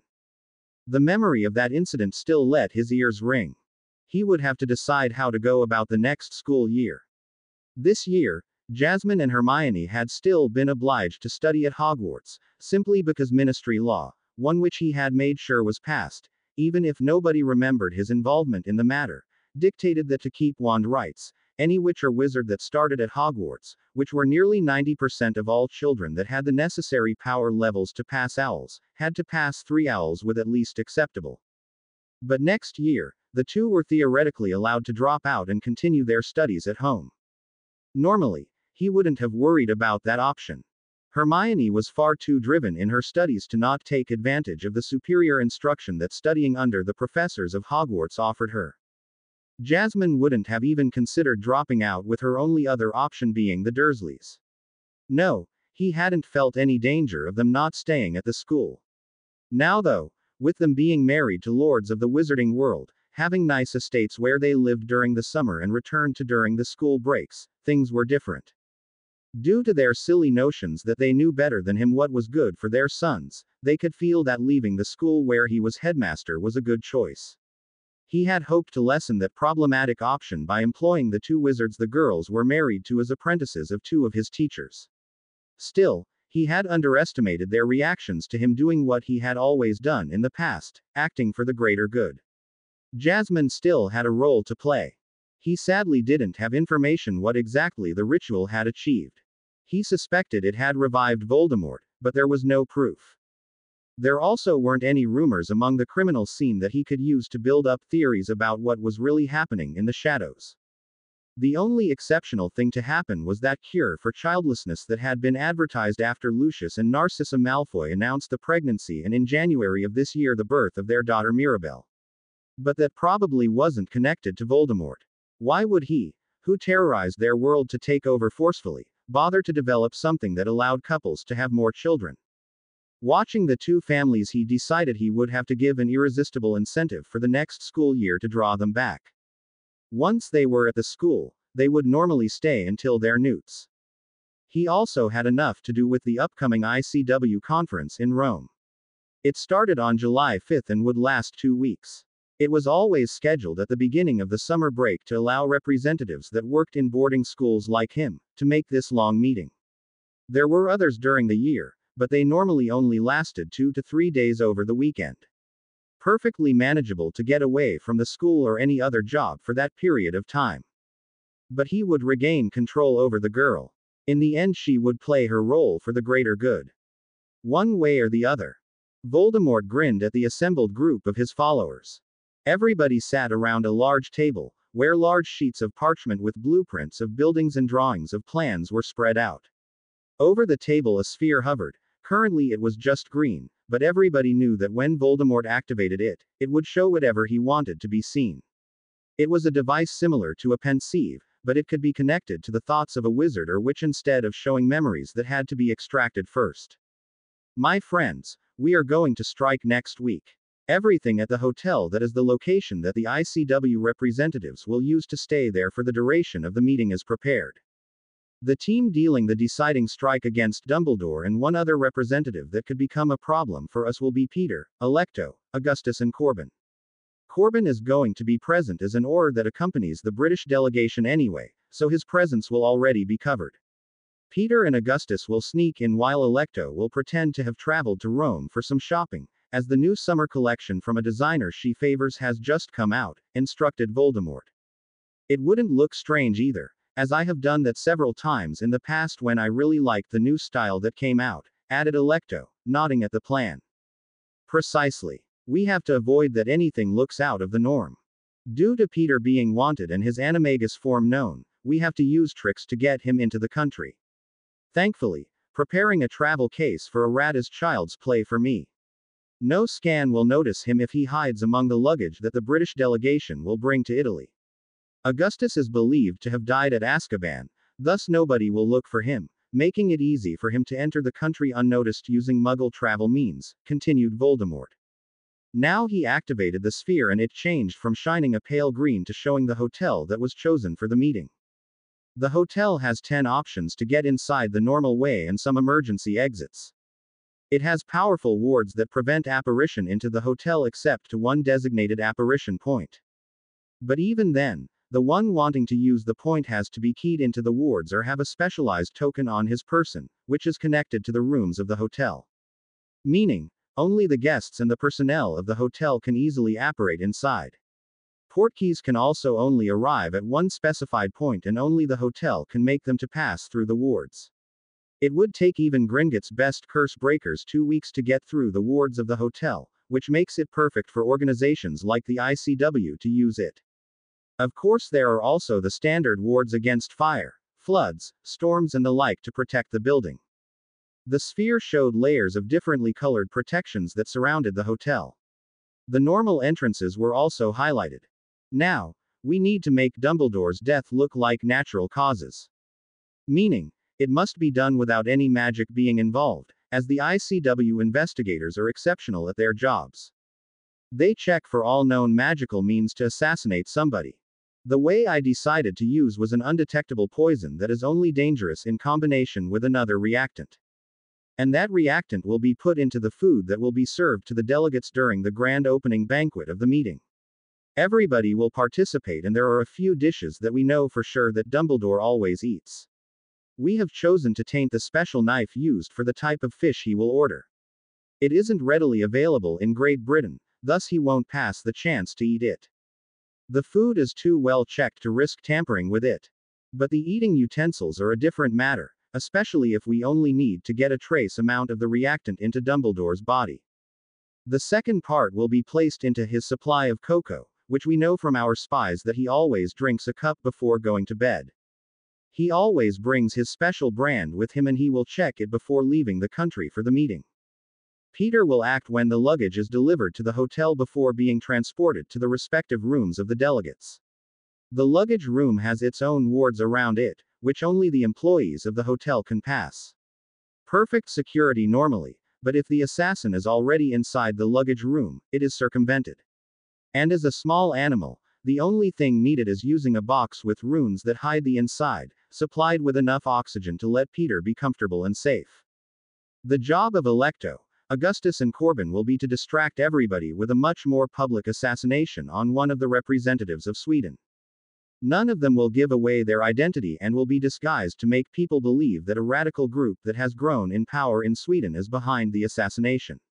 With that being the hottest topic in the news, the seemingly natural death of Dumbledore, while it will be published as a tragic event, will also be written off as it simply being his time. Nobody will investigate further, as the ICW Ors will be too busy with the other case. The group that was tasked with the job nodded, having already been briefed on the particular details of the plan. The others took in the information. With all eyes of law enforcement on Italy and that assassination and the death of Dumbledore, we can infiltrate the ministry and sneak the prepared potion pills into the supply of coffee and tea of all departments. For this, Walden and Thaddeus will lead the mission. They know the building best among you, as Corbin will be away in Italy. I don't want to chance Lucius being connected to anything, as I plan to have him take over leadership of the ministry once we have got rid of Fudge and his toad, stated Voldemort. Even he despised Dolores Umbridge and her ridiculous ideas. We will secure the problematic departments first. Meaning law enforcement and mysteries. We have a large supply of draft of living death, prepared by the same brewers that produced the huge amounts of sleeping potion in perfection that are the base of the pills. Once the staff of the ministry is deep asleep, we will dose the ones that could oppose the takeover with the draft and have them out of the way until we deem it a good time to wake them up again. Meaning, when we have taken over completely, they will be given an ultimatum. Either fall in line or be neutralized. Most will simply fall in line, as they also never protested against Fudge and his followers breaking the law as they liked as long as it didn't lead to two crass incidents, pointed Voldemort out. How long will it take until we announce the change in leadership, my lord? Asked Rabastan. Normally we should manage the exchange of the important positions within 2 weeks. Then we can announce the new Minister of Magic. Lucius will take the spotlight, as he is well known to be an accomplished politician. It is normal that a new minister changes the way the ministry is run, and Lucius will not do anything that leans too much into one spectrum of the political field. Instead, he will claim that during his time as a school governor he noticed many things that went wrong under Dumbledore and that he wanted to now initiate an educational reform, when he reached the office of minister. He is perfectly positioned for that, as his son just recently took his OWL exams and could tell him how little was actually tested for, compared to what Lucius experienced during his OWLs. And we all know that Dumbledore has let standards drop at the school continually until it is the pitiful shell of a once glorious educational institution. It won't look suspicious for the masses and Lucius can continue to direct things into place for the greater plan that we made, answered Voldemort. He took a sip from his glass filled with water. Talking this much dried out his throat. We can't be sure that everybody at the ministry will drink coffee or tea though, thus we will have a group of 6 sneak inside under invisibility cloaks. Thanks to Corbin copying the blueprints of the emergency evacuation routes, which most people don't even know exist, we have the perfect entrance points for a small team, as only large groups using them would be determined by the wards. They will inspect the offices of the DMLE first to see if everybody inside is unconscious from the tainted drinks. Anybody not unconscious that might ring an alarm will be stunned, tied up, disarmed of wands, portkeys and other weapons and left in the holding cells. We want an unbloody takeover, to prevent that anybody can call us terrorists again. Revolutionaries, yes, very much so, but as long as we only lock our opponents into cells and don't kill them, they don't have the needed handle to make the masses turn on us. That was a lesson learned from the last war. How the ministry turned the masses of sheep against them by claiming that they had started killing people that were only doing their jobs. They needed to nip that argumentation in the bud. What will happen if Dumbledore supporters rebel after the takeover? Asked Lucius, knowing that there were several working at the ministry. They will be fired, stated Voldemort calmly. Once we have control, we will give the employees an ultimatum. Either they go along with the new policies of the ministry or they can leave and look for other jobs. Considering that the job market in our country is limited, they will think twice about causing unrest just over us talking badly about Dumbledore. It would be different if they could prove that we caused his death, but with the plan that won't happen. And without a rallying point for Dumbledore's political position, well, they will fade into the background. We will keep an eye on the more problematic ones but nothing more. The group nodded. That made sense. And thanks to Barty having married Jasmine Potter, who many among the population of Wizarding Britain would have considered Dumbledore's successor, and her being greatly angered by his behavior towards her and her son, well, she wouldn't praise the way Dumbledore had done things in the past. Meaning, the Dumbledore supporters wouldn't have any symbol figure, contrary to their group. When will we deal with Hogwarts? Asked Rabastan. Before the next school year starts.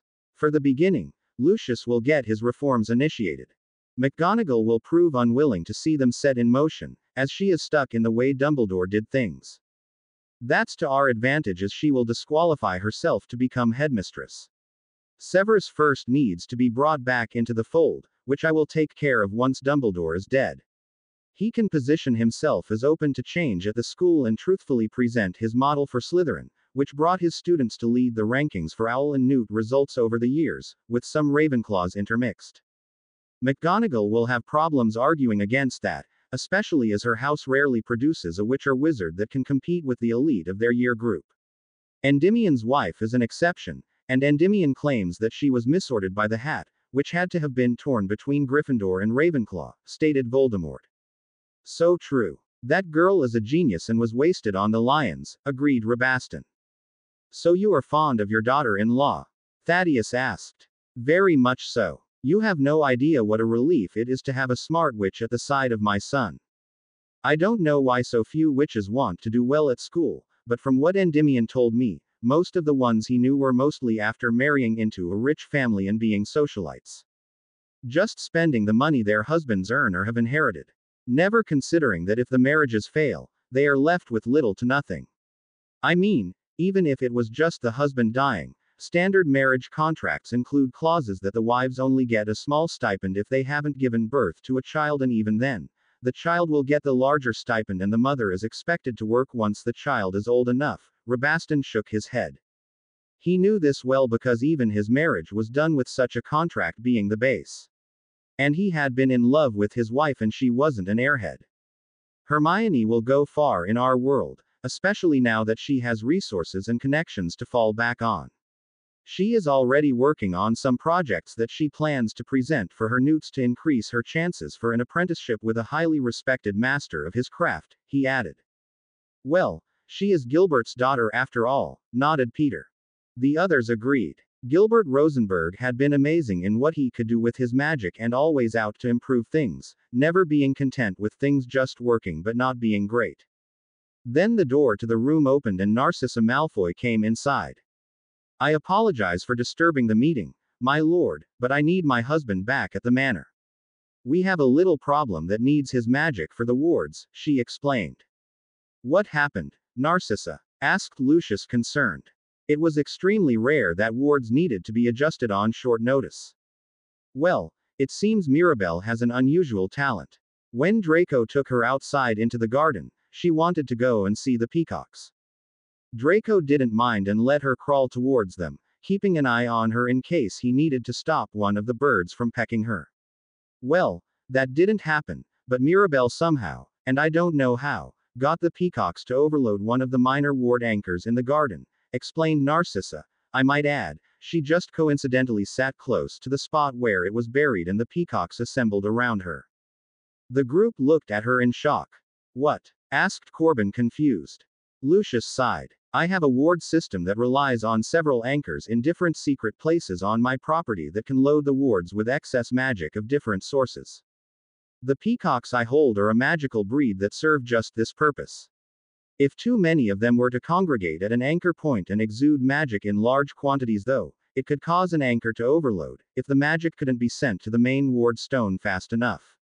And the path for the transfer from the garden wasn't created to transport large amounts of magic at once, as that was never necessary, explained Lucius. I have heard about such a system. They are said to be more powerful than systems that are based on single ward stones, commented Thaddeus. Lucius and Narcissa nodded. Well, then go home and recalibrate your wards, Lucius. We have discussed the main parts of the plan anyway and you won't miss anything essential, allowed Voldemort. Thank you, my lord, replied Lucius and followed Narcissa back home. The rest of the group continued talking about a few details and Voldemort gave out orders for positioning during the ministry operation. The ICW was in uproar. The Swedish representative Gunnarsson had been murdered last night, when he was visiting a popular restaurant in Rome with one of his colleagues. The culprits, the investigators currently suspected that there were at least 3 assassins involved in the horrible crime, were still at large. The papers all over Italy printed nearly nothing else but the assassination, and other ICW countries were sending some of their best law enforcement members to assist with the investigations. One lead was that Gunnarsson had got threats against his life for months from a Swedish extremist group that called themselves New Dawn. The members were unknown, their support system hadn't been found so far, but they had committed some crimes in Sweden already. They wanted to change the political system in Sweden radically, and Gunnarsson had been a vehement opponent to their demands, thus they made him a target. Now they seemingly had succeeded in killing the man. And they made it a huge statement. It wasn't an attack from behind that simply killed him. No, they caused a horrible mess. The spell that was used was known to every healer in the wizarding world. Normally, it was used to treat those that suffered from malfunction of their kidneys. As the kidneys were the organs that cleaned the blood inside the body and then got the problematic parts out of the body, having them malfunction could lead to the death of the patient if nothing was done. The spell would take over the job of the kidneys and assemble all substances that shouldn't be inside the blood and collect them on one spot. Once that happened, the healer opened the vein at that spot and the substances were extracted with a second spell. It was the standard treatment if the status of the patient wasn't bad enough yet to require growing new kidneys, which was riskier. Somehow, when Gunnarsson left the restaurant, he was hit with the spell, but instead of opening one vein in a small area that could be closed again easily, all outside veins of his body were opened suddenly, which caused massive loss of blood, and the healers that were called were too late to save him. It was a horrible way to die and nobody had expected anything. His security detail had made sure that nobody could get close to him. The only thing the investigators had figured out so far was that the spell had been inscribed under the doormat with runes, which hadn't been noticed during the scan, as the spell was classed under the medical spectrum and thus no standard security check would notice it. The ICW conference was put on hold for a day to allow the investigations to be done without having to fear for the other delegates as well. They were told to stay at the hotel and they were kept informed by the investigators. The incident bound all personnel of security offices and accompanying orders from the different delegations that nobody really noticed that another delegate was missing until the next meeting was started. Then somebody noticed that Albus Dumbledore was missing from the group and they sent somebody to find out what was going on. The British Auror Yaxley that was sent to look for him had to ask the hotel security personnel to help him get into the room, as Dumbledore didn't answer his calling and knocking. And thanks to superb wards on the room, he couldn't break into it either. The two found the old man lying peacefully on his bed, a cup that seemingly had had some cocoa in it still placed on the bedside table. A quick check showed that he had died in his sleep 2 nights ago, but due to the assassination nobody had thought it strange for him to not be around the hotel the previous day. They secured the room, but both agreed that this at least didn't seem to be an assassination but simply death due to old age. And a peaceful one, which was one relief. Yaxley informed the other members of the British delegation and the ICW Assembly now held a short remembrance ceremony for the loss of 2 of their members, one violently taken from their group, and one seemingly simply going on to the next great adventure, as he always called it, by falling asleep and not waking up again. A good way to go for an old man like Albus Dumbledore. Cornelius Fudge read the documents from Italy with a frown on his face. While he didn't care about the assassination of the Swedish delegate, outside of worrying if anybody would target him in a similar fashion, which was a scary thought, the death of Dumbledore was more problematic. The man had been a powerful wizard and established politician in their country. At the beginning of his time as Minister of Magic, he had regularly asked Dumbledore for advice, though the more he got used to the position, the less he relied on Dumbledore. Still, it would be expected to organize some remembrance ceremony to honor his accomplishments in life. Well, he had already tasked Rufus and Amelia with the support of the Italian Aurors and the ICW investigators. More wasn't necessary for him to do. This was a problem for Italy, not Great Britain. After all, their delegate's death was clearly natural, simply an old man that died in his sleep. Nothing to worry about. And what the Swedish ministry did, he also didn't care about. One thing he would have to at least look into was the succession of Dumbledore as chief warlock of the Wizengamot. They needed to set the election for the position on the agenda of the next meeting. Standard procedure, but it caused some paperwork for him. If he were to deal with all of that extra work, he needed some coffee.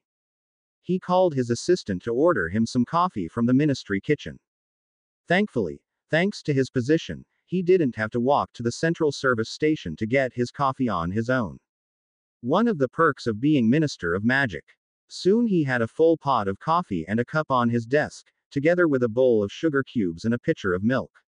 He mixed his coffee the way he liked it and enjoyed the hot drink. Just when he finished the cup and wanted to start the inevitable paperwork, he felt drowsy, which he thought was strange, as the coffee should have the opposite effect. Then he fell forward and didn't know anything anymore. Voldemort cackled. His plan had worked perfectly. They had secured the whole ministry within 3 hours. Nobody had noticed anything and triggered the alarm. No, instead they all went about their work normally, and that included getting some hot tea or coffee before starting their work. And he had his people positioned to hide the ones that fell asleep on the way to their offices, to not alert the others before it was too late. Yes, The preparation they invested had paid off. The more problematic employees had additionally been drugged with draft of living death and stored in some offices that they turned into storage rooms with bunk beds. They would wake them up once they had taken over all important positions. Some Aurors were in Italy at the moment to assist with the mess that his followers had caused by assassinating Gunnarsson. New Dawn, while they hadn't done the deed, had still claimed credit for it. Well, all the better for his movement. They would never be implicated. It was perfect that Yaxley had taken one member of the hotel security to discover the body of Dumbledore, as it cemented the image that he wasn't involved at all, as he couldn't have entered the room without being let inside. The same would be true for anybody else, and thus, any small chance that somebody examined Dumbledore for foul play in his death was close to zero. It looked like a natural death, thus it would be written off as such by the Italian DMLE, as they were far too busy with the clear murder that happened at the same time. Nothing he needed to worry about anymore. Dumbledore was gone, would never again rally opposition against him and his followers. He watched how Fudge and Umbridge were levitated out of the offices they held on the first floor of the building. A little bit of compulsion potions into the systems of those with weak minds, meaning about 70% of the ministry employees would be covered by that, would ensure that they would go about their days normally. He didn't want anybody suspecting anything being out of the norm with people not returning home from work. At least those that didn't stay here most of the time currently, as they had too much work to do. For Aurors it didn't look strange if they stayed overnight on some days. Not with the incident, which was what he counted on. Aurors, especially ones trained by Moody, were harder to control. And it was best to let them be drugged until they couldn't do anything anymore. Yes, this was how he should have done things back in the 70s and early 80s. Not let himself go insane due to making too many Horcruxes. He could have controlled the country easily. And once he had his followers in core positions, the majority of people would simply follow. Lucius would be named minister, as the compulsion potion would also be given to the Wizengamot members that did the voting, and nobody would suspect anything. Of course the vote wouldn't be a landslide victory. That would be unbelievable. No, Malfoy would win with a solid margin but also lots of votes against him. Once he was minister, he had the power to do what Voldemort wanted to be done. He continued watching and then went to the Department of Mysteries. He was admittedly curious about that prophecy about himself and Jasmine Potter. While he knew that the girl wouldn't actively oppose him as long as he left her family alone, which he fully planned to do, he wanted to hear the full wording, simply to have closure on that part. And now that the ministry had fallen into his hands, there was nothing to stop him anymore. He made his way to the lift and went down to level 10, where the department was located, watching how other ministry employees were floated from their offices and directed to the collection points that were chosen for each of them. Knowing the opponent was so important for a plan to work perfectly. The problematic ones went to be drugged, the others were simply given the compulsion potion and then placed in the atrium to travel back home when they woke up, which would happen at the normal time they were done for the day. A small confounding charm on the fountain down there ensured that they found nothing strange about waking up there and not remembering the day since they arrived in the morning and got something to drink. Jazzy and Barty watched Alex toddle around the garden, making sure that the little boy didn't get too close to the lake, as he couldn't swim yet. While there was a ward around that should keep the curious child away if his parents weren't with him, with magical children it might not be enough.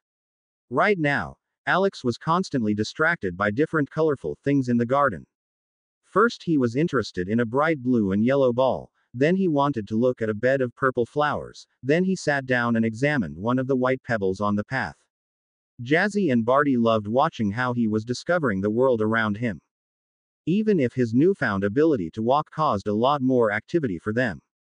Neither had expected a child to be this fast with getting out of their sight. They only needed to look somewhere else for a few seconds it seemed for Alex to have left the spot he was at previously. They were worried how much more intense this would become once he was older and more secure in his walking ability. Right now, he still took lots of breaks, as his legs weren't strong enough yet for long walks.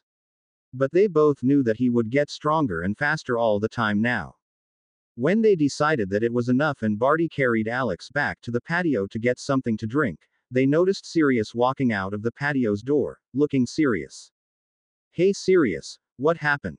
Asked Jazzy. I got some concerning news. We will have to see how things develop, but several things happened that will change our country greatly, Sirius told them. Really? What happened? Asked Barty, suspecting that Voldemort had made his move. Well, first, you have read about the death of Dumbledore in Rome during the night a few days ago, I take it, started Sirius. Of course, there was a large article in the Prophet about it, nodded Barty and Jazzy. Well, it seems that a bloodless takeover of the ministry exploited that fact as well as several of the better orders having been sent to support the group that normally escorted the British delegation of the ICW. Lucius Malfoy was announced as minister. He won an election with 61% of the votes, and 9 department heads were suddenly exchanged. I know because the Wizengamot was informed about the new facts this morning, explained Sirius. That is definitely concerning, agreed Jazzy. Did they tell what the new focus of politics will be? Well, Malfoy wants to improve the way the ministry works as well as start a large educational reform at Hogwarts, using the lousy performance of the Diggory Boy in the Triwizard Tournament and the constantly falling results of students in Owl and Newt exams as proof that the way Dumbledore led the school was not suited to give our country's youth the education they need to compete with the elite of other countries, answered Sirius. Well, as much as I don't like Lucius Malfoy for personal reasons, here Jazzy thought about how he had let the diary loose on Hogwarts without a care for the students. He is right with his claims. Hogwarts doesn't do a good job with the way classes are taught and how several core parts aren't part of the curriculum. Not to mention the lack of support for basic needs of the students by the heads of houses. Well, at least Gryffindor. I can't speak for the other 3. From what Andy said, Ravenclaw is a lot better but could still be improved if their head of house had more time for things outside of classes and other duties, added Barty. Alex clearly felt bored, as he whined and wiggled on his father's lap, so Barty placed him onto his playmat and activated the charm to raise the bars around to not let Alex toddle away. If they would talk to Sirius, it was far too likely that Alex would use that chance to explore on his own, which was too dangerous. He summoned some of Alex's favorite toys and placed them into the now playpen. Alex happily grabbed a stuffed dog and babbled. Knowing that he would be busy for a while, Jazzy, Barty and Sirius could talk again. Dobby popped onto the patio, carrying a tray with a pitcher of cold iced tea and 3 large glasses. He served each of them and then popped away again. Each of them drank some, appreciating the cool drink on the warm day. Did Malfoy say anything about laws that would change for certain groups of people? Asked Jazzy. No, but I don't doubt that it will happen soon. I know that the election was held during the emergency meeting that followed the sudden disappearance of Fudge, which happened 3 days after the news of Dumbledore's death hit the papers. While at the moment Lucius is just interim minister, I don't doubt that he can arrange for enough votes among the Wizengamot members to make that position permanent. Without Dumbledore to support another candidate, nobody has enough clout to take the position from Lucius. I don't know if it was all planned, but it wouldn't surprise me. Normally, in case of the minister being unable to do his job, the first substitute is the chief warlock of the Wizengamot. Which was Dumbledore. My personal guess is that Lucius works together with whoever managed to make Fudge disappear. Not that it is a huge loss for the man, he was incompetent and corrupt, but Lucius could be bad news for the country, explained Sirius. Could? Asked Barty. I'm not fully sure. Lucius' plans sound a lot along the lines of the original Reform Party goals, which I actually support. Not all of them, but many of them. And so far, except for the sudden disappearance of Fudge, this is just a change in the political arena. Nothing that would harm the normal people of our country, answered Sirius. I guess we can do nothing but wait and see then. A forceful takeover would be something to oppose, but as long as nothing else can be proven, from what you told us, the choice of Malfoy as interim minister was just the normal process to keep the government up and running. Though I agree that the timing seems too good to be coincidence, commented Barty. Well, I am just relieved that I don't have to look into finding tutors for all my Newt subjects now. With Dumbledore dead by simply falling asleep and not waking up again in Italy, nobody will bother me about restricting my son when dealing with his condition. Only needs some careful observation from a healer and a healthy diet, stated Jazzy. I will see how Malfoy does the job and what the changes he starts are. Perhaps, If you are right and he follows those goals of the old party, it will even be good for the country. Barty knew that this was the takeover that Voldemort had prepared since he had regained his body 1.5 years ago. But his own role wasn't at Voldemort's side right now. His role was establishing himself as a great teacher and then teach the children of their world how to become great at using their magic, how to bring their world forward with new and progressive inventions, and how to found new businesses to let the economy grow. And once Jazzy was done with her education at Hogwarts, they fully planned to try for a second child. Alex would be 3 by the time, and it would be a good time to give him a younger sibling. And both Barty and Jazzy wanted more children, not having had any siblings of their own and not liking it, as it made for a lonely childhood. Jazzy's stupid fatso of a cousin didn't count, as he was poisoned by the way of thinking of his parents to bully her and treat her like dirt. Severus Snape was led into Lucius Malfoy's office at Malfoy Manor. He guessed Lucius wanted to discuss some things about the future of Hogwarts, as he had announced that a reform of the school was one of his large goals for the beginning of his time as Minister of Magic. Considering that he had told Lucius about his Slytherin house model, that wasn't too surprising. And it would be a personal satisfaction to see the model expanded to the rest of the school. His house's students did do much better than most other houses in all tests after all. Only Phileas Best Ravenclaws could compete. And that was mainly on OWL level. For Newt exams, the physical training of the students over the years influenced the performance in the exams a lot more, and that led to his Slytherins, who were told to do that exercising regularly or suffer his displeasure, acing them if they had also studied the casting and theory parts well. Severus, please come in, greeted Lucius, smiling at his old friend. Thank you for the invitation, Lucius. And congratulations to your new position, replied Severus. Thank you. I can't express how much work I have to do. I mean, I knew that Fudge was incompetent and needed to be bribed to do his job properly, but the amount of backlogged paperwork that he left behind, Lucius shook his head exasperatedly. That bad? Asked Severus, who knew that the only way to not have paperwork drown him was to always be on top of it. The students had to write so many essays that if he left them for later, he would never get done with things. Worse. Can you imagine that I had to borrow a Weasley from international cooperation to organize the mess? Complained Lucius.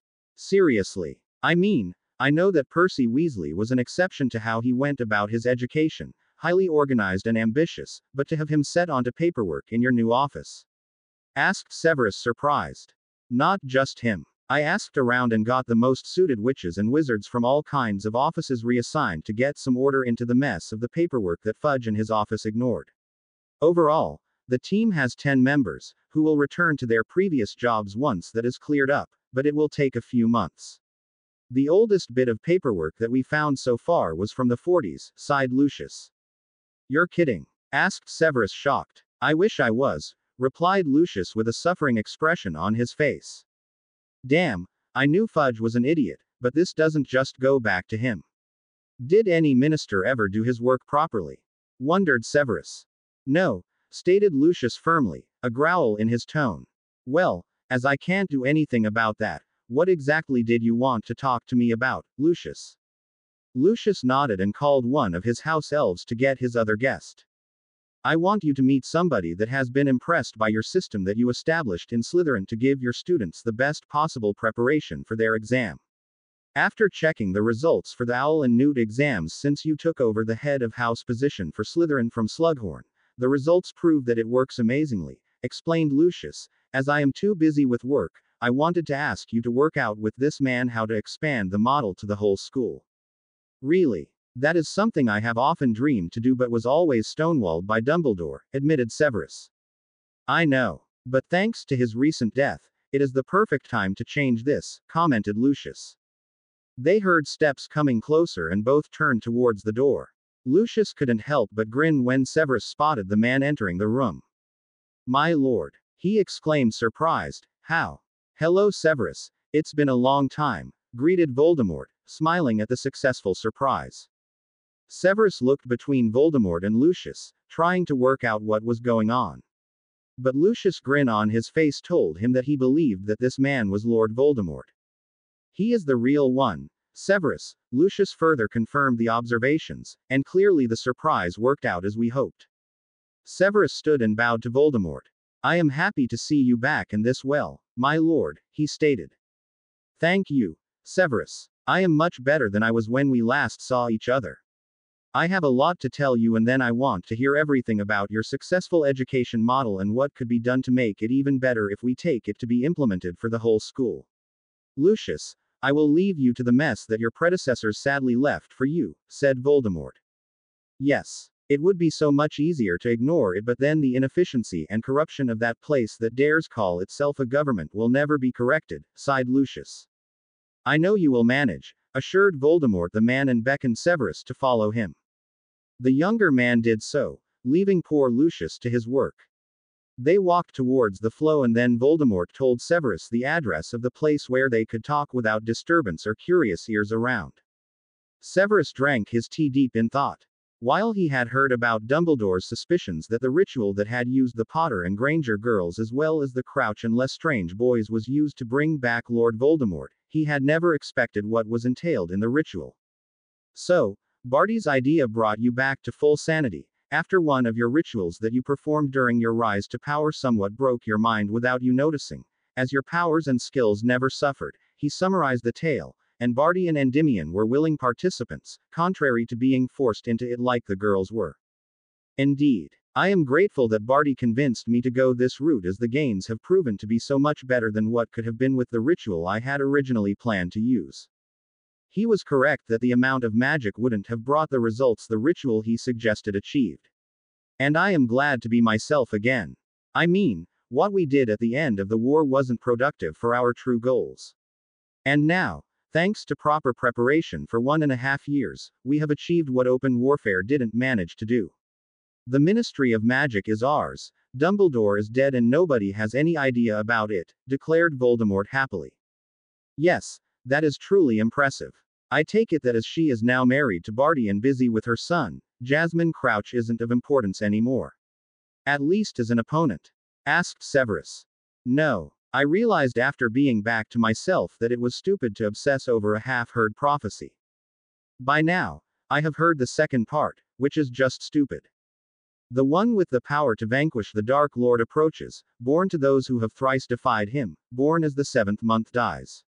And the Dark Lord will mark him as his equal, but he will have a power the Dark Lord knows now. And either must die by the hand of the other, for neither can live while the other survives. The one with the power to vanquish the Dark Lord will be born as the 7th month dies. He recited the cursed prophecy that had ruined things for him. Severus was surprised what the second half said. If he interpreted it correctly, the only reason why the girl had disbodied Voldemort was because he had acted on the thing in the first place. I see. It is certainly a surprise what the second part said. Had you known that part as well, you wouldn't have gone to the Potters in the first place, as you would have been aware of the danger. Potter, now Crouch, was only able to do what the prophecy said because you chose her to be your equal. Otherwise, she wasn't anything special. It was a self-fulfilling prophecy, only activated because it was acted upon, he analyzed. Yes. Well, no sense in crying over spilt milk. I can't change the past and I have reached my goals in the present. Jasmine Crouch has agreed to not attack me and my followers as long as we don't directly attack her or her family and closest friends. Not too much to ask. I also paid reparation for the unwarranted attack on her parents. I also granted both Alexander Crouch and Tristan Lestrange my protection as their father's lord already. Barty and Endymion have sworn loyalty to me after all, and they visited while their wives were busy with the owl exams, revealed Voldemort. That is fortunate for our cause.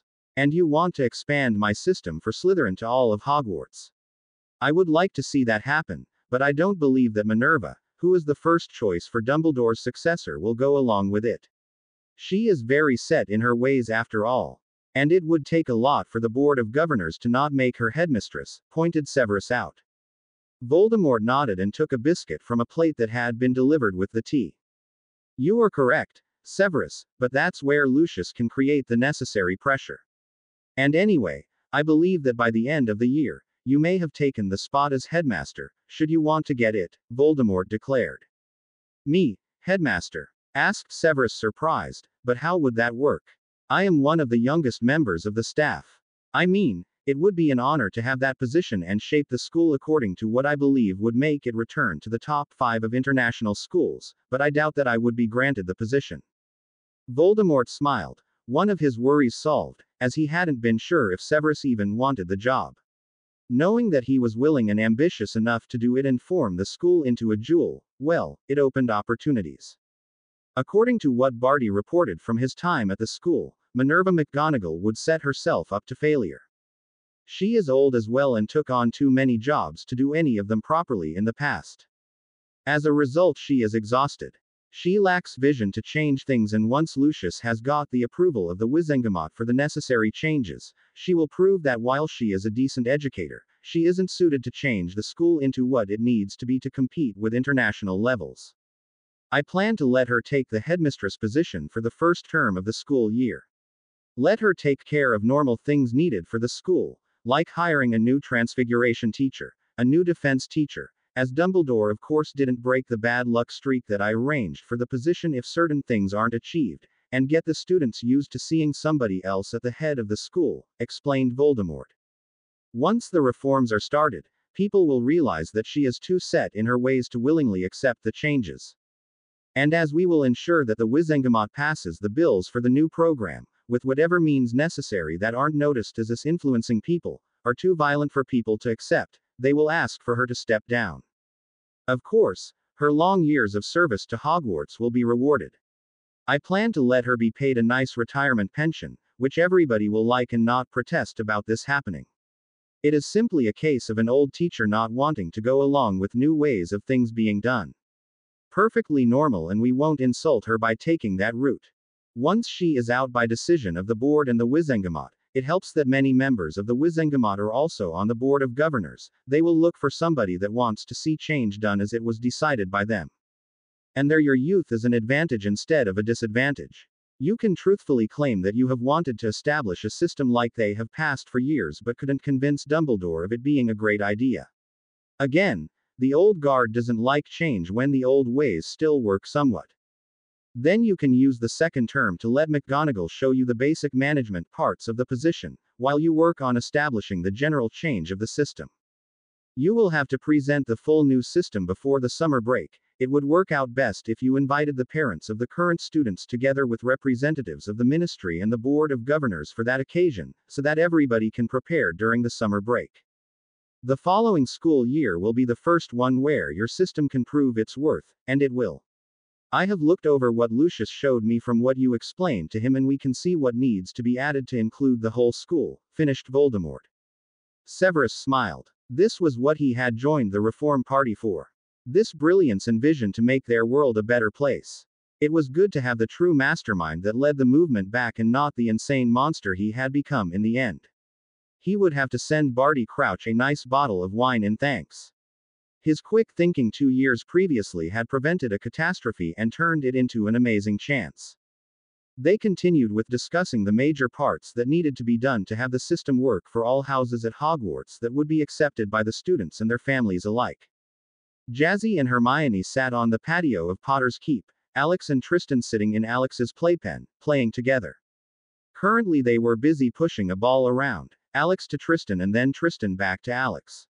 Each time the ball was caught by one of the boys, a funny sound was made by the ball and it glowed, which made the boys happily babble and continue their game. Their mothers were enjoying a piece of cherry cake each while exchanging their results of the owls, which had arrived that morning. I am really happy with the results. I didn't do perfectly in all classes, but considering that I had to balance raising Tristan and preparing for the owls, I am proud of what I have achieved, said Hermione, smiling happily. You can rightfully be my own, agreed Jazzy. I mean, you got O's in 8 subjects and high E's in the other 3. That is extremely impressive. And the E's were in classes that don't matter that much for your future anyway. Astronomy, history of magic and herbology. And from what the letter said, the theory in herbology was an O while the practical part was an E. And we had to compromise in learning the handling part of some plants that were covered in 4th year because it was too dangerous with our pregnancies. Yes, I agree with you. It's refreshing to not fear the reaction of my parents for not being perfect in every class, admitted Hermione. I never realized before I married Andy the way they always pressured me to be the best at everything stressed me a lot. While I still want to do well in my classes, I can live with good but not perfect grades in those classes that I consider non-essential. While I did study up on herbology, as I want to continue the class, as potions are based on many plants as ingredients, history and astronomy aren't that important for my future plans. It's good to see you realize that part. I'm also happy with my results. Especially ancient runes, which I studied with Barty as self-study. My high E was already a huge success and will allow me to continue the class on Newt level as well. Even if I consider not taking the class but continuing with self-studies. Especially as Alex is getting more mobile and needs more attention during the day. And to have 5 O's to show for my effort is great. The A in divination is more than enough for me as well, as that class will be dropped now that I can do so. Honestly, I should never have listened to Ron about electives. But back then, I still thought he was a friend. Jazzy frowned at the thought of her former friend. Hermione nodded, also frowning at the idea of Ron and how much of a jerk he had proven to be. I didn't miss him at all when he was kept at home by his father after Christmas. It was relaxing to not have to look out for him imagining a new slight that we supposedly committed against him. Honestly, how could he get the stupid idea that we owed him anything and were in the wrong for marrying Barty and Endy? Scoffed Hermione. He was basically brainwashed by his mother that I would be the perfect future wife for him. He would have the money of my family to live a great life and he would be famous himself for marrying the girl who lived. He didn't care for anything else. The marriage by ritual, which nobody could have foreseen and planned for, ruined all his dreams for a lazy future. I mean, I know that he wasn't the only boy that hoped to marry me one day, at least for the fame, but you know how he could never keep his mouth under control and never thought about what he said. He totally deserved the stinging hex. And it wasn't my fault that the moron forgot that when I get emotional and angry I tend to make things explode. I mean, they still tell the new first years how I killed a Scroot via explosive stunning spell. Ranted Jazzy.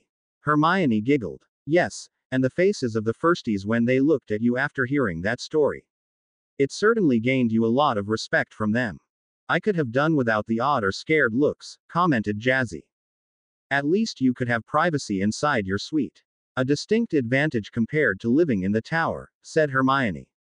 Yes, that was something that I missed in Gryffindor. So, which classes will you continue as full subjects? Asked Jazzy. Arithmancy and ancient runes for sure, as I need more knowledge about them for my future plans. Then charms, transfiguration, potions and herbology. I believe I will do defense as self-study to just be aware of things, but it will be too much work to have a full class for it, explained Hermione her choices. Yes, that makes sense for you.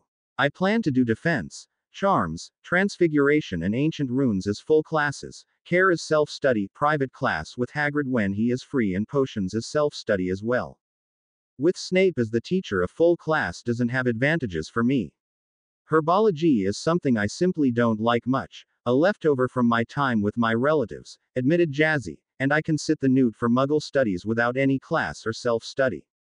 I mean, the owl I took just to have one more in my list came out as an O without me doing any kind of preparation for it. Yes, the Muggle studies class is a joke for those coming from the Muggle world into the wizarding world. I only sat the owl because you said you would do it too. I never expected to get an O for it. Hermione was still in disbelief how ridiculously easy that exam had been. Wizards really had no clue about Muggles if they thought that exam was difficult. Meaning we will have a good number of Newts, once we have sat them for the 7 or 8 classes we will study, no matter in which way, commented Jazzy. Yes, that will be good. What do you think about the announcement of Malfoy when he was elected interim minister? Asked Hermione. The retirement of Fudge, which was what the papers were claiming it was, after a letter was found in his safe in his office at the ministry, and the choice of Lucius Malfoy as minister had been the hottest topic for the past week. It pushed any kind of hubbub over the death of Dumbledore to the back. The one thing people had taken note of was the announcement that his funeral service would be held at the ministry to honor him for years of service, before he would be transported to Hogsmeade to be laid to rest at the cemetery. The planned date was in 1 week, as due to his immense list of people he knew and had worked with, it took some time to arrange for everything. The ICW conference had been postponed, as the violent death of the Swedish delegate Gunnarsson and then the natural death of Dumbledore a lot first needed to be dealt with. The conference would restart at the beginning of August, when both funerals and the investigations were finished. It depends on if he sees this through properly, I think. The ideas I read about in The Prophet aren't bad, I will admit that, but I don't personally like Malfoy, replied Jazzy.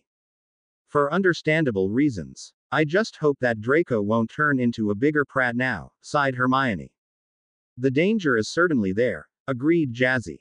Then she caught the ball that suddenly flew from the playpen. The two boys cheered happily at the sound it made when she caught it. Now how did you manage that part? She wondered. Alex made grabby hands at the ball and she handed it back, watching how the two continued their game, giggling happily.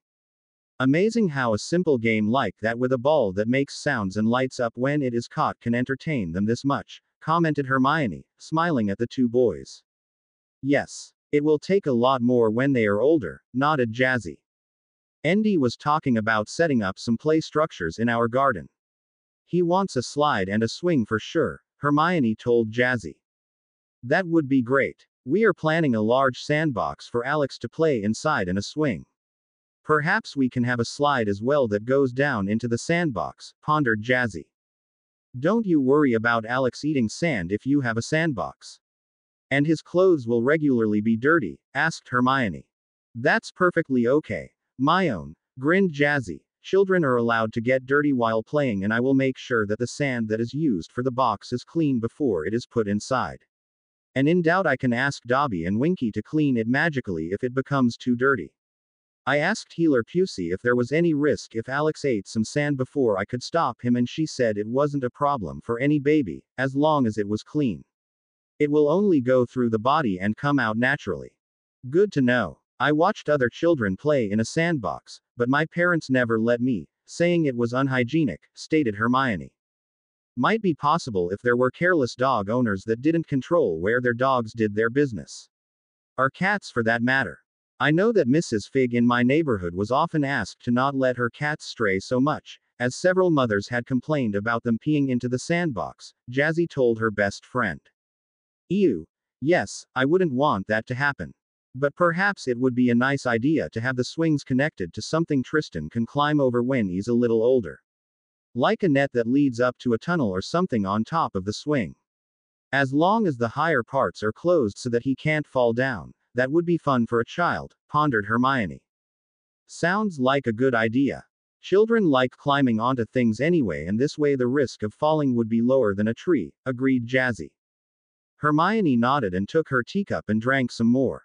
One thing I wonder is how we can keep Alex and Tristan observed when we are in classes next year.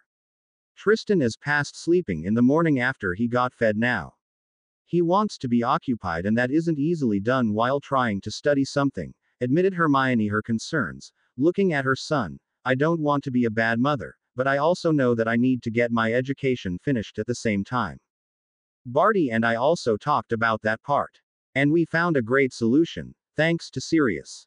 He isn't busy most days anyway, as he doesn't have a job yet. He also doesn't need one, so he was thinking about producing some cool things at home that he will then sell via a shop he chooses. I told him about the Weasley twins having found the Marauders map and how they gave it to me, and I believe he has arranged some meetings with them, now that they have finished school. If they can convince him that their business model works, he will probably invest into their shop.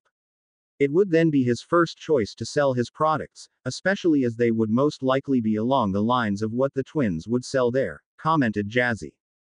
He offered to let Alex stay with him while I have classes and Barty works.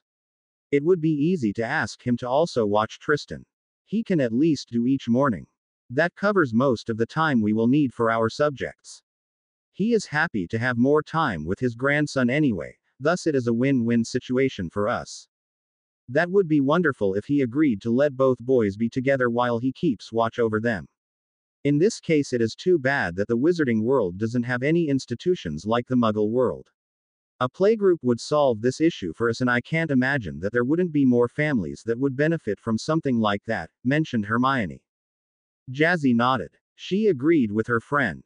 And she would mention it to Barty to pass the idea on to Voldemort, as he was the one that was at work to change the way things were done in their country. Not that she would tell Hermione about that part. She wouldn't take it well. It would be better to let her see what happened and then deal with it. Because honestly, in Jazzy's opinion, nothing could be worse than the current situation, as long as there wasn't an oppression of the people started that disagreed with the new politics of the ministry or one group was persecuted. And Barty had told her that the plans didn't include anything like that. Remus Lupin listened to the offer he was given. He had been called to the Ministry of Magic to discuss a new project that had been thought up by Thaddeus Knott. Admittedly, Remus knew that Knott was a Death Eater, but he was also a neutral towards the werewolves in the country. Thus, he had agreed to meet the man. Mr. Lupin, thank you for coming on this short notice, greeted Knott. I admit, your letter was intriguing and I would like to know more about this possible project, replied Remus, especially why I was chosen to be contacted for the starting phase.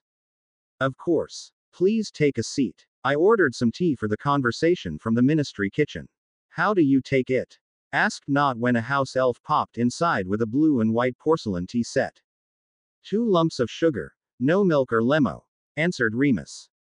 The house elf prepared the tea just like that and handed the cup over. Thank you, replied Remus. Knott got his cup as well, nodded to the house elf in thanks and it popped away again. They drank some tea and made small talk, then Knott got to the issue at hand. Mr. Lupin, you know better than most how people with your affliction are treated in our country. I know from my grandson that you are an exceptional teacher, the best he had in the subject of defense against the dark arts. Still, the parents of the students, no matter which political faction they belong to, don't want you to be close to them. It is a waste of your talents in my opinion. I doubt that a change of perception will be possible in any short time frame, mainly because there are such as Fenrir Greyback that intentionally cause harm and make it impossible for adjusted victims of lycanthropy to integrate into society. I don't have anything against those with lycanthropy, as long as proper security measures are taken during the nights of the full moon. As far as I know, you have always kept very strict watch that you were isolated from uninfected people during that time and have never passed on your illness. If every lycanthropy victim behaved like that, things could be different, stated Knott. Thank you. Now, you probably have heard about the intention of the new minister to change how the ministry is run. If anything, Lucius Malfoy is a good businessman. And after checking the budget for each department and what is paid by the taxes that come in from the witches and wizards of this country, there are some departments that work extremely inefficient. The department that deals with werewolf attacks and the fallout is one of the worst, revealed Knott. I'm not surprised by that. There is no help for those of us that don't want any trouble. We are forced to register, but the ministry doesn't even offer places where transformations can be performed safely. In my opinion, if the werewolves that don't want trouble could assemble in one place during the night of the full moon, a place where the wolves can run freely inside a secured area without other people present, like a forest that is surrounded by silver fences, things would already be much easier. Wolfsbane is expensive and nearly none of the werewolves had the money to pay for it. Meaning, they aren't safe when they transform, pointed Remus out. Yes, that is indeed true. The main issue with the department is that the money sent there doesn't solve the cause of the issue, but it only deals with fallouts of newly infected victims. The idea I want to discuss with you, and for which I hope I can win you to be an ambassador to the werewolves that just want to live their lives in peace, goes into a completely new direction, which, if it works like we hope, would make the current department redundant. You have me intrigued, Mr. Knott, admitted Remus. What this project intends to do is giving the current werewolf population an island of their own. This island has fertile soil, nice climate similar to other places in Great Britain and is uninhabited at the moment. A benefactor has bought it and wants to create a community that is inhabited purely by werewolves, where they can govern themselves. While it would take time to build towns and fields and the like, once the initial phase is over, the werewolves would have a place where they would live free of common prejudices. They could do whatever they want, within the limits of the law of course. But there wouldn't be any people that give them trouble to move because they don't want them around. These people won't be allowed to live on the island. I have prepared some photos and information about the location for you to peruse. If you agree, in the long run, we would like you to be involved in founding a school for the infected children. They also deserve an education, and as you have already proven to be a great teacher, it would help the project immensely, explained Nott and passed a small book over to Remus. He opened the book, surprised at the idea behind the project. He knew he couldn't read everything, as that would take too long. But he also had doubts. In general, the idea is great, but similar promises were made in the past and broken or used to target my kind to get us killed, pointed Remus out. I understand your suspicion. But this is real. I will give you a simple calculation. The office in charge of controlling werewolves is currently employing 15 people. From the numbers I have about salaries of senior employees, they earn 200 galleons each. Some aren't on that level yet, but will soon get there. Meaning we currently have to pay 2,600 galleons per month. On top of that, there is a fund that supports new victims of werewolf attacks to pay the hospital bill. On average, this fund pays 200 galleons per month for those bills. I will say that property damage from werewolf attacks that is paid by the owners also comes down to about 1,000 galleons per month, but they will be excluded in the calculation for the ministry. Together, we have 2,800 galleons per month, meaning 33,600 galleons per year, and it will increase in the future. Which includes no useful measures to get the problem solved permanently. Now, simple isolation of the population of werewolves during especially the night of the full moon would cut down the costs for hospital treatment each month. If no attacks happen anymore, the number of employees could be reduced. We could reassign 13 of the 15 employees to more useful and important departments that need more personnel. Of course, the island wasn't free to get. But here we believe that once the initial settlement is finished, the werewolf community could produce goods to sell, which would allow them to slowly pay the money back. Once the loan is paid back, the werewolves will own the island and can decide what they want to do. Build other settlements, set up businesses, whatever. And it's not as if they couldn't leave the island outside of the night of the full moon. They would simply be away from others in the way they choose to be. They don't have to be isolated but can be if they want to. It will be their choice, not stress the part of it being a choice, not a decision made for them. To make it clear, the werewolves that decide to take this offer can own their own land, houses and businesses. As long as they are on this island? Asked Remus. Yes, confirmed Nott firmly. I believe it would be much better to let the werewolves live on this island, with some initial support to get things started, than having to pay the high amount that is currently needed. The island was already purchased from a few muggles that needed the money and were happy to sell the uninhabited island. Now, the place cost 60,000 galleons. Not cheap, but if it is seen as a loan to be paid back, not a problem. You might know that a house cost between 2,000 and 5,000 galleons, depending on the size normally. For those werewolves that agree to move there and help with building the 3 settlements that are the plan for the initial phase, we would set the amount to be paid back to 2,800 galleons. We will also deliver the building materials included in that offer, and one business that needs employees that don't need to have higher qualifications will be created there. The wages will be fair and the working conditions good. We will also supply seeds for different kinds of plants that produce food. The work will be for the werewolves to do. But in some years, depending on how much you get done, you can have a nice place to live a good life. Sure, the loans for the houses will have to be paid back, but that won't be different to anybody else that doesn't inherit a house from the family, shrugged Nott. Remus thought about the proposal. It was a good one. If it worked out like that, it would help the werewolves greatly. To be free from prejudices and persecution for a condition none of them had chosen. I'm generally interested, Mr. Nott. I would like to carefully read the book with the information before I do anything though. Possibly I would also like to visit the island to get some first-hand information if what you claim is the truth. We have been betrayed in the past, and for that reason, any werewolf will be weary to trust easily, replied Remus. Understandable. Would 2 weeks be enough time for you to read the information? I can arrange for a visit to the island after that period as well, offered Nott. That works for me. Remus accepted, happy about the reasonable time frame. He would use the chance to talk with some others about it, both werewolves he knew as well as friends like Sirius. And the reasons why this was offered were much more believable to him than previous big talks of doing something for the victims of the werewolf attacks. Money being saved for the department and the prospect of earning the initial investment back made a lot more sense to his suspicious mind than a benevolent benefactor. It would also satisfy the ones that didn't want werewolves living among their communities. And to be honest, he had often thought about leaving the country to go somewhere where his problem wouldn't lead to him being ostracized. The conversation was soon wrapped up and Remus left the office. He had a lot to read and think about. Barty surprised the group of Death Eaters that had assembled at Riddle Manor, where the group would assemble to talk about the results that had so far been achieved. While they had heard about him being turned younger again, they hadn't expected him to be present for a meeting. The biggest surprise about this, he was carrying his 10-month-old son in his arms. "Barty, that's a surprise. How do you do?" asked Rabaston.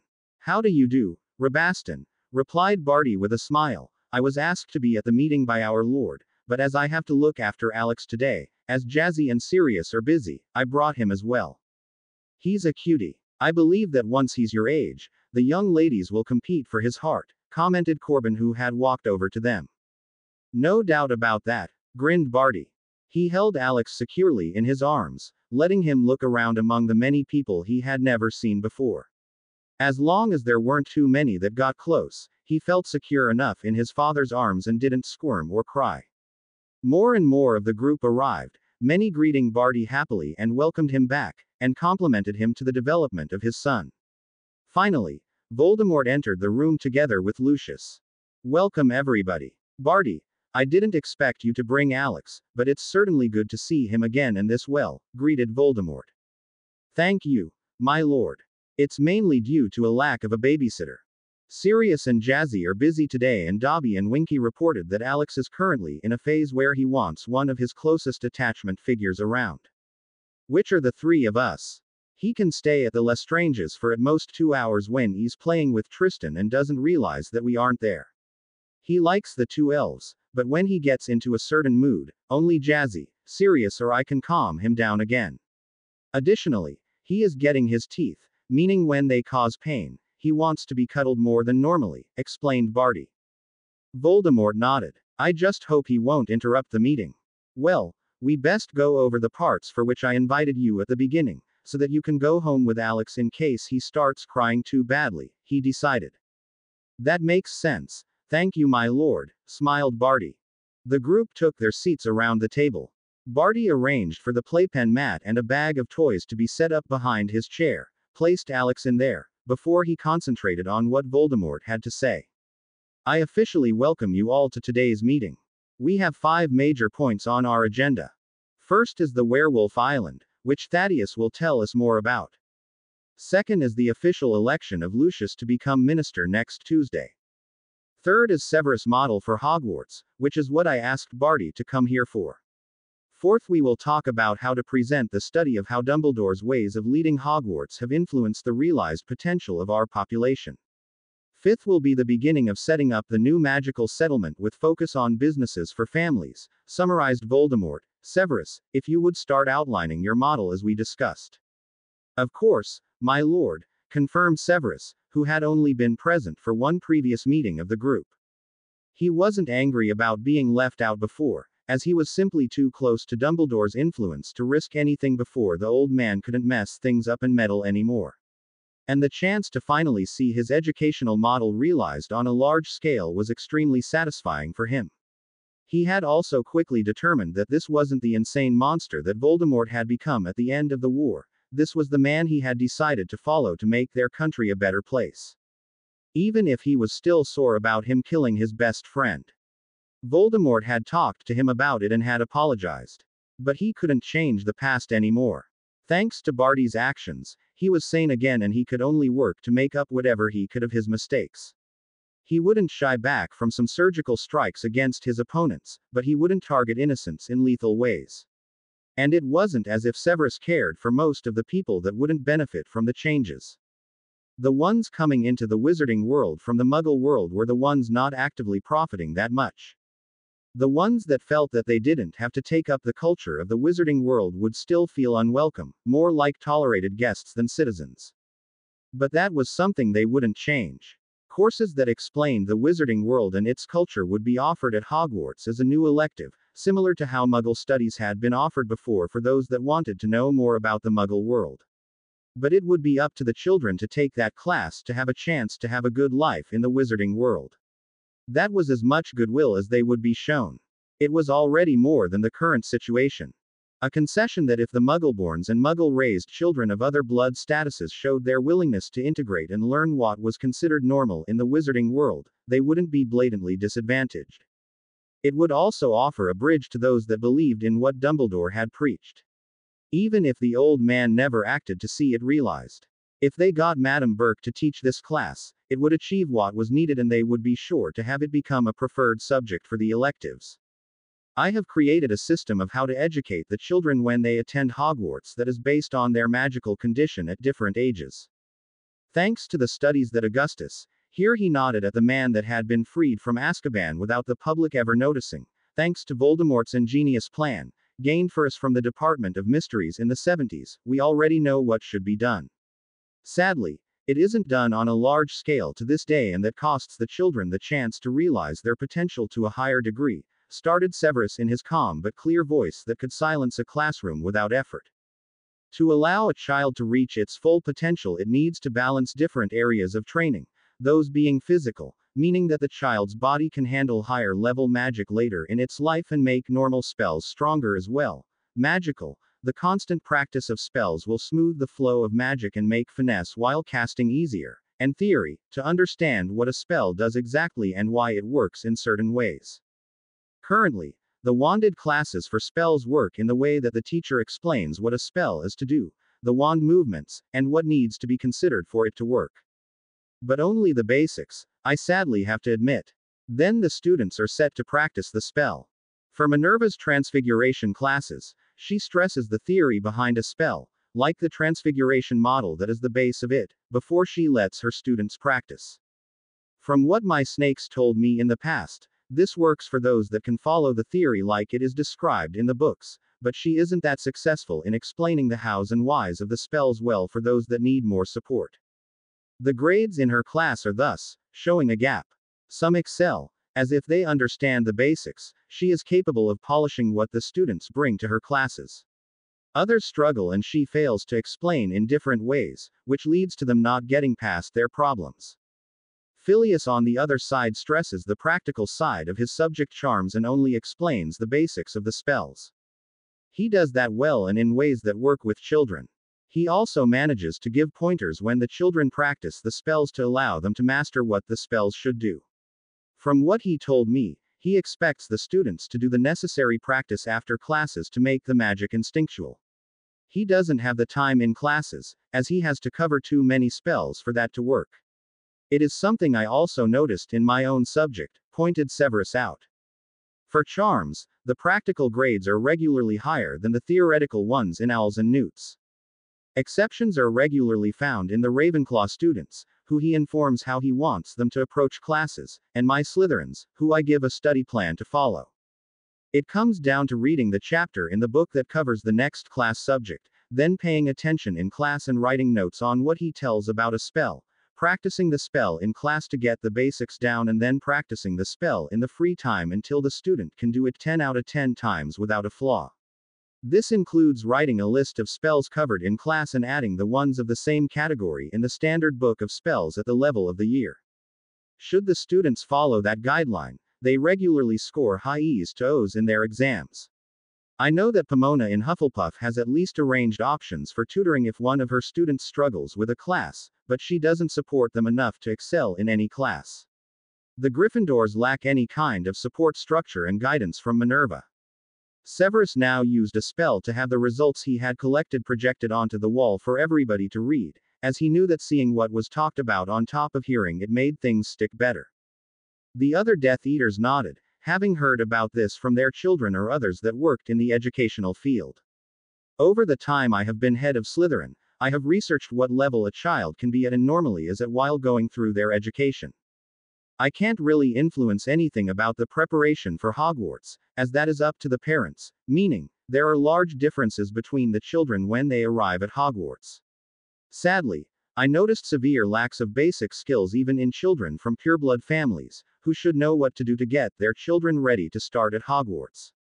I will admit, all families teach their children reading, writing, and basics of calculating, but here the Muggle educational system is superior, simply because they have a standardized curriculum and set levels where the children need to be at before they can go to secondary school, which is the same age we start the children at Hogwarts.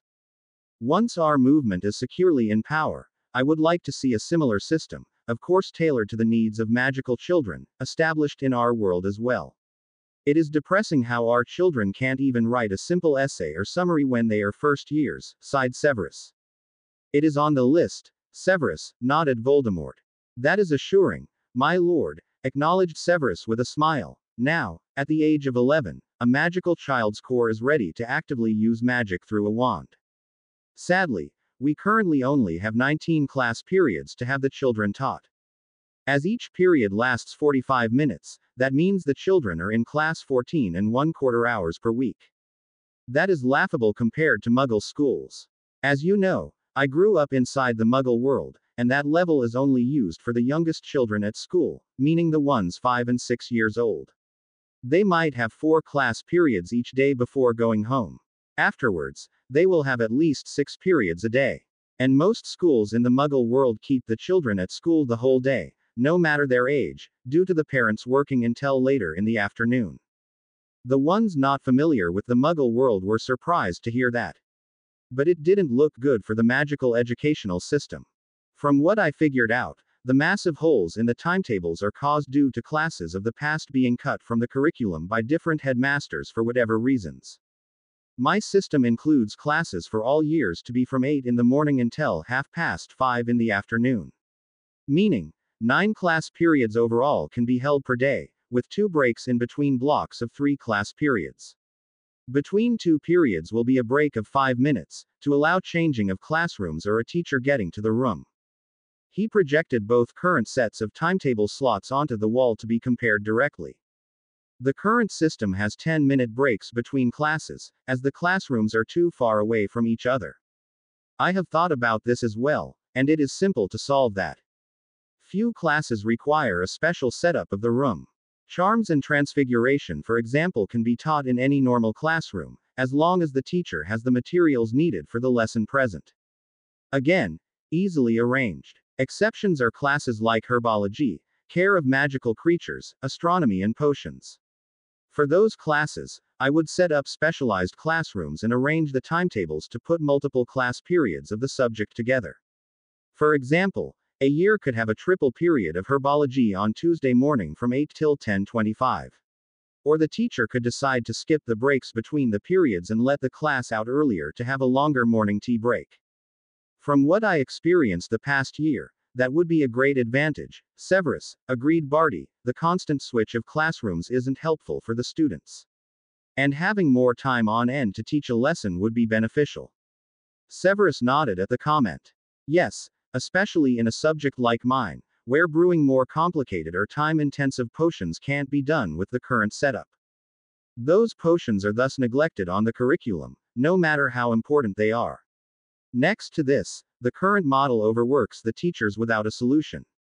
To give the children the necessary support and time to study a subject properly, they need more classes for them per week. Meaning, Hogwarts needs to greatly increase the number of teachers, there should be 2 per subject minimum. If we manage to increase the student numbers, then this number is higher. Of course, this included having proper teachers working there. Horrible examples of teachers in recent years were that imbecile Lockhart and the constant headache of working around the fraud Trelawney and the bore bins. Next to outdated teaching methods for astronomy and herbology, that is, stated Severus. What exactly do you mean by that, Severus? Asked Amicus. Herbology should be separated into a theory part in a normal classroom and a practical part in whatever greenhouse the plants that are covered grow in. Currently, Pomona holds all classes in the greenhouses and the students lack the chance to write down things directly when she explains something. It would work much better if Pomona had a classroom adjacent to the greenhouses where she can lecture about the plants, perhaps bringing one of them into that classroom to point out on the living object what she is talking about. This classroom needs to be properly climatized, of course, to allow classes in every weather. For potions, that is already possible, but the time given to me to teach each year is too limited to separate the lessons, not to mention that I have to watch like an eagle when the dunderheads mess up even the easiest potions with carelessness and failure to concentrate on their brewing instructions. Here my model changes the setup of how the class is taught, but I will go into that part later. Astronomy should not be taught in the middle of the night. The children need regular sleeping periods, which aren't granted with the current times for the classes. It would be easy to prepare a special classroom where the teacher could call upon different parts of the galaxy to teach about their peculiarities. I know Muggles have a lesser concept of what I know can be done with a specially created room that holds runes and enchantments to present the planets up close. The Department of Mysteries has that knowledge. It would cost a bit of money to get it installed, but once that is done, the children could study the class inside a classroom for the first 4 years they study at Hogwarts. The 5th year could then include practical lessons at the astronomy tower once a month to let them practice how to utilize a telescope. That would lead to much better grades for the class. I remember how tired I always was after astronomy classes, agreed Peter, and the lack of classes the next morning for the first 2 lessons didn't really help, as breakfast wasn't served that long. Meaning, we had to get up if we wanted to eat something before classes. You aren't the only one suffering from that, Peter, added Corbin. I believe that would certainly help the children get better results. Some of them were taking notes. Though Severus had also prepared a summary for everybody to be handed out after the meeting. Now, due to lacking standard education before Hogwarts, I want to establish a test before the children start their education. This can be done away with once the standardized system has been up and running for a few years. He admitted, as he hadn't known that information when he set up his model. This test won't be about magical skills, of course. But it will test where the children stand in their basic skills like reading and understanding a text, writing an essay and summarizing a text, calculating basic maths problems, setting up a brewing station while keeping security precautions in mind, care of tools for different classes where they are used, rules of wand safety and care, flowing without problems, naming the basic rules what to do when they go into the Muggle world or are stranded there, and how to take care of normal pets, meaning owls, cats and toads. Even if I would suggest expanding the list to a few others that are small and unproblematic, if the child can prove that it can take care of the animal, stated Severus. The others nodded. That adjustment wouldn't be a problem, and many children had other pets at home. Next would be a standardized health examination at the beginning of each school year. Sadly, many parents don't take their children to St. Mungo's, and important potions to immunize against diseases like squid measles aren't given to them. The teachers have to trust that the children are protected, but I realize that control is much better than trust in this part to prevent an epidemic, declared Severus. Many of the older members of the group knew what he was referring to. When he had been in 6th year, there had been an outbreak of dragon pox at the school and classes had to be cancelled for a month until the infected students and teachers were healed. The ones that were immunized were a minority. While the school had then added the information about the examination to the letters for the parents of new first years, and the Muggleborn contacts also included it in their information about the magical world, the practice wasn't consistently followed. One point was the cost for each visit at the hospital, as there wasn't a general health care system. How would that be arranged? There are too many students for the school healer to manage, asked Lucius. A fixed arrangement with St. Mungo's. They will do a standardized test, which I believe can be negotiated for the price set. As we will have hundreds of students examined at a time, there won't be arguments about having to plan for more time than is needed, as they can't say how long it might take while answering questions and the like, or in case something is found. The normal payment for a trained healer per hour is 6 galleons. Street. Mungo's sets the lowest payment to 2 galleons, saying that 20 minutes is a reasonable minimum time to plan. Generally that is correct, but if a child just needs to be checked if all immunization potions are present, if there is a general medical problem or something like that, the most it will take is 5 minutes, if that long. We can negotiate with the hospital to send 2 or 3 healers per day to check on the students and then see how long it takes. We will calculate a minimum time period, and any time over it will be paid extra, then they can't complain about being underpaid. It will be a lot cheaper for the parents if we simply bill them the part of the payment they have to pay for their child or children than making appointments with a healer themselves. And afterwards, the school will be secure that all children have up-to-date immunizations and none of them are suffering abuse at home. Follow-up treatments in case something is found can be dealt with by the school healer, explained Severus. Yes, that is a current problem and the solution is easy. I also am on good terms with the head of St. Mungo's. If I talk to him about this being implemented as part of my campaign to improve Hogwarts, he will likely help to realize it. And if it is planned properly, it would mean 3 healers at Hogwarts for perhaps 2 days at the beginning of the school year. Nothing problematic at all, and the hospital can arrange proper schedules ahead of time if they know that it is needed, commented Lucius. That would be great, Lucius, appreciated Severus, and Voldemort nodded satisfied. Another blow against the old Dumbledore system who, despite his great connections, had never arranged something this simple. How exactly do you plan to realize the 3 aspects you mentioned, Severus? Asked Barty, after making Alex's stuffed owl toy fly around him to chase to keep his son occupied. It was one of his favorite games. It certainly helped that the owl toy looked just like Hedwig, his wife's beloved owl familiar. Alex loved the owl and Hedwig clearly considered Alex a chick she had to care for and protect. Well, for the physical aspect, each year will get classes where exercising their bodies is the center of the lesson. I believe if we set up that the students have 4 periods a week to exercise on their bodies, we will have a good basic line. We know that 2 hours per week are the minimum a child should exercise to not stunt its potential. This way we would have 3. On top of that, there will be clubs offered for all students where physical exercise in different forms is the focus. For this to work, we need to remodel some empty classrooms into a large gym. Next to that, the swimming pool behind the greenhouses needs to be renovated, but its size should work for 1 class at a time. Both aspects together will give a good base. For the theory, well, the classes can cover most, together with adjusted ways of homework. Long essays won't work if the students are busy in classes longer each day. I have set up some examples of what homework assignments can look like to work for the children to take in more of the lessons and prepare for the following ones. With a different setup for the classes, which means I want to have 1 class period of theory before a new spell, potion or whatever the class includes is introduced practically. The lessons will also be taken in better. The ratio of theory to practical should be 1 part theory and 2 parts practical in most classes.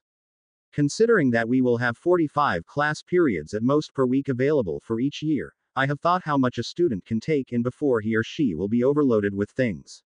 Thus, we need to balance what type of subjects are taught in each year and what kind of homework goes along with it. Here he changed the projection he showed again. Let's start with the first years. And these are the tried and proven ratios I have established inside Slytherin House.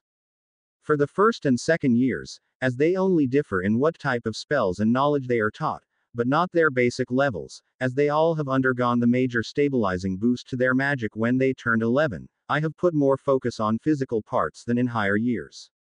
Simply because younger children need more outlets for their energy and they aren't used yet to structured schooling, as it doesn't exist in our world yet. So far, the physical exercise part was done after classes, but the 4.5 hours I told them to do were the same. In the future, I want 6 class periods each week to be physical exercising. Be it normal training for speed, strength, flexibility or whatever. I think that including physically engaging games in the lessons is the key to it being successful. As long as the children have fun doing something, they will not complain. And especially the younger years are prone to that, no matter which house they get sorted into. Next, I would have charms, transfiguration, potions and herbology taught 5 class periods per week.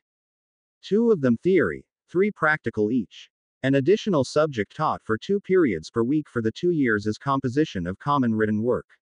Reports, summaries, essays, you name it, they will learn it.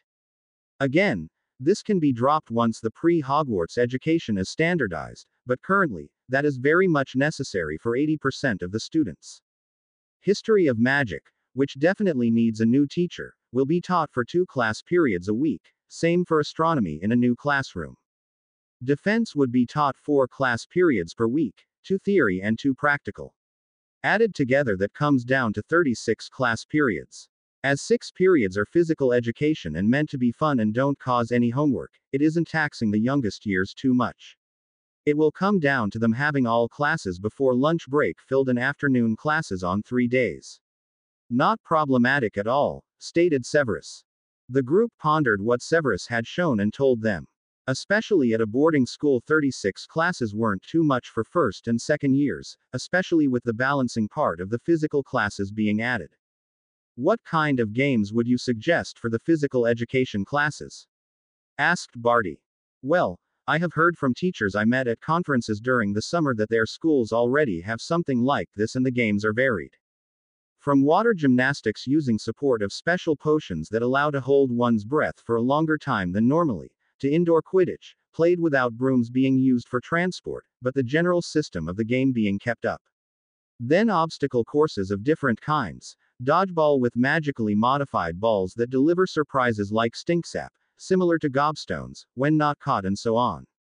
I will ask for some lists once we can establish this fully, answered Severus. Sounds very promising, acknowledged Electo. I would have liked a class like that. Many others nodded in agreement. It sounded great. To allow better time management for homework, I plan to set up mandatory study sessions on Saturday mornings from 9 to 12. During this time, unfinished homework must be done so that no student has an excuse to not hand it in on Monday mornings.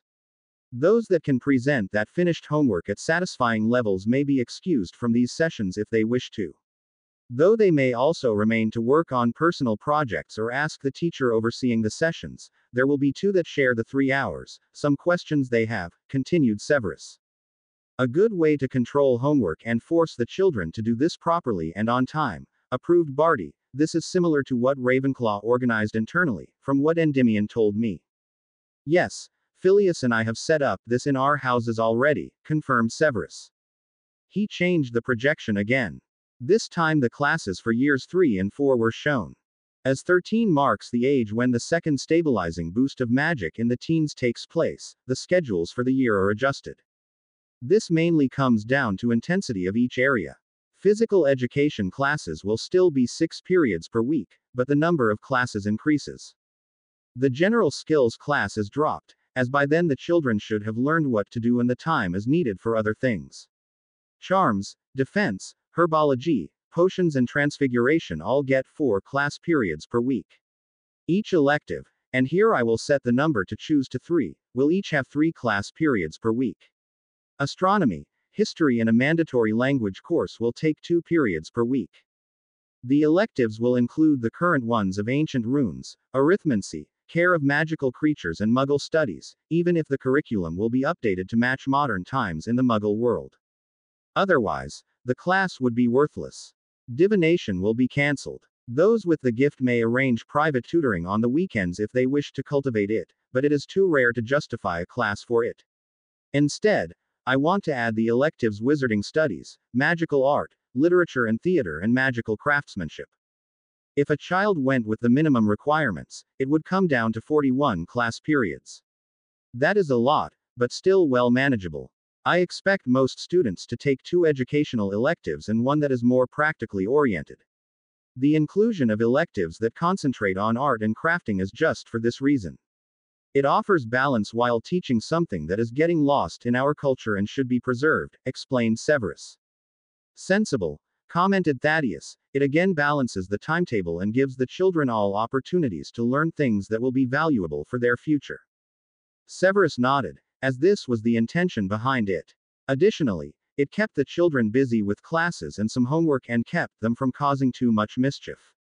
Even if he planned to change the type of homework to mostly practical parts, as preparation for future classes needed to be considered as well. Long essays shouldn't be the norm anymore but exceptions. Questionnaires that took about half an hour at most were much more sensible. Now, for 5th year, as it is all year, I changed things. Due to the 3rd boost happening when the children turn 15, and this is a major one, the classes need a more directed structure. So far, the preparation for the owls, for which we always stressed the importance, was left in the hands of the students, which is foolish. What I did for Slytherin was setting up tutoring lessons after classes, mainly because the normal classes didn't cover everything needed for success in the exams. Mainly due to lack of class time. Fifth years will only have 3 periods of physical education. The language classes will also be dropped. The students may ask to voluntarily participate in them though.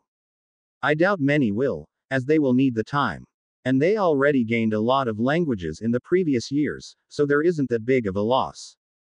For the 5th years, there will be OWL preparation courses. They will be held on 2 afternoons for 2 class periods by interchanging teachers to cover all subjects. The idea is to have herbology and potions the first week of the month, then charms and defense the second week, transfiguration and history the third week, and electives the fourth week. Astronomy will have 2 additional late-night classes to cover the practical part of the exams properly. At the age of 15, the students can manage 1 night a week when they get less sleep. Especially as I plan to have this set to Friday evenings, meaning they can sleep in on Saturdays. As 1st to 4th year don't need times on the astronomy tower, this is a lot more flexible than before. The OWL preparation classes will concentrate on how the exams are held, what type of questions can be asked, common topics covered, and so on. This has proven to work great for my snakes. The workload will be similar to what the students already did previously. And all students will be observed closely by the school healer, as the stress of owls regularly sends some into panic and they self-medicate in dangerous ways. Now to something that doesn't have to do with classes but assists success subtly. Proper sleep for the students at night. To be ready for classes at 8, the students need to get up at 7. There will be a general alarm clock for all houses to wake the students at that time. Nothing will be left to the students anymore. For the weekends, this won't take place, but the heads of houses will collect all students at 8:45 for the study sessions, or checking that homework for the week is finished and then letting the students go to do what they like. Light out will be at 11 for all years at the latest. On all dorms in Slytherin I have installed runes with the help of Bathsheba to help the students fall asleep easily and to sleep restfully. They are the same runes that Street Mungo's has on its beds as well. They are tried and have no negative effects. But having 8 hours of sleep each night is important for children to do well in their classes and to concentrate properly. On top of that, each bed's curtains are spelled to keep loud noises, like snoring inside, meaning the other students aren't disturbed, revealed Severus. Damn, that would have been useful back when I was a student. Exclaimed Amicus. Geoffrey Boot could bring down a whole forest with the force of his snoring. I fully approve that measure. The others laughed, many remembering how classmates had interrupted a peaceful sleep with snoring or late night reading. This way, it wouldn't happen anymore. Well thought out. Severus praised Voldemort. We will ensure that you can establish it at Hogwarts and fill things with life. As we will need next year to get things arranged as part of Lucius' educational reforms, if you know any candidates to fill the new teaching positions that we will create, please pass them on to me. We all know that the transition won't be smooth, there will be problems, especially with teachers not accepting that change is needed. But we will slowly push them into retirement from their positions with a retirement pension for those that did good work in the past at teaching their subjects. This will make the public accept the change much easier. If we simply fired people like McGonagall and Flitwick, it would cause uproar. Offering them a decent retirement pension if they make way for new people that will bring the new model to life is much better. Especially as they had a well-filled fund for the restructuring of Hogwarts. Barty noticed that Alex was showing signs of his growing teeth hurting him again, thus he lifted him from the playpen and cast a numbing spell on a chew toy and handed it to his son. Alex happily took the toy and, like all babies are wont to do, put it into his mouth, where the spell helped with the issue of the teeth growing in. You are quite good at noticing mood swings of your son, Barty, noticed Amicus. Experience. And I am happy that I get to spend this much time with Alex. I don't want him to grow up the way I did. With my father never having time for me. While it is a challenge to organize things to work out, what with Jazzy still being at school and me apprenticing under Flitwick, we make it work. I ensure to spend a few hours each day with Alex. He is my greatest treasure, said Barty, smiling lovingly at his baby boy. Said boy blew some spit bubbles at the time, making many others chuckle at the baby's antics. Barty caressed the soft blonde hair of his son. Now, before Alex gets bored and I better return home, what exactly is planned for that family-oriented settlement and business center? Asked Barty. Voldemort explained this part, that he had bought the land to set up a second purely magical town which would have businesses set up that concentrated on goods and services that families would request. He also, with input from Lucius, explained his now tested ritual method to allow couples that had problems to have children without the risk of losing them prematurely and to conceive in the first place. Barty was very impressed by what had been created by his lord, and the idea of the settlement was certainly great. There was a lack of living space in magical settlements, so adding one to the list, and also expanding Hogsmeade, would help their people a lot. Then, when the explanations were close to an end, Alex decided that he had behaved long enough and demanded the full attention of his father, who said his goodbyes to his friends and companions and took his son and the things he had brought to return home, where Alex would be allowed to run around in the garden. Sitting in his playpen for long periods wasn't to the liking of the boy, and he couldn't be taught yet that it was sometimes necessary to play quietly. The others continued the meeting, and after some more hours, they finished it with a nice meal that Voldemort's house elves had prepared for them. To be continue. I hope you enjoyed this story. Also remember to subscribe and like this video. See you in the next video.